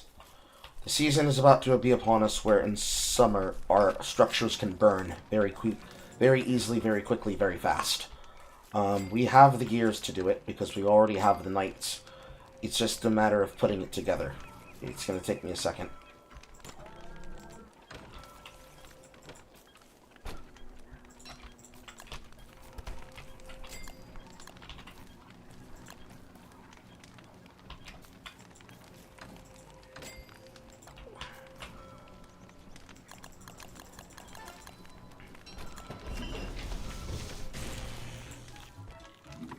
Okay, here's the first one.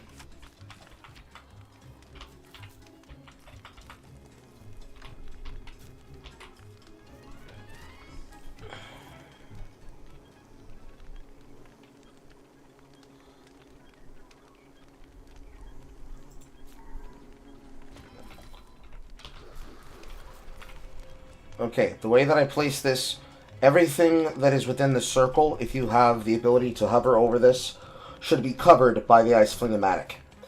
It's just outside the range of the fire, so the fire won't be extinguished by the ice flingomatic. This is pseudo-important. Also, as I'm talking about that,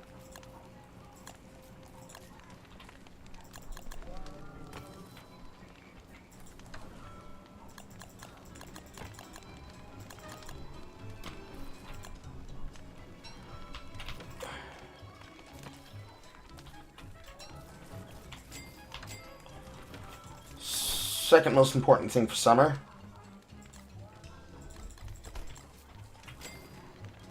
The endothermic fire pit.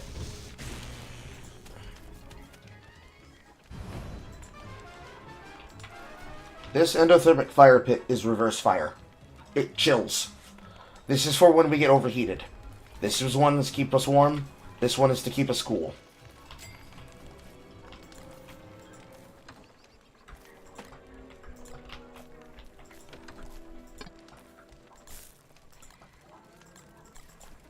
We've got backup grass and twigs. This is good. We're going to need to go get cut reeds, because we do not have safety fans. Personal decooling fans, so that we don't overheat. Alternatively, we use thermal stones to keep ourselves cool in movement, the same way you use the other objects to keep yourself from being cold during winter.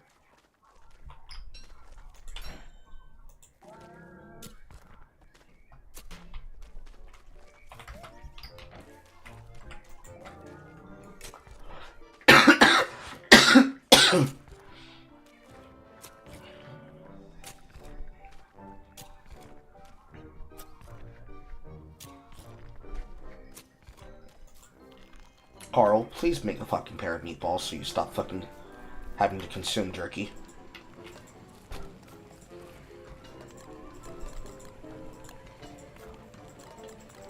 Getting angry at myself.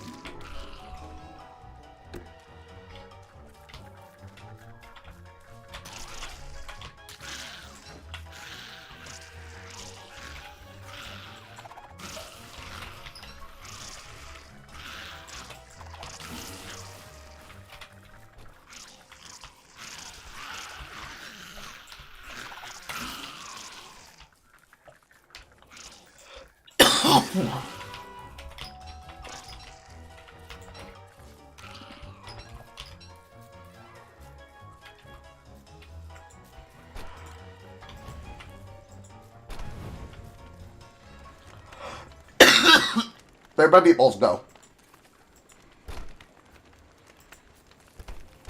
Okay, I see them.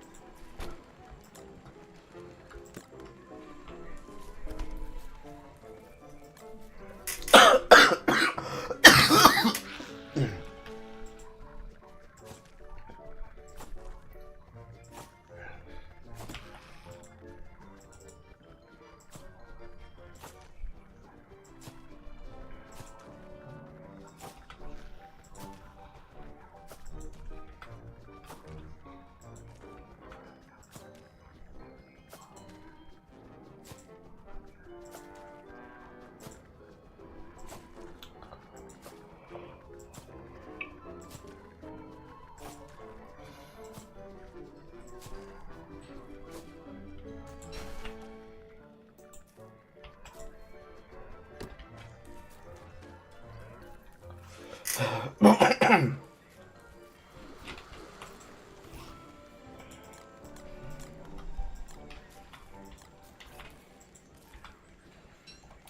bird from bird cage. Put bird back into bird cage and not accidentally on ground. Feed the seed. Feed the seed.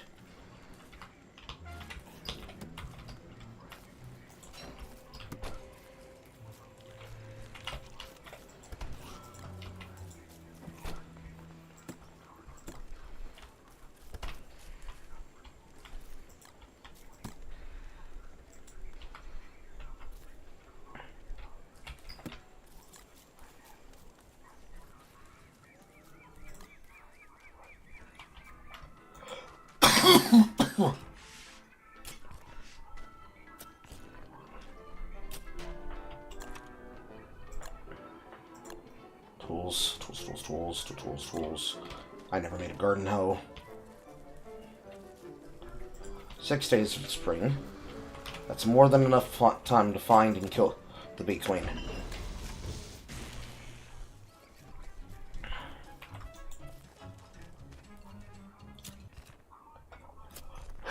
Okay, here's the game plan. Somewhere in the world, assuming that we haven't already passed by her, as I look at the map, there is a giant hive. You've seen it before on other worlds, and it is literally outside in the other zone across from us. That is a raid boss that is called the Bee Queen. In order for us to kill the Bee Queen, we have to be able to fight a raid boss with various extra sections. The phases of the fight I will explain as we go through them, but here's what we're going to need. 1, we need you to bait healing, both for yourself as well as for the ability to heal you with actual, real, proper, additional healing, namely poultice. Healing, Punny Poultice is also useful, but we don't have the papyrus to sustain it. So we're going to have to make you with healing salves, which means spider glands, and ashes. To sustain the use of ashes, you take a half stack of stingers. You hold down control, you split the stack in half, you take 20 out, you put it on the ground, you take out a torch, you light it on fire. You let it burn for 5 seconds. 20 ashes. That takes care of the first part. Rocks, there's literally a biome of rocks underneath us. And then spider glands, that's my job.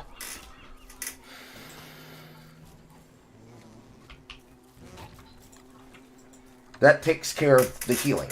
The reason why we need that is because when you are in moose form, you don't have access to items. While you do have regeneration, you won't be able to sustain the damage that you will more than likely be taking during the fight without having an additional form of sustain. I carry the healing on me so that I can heal you while you're trying to kite in between the phases that the enemy is attacking us. Then, the secondary healing for yourself would be food healing. Now that we have access to meat and eggs, we now have access to make one of the best food items in the game, which is pierogi. That's why I said it doesn't matter if we have lots of carrots, because we're going to be using a lot of it. We take our monster meat, we turn it into eggs. Then I go back out into the desert, and I go beat on the ass of a lot more enemies, and I bring back even more meat to use. But for this purpose, the drumsticks and the morsels will do. I already have the healing for myself on the drying rack because I intend on using jerky. So we pull the large meat out. We put the other forms of meat in. You go vegetable, egg, meat, filler. And you can use honey as filler.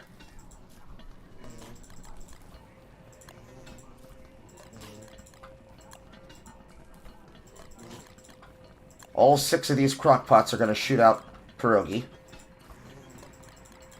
We need to make at least 20 pieces. 20 pieces of pierogi for you will be enough to sustain you should you fall out of moose form. Then you remember to not have anything in your hand or on your head slot other than armor protection for when you go back into transformation, but you can step off this side for that, and that will be that healing. And then you gather that in the icebox and you let it chill. I will go get more monster meat to turn into eggs, because we are obviously running out. You don't want to turn any of the other meat into eggs, just monster meat. That's why it was good that we found planters when we first came here.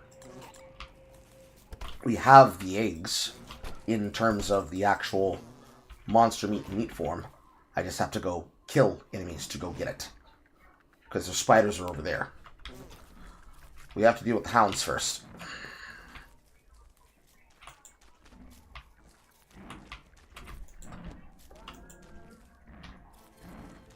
And that's not that big a deal.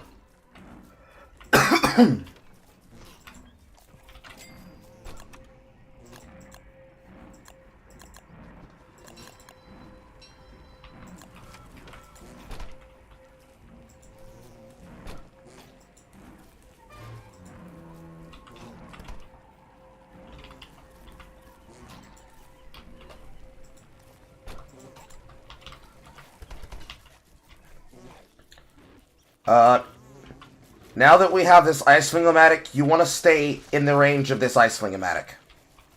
I'm going to use some secret tech here.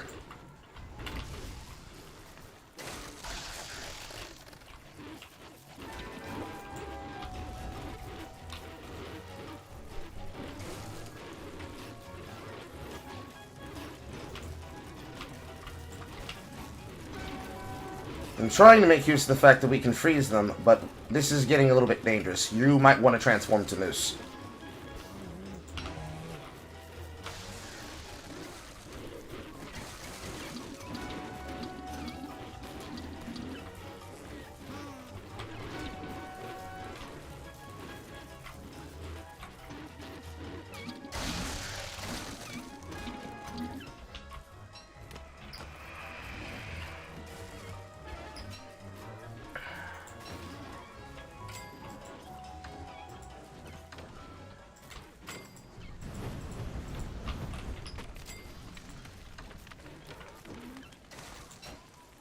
And that's why we built a panic room. I have not been expanding the panic room for. I'm going to go do that right now.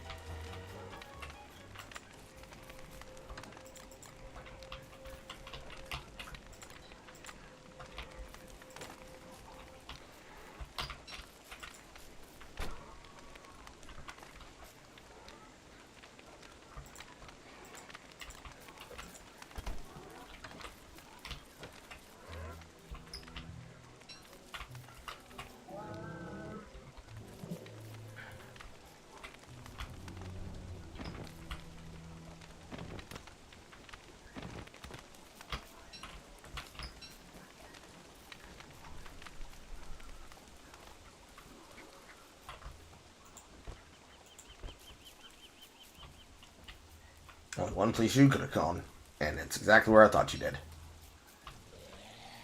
Good, you even waited for the spider queen to come out. Nope, not the big nest, the small nest.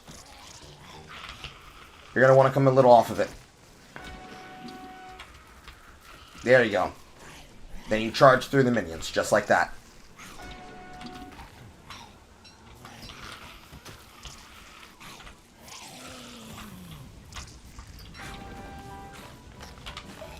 However, if you're going to be punching her, you want to punch her. You'll do more damage punching her.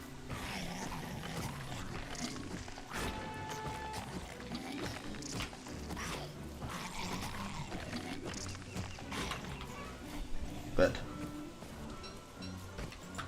It's already raining, so she'll be wet inside of her hutch. This is another 23, plus this silk that we have to make for the hats.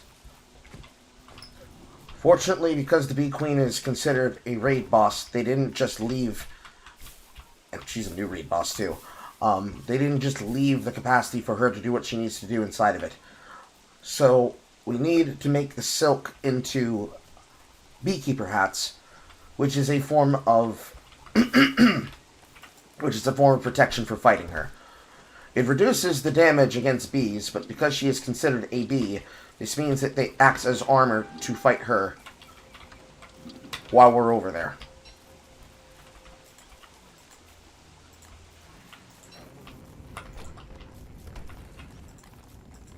Turn this entire stack of meat into egg, rather, excuse me. And then I'm going to put this inside of the crock to cook. You need to fight your shadows so that you have sanity.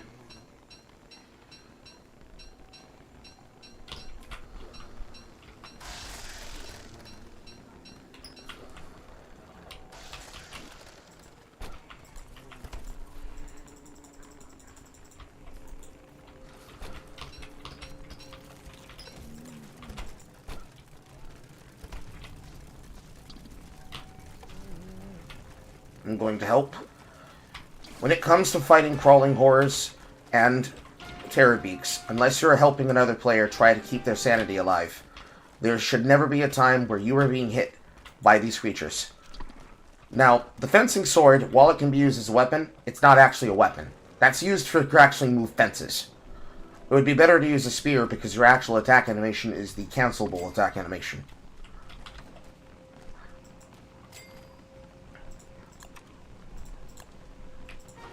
Dark swords are online. What did I just make? I made a battle helm.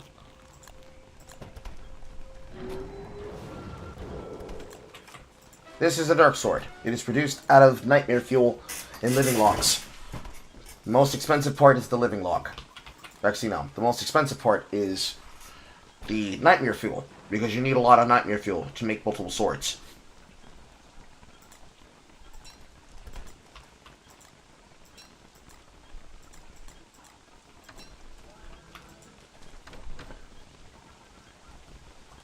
Now, the majority of this material we'll be carrying over there with us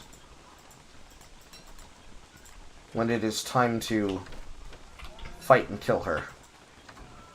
So assuming that you have the assuming that you have the ashes, we can start making the medicine.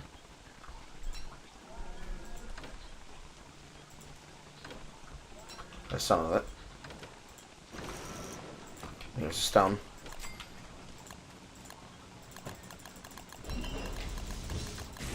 Three, 4, 5, 6, 7, 8, 9, 10, 11, 12, 13, 14, 15, 16, 17, 18, 19, 20.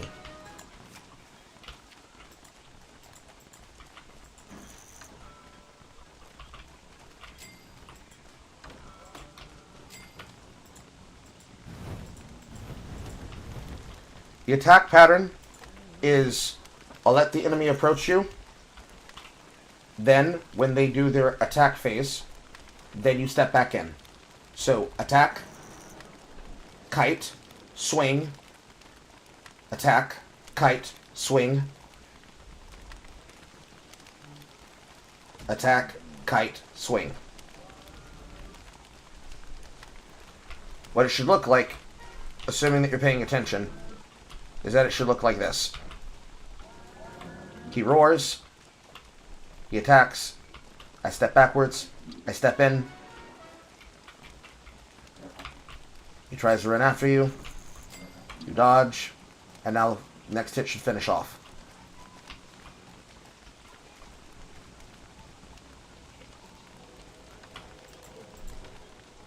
You are 53 health.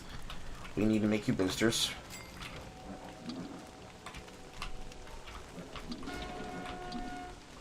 Let you finish it from there.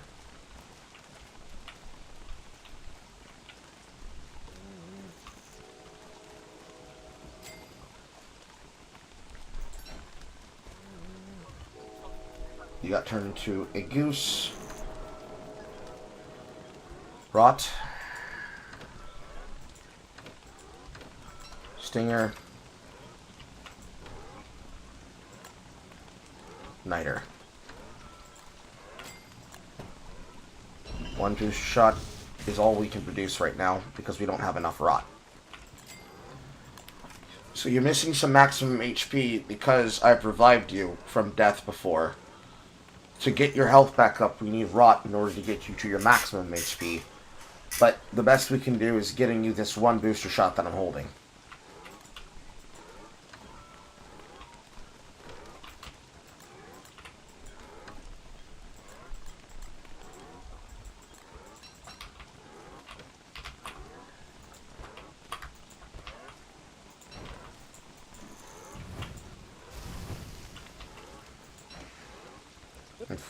Unfortunately, this is the rotation of yet another season where we miss the ability to do activities during the full moon. Alas, spring and fucking winter, why are you so hard?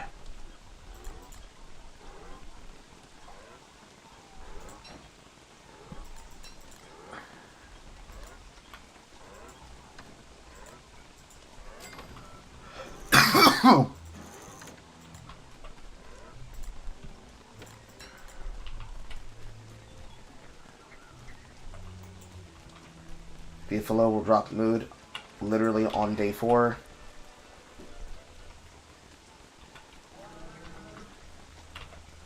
I do need to do something about the Joeys though. Because now that there's so many beef here and they're all in anger, they're going to try to fight our pigs. Which means I'm going to have to murder the pigs. Not the way that I would like the pigs to be murdered. But it has to be done.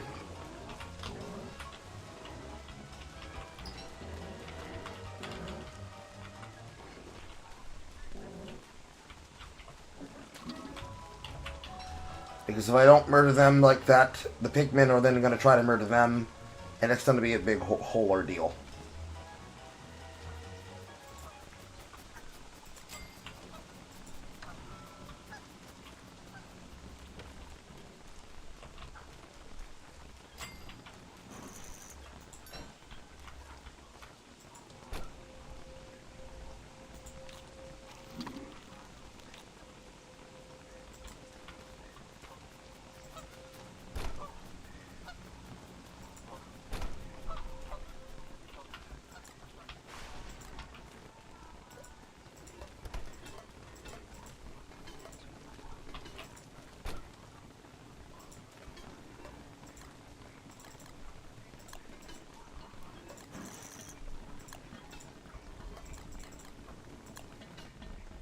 I don't need that one.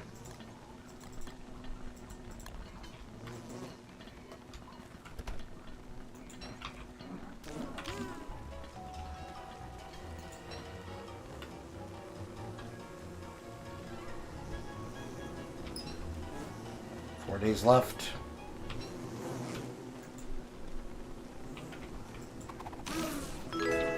Brewing.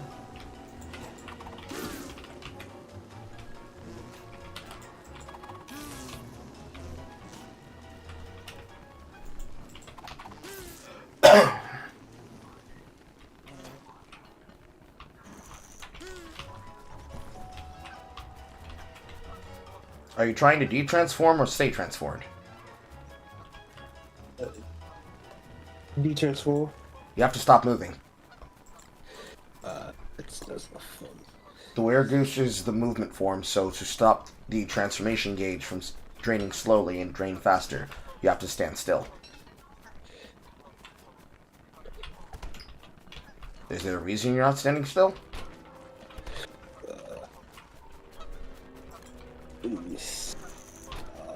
Night terrors. Night terrors. Okay, I can't see them. Now I can see them.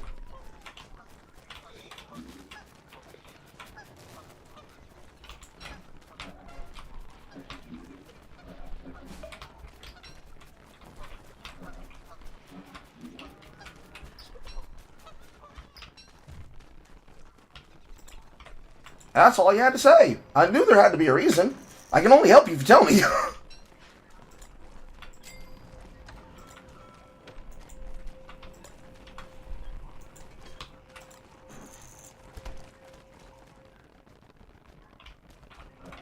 That's a booster. That is a Terrorbeak.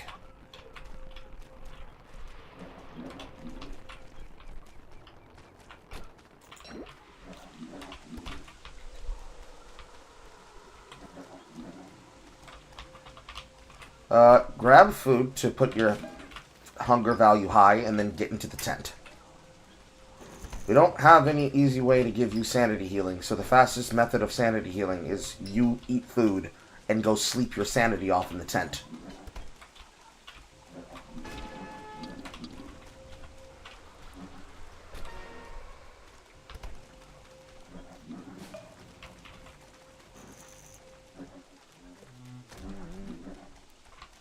There are enemies nearby.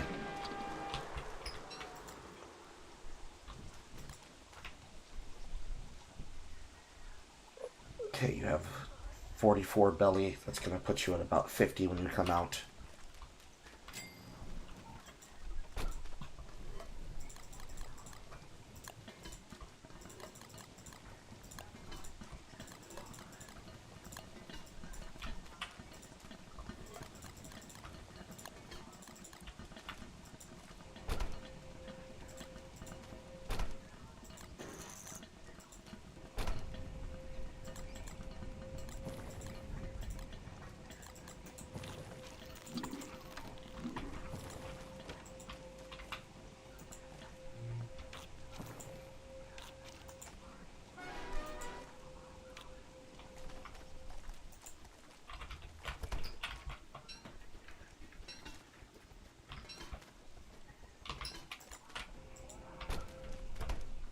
Okay, 9 pieces of pierogi would probably be enough, but just to be safe, we can probably get an additional stack of something going. We need more monster meat. We have a large eggplant, because I apparently did unintentional rotations, and I did not even realize I had perfectly planted that. That is an extremely important thing. And I need to go put this egg somewhere. Or at least in a place where it will be useful. Like not over here.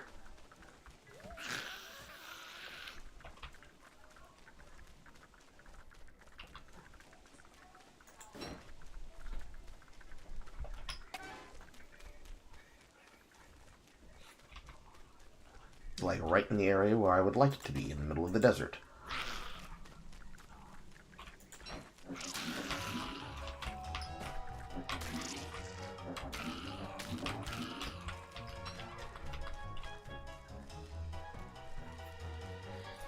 Or should have stopped raining just in the nick of goddamn time.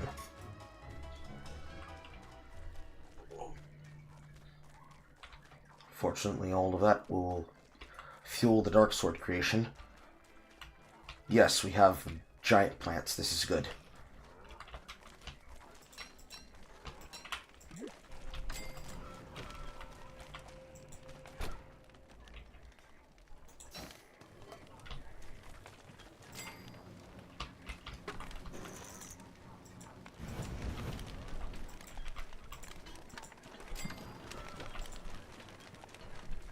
Stuck.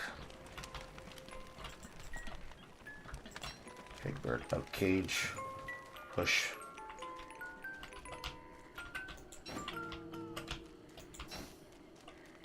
Take bird out of cage.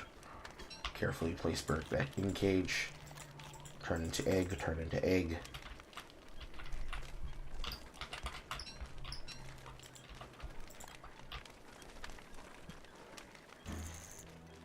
Harvesting plants. Okay, so that is 8 giants. Yep, 8 giants. Nope, I'm wrong. 9 giants. Giant carrot.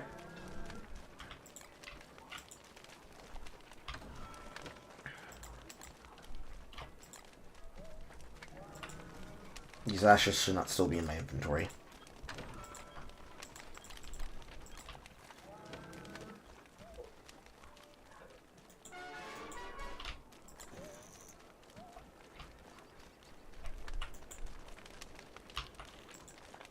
There you go. I can't eat butter muffins. They're vegetarian. And as they are vegetarian, she cannot consume them. You just had butterfly wings slinging around. I'm wrong. That's 10. 11. We have lots of giants.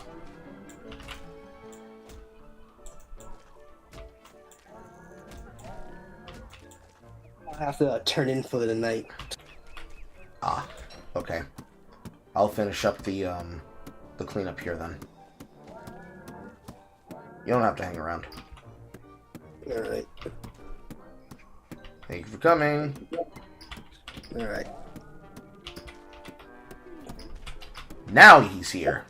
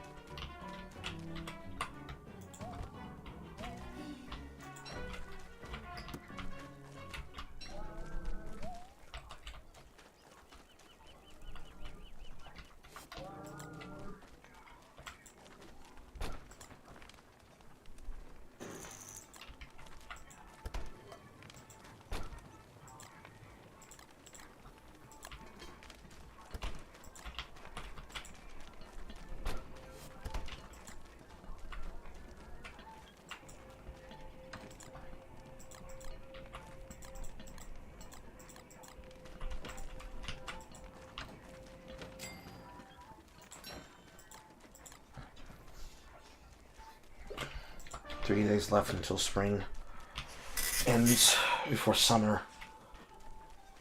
It's possible, but it's going to be a tight timing.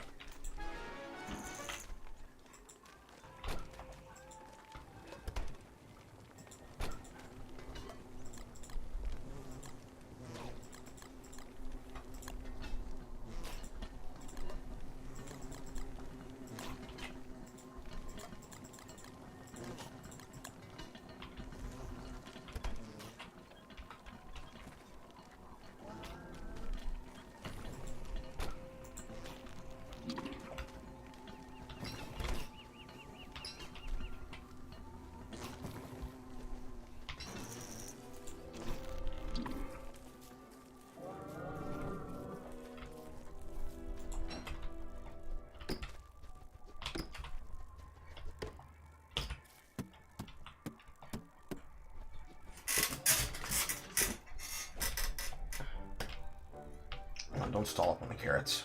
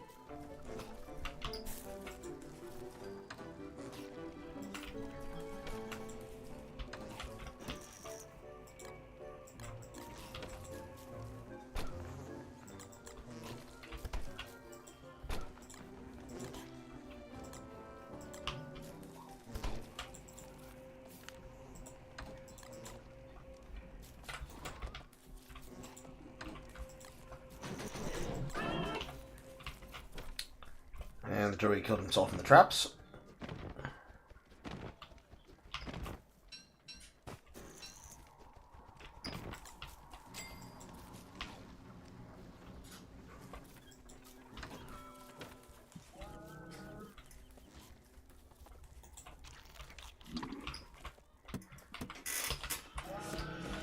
Son of a bitch, why does the Joey have to wander that far?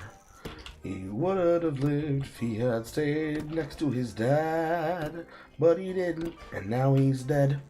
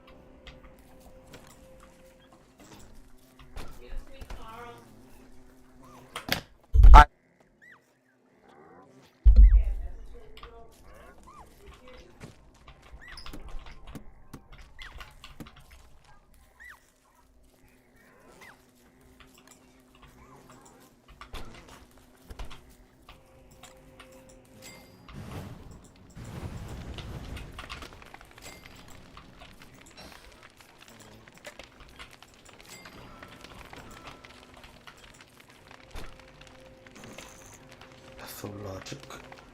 Pathologic.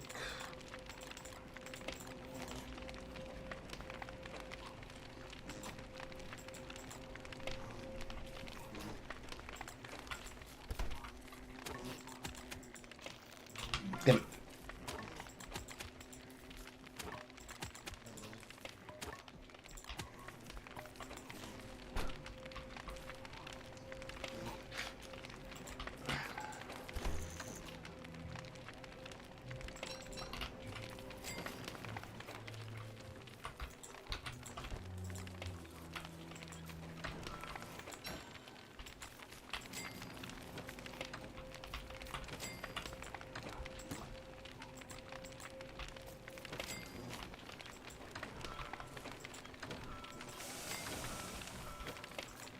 I am overheating quickly.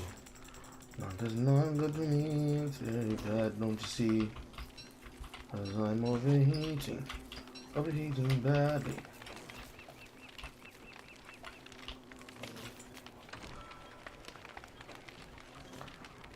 This was Tony, and then she lost her mind at the Copacabana.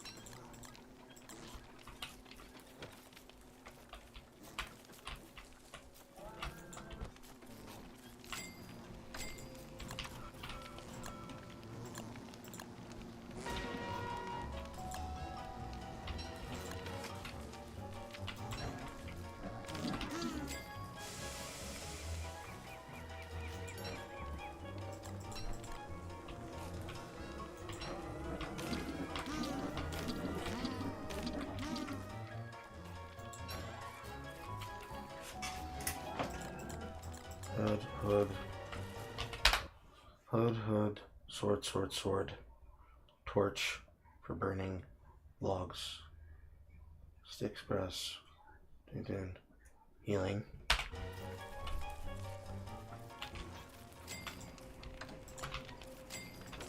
hats,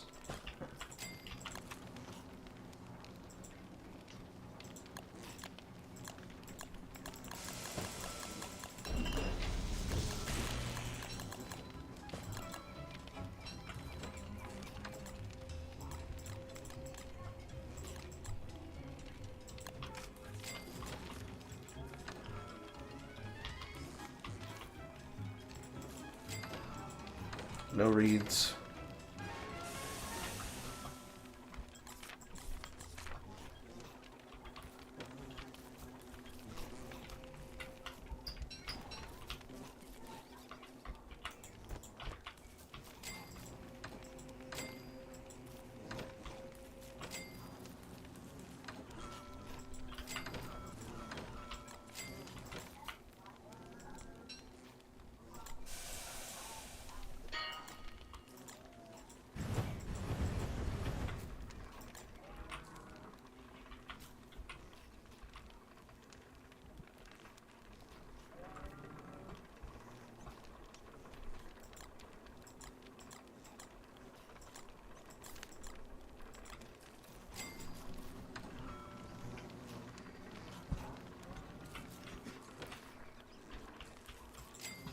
the hat.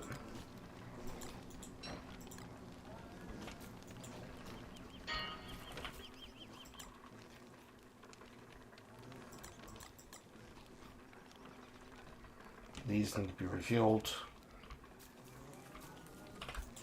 This can be dropped.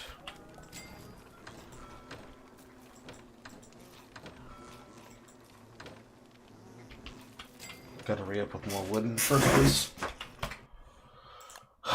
But alright, we're good. Ow, my knees.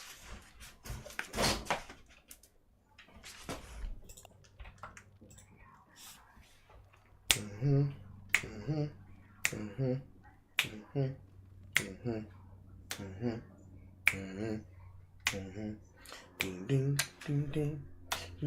ding ding ding ding ding ding ding ding ding.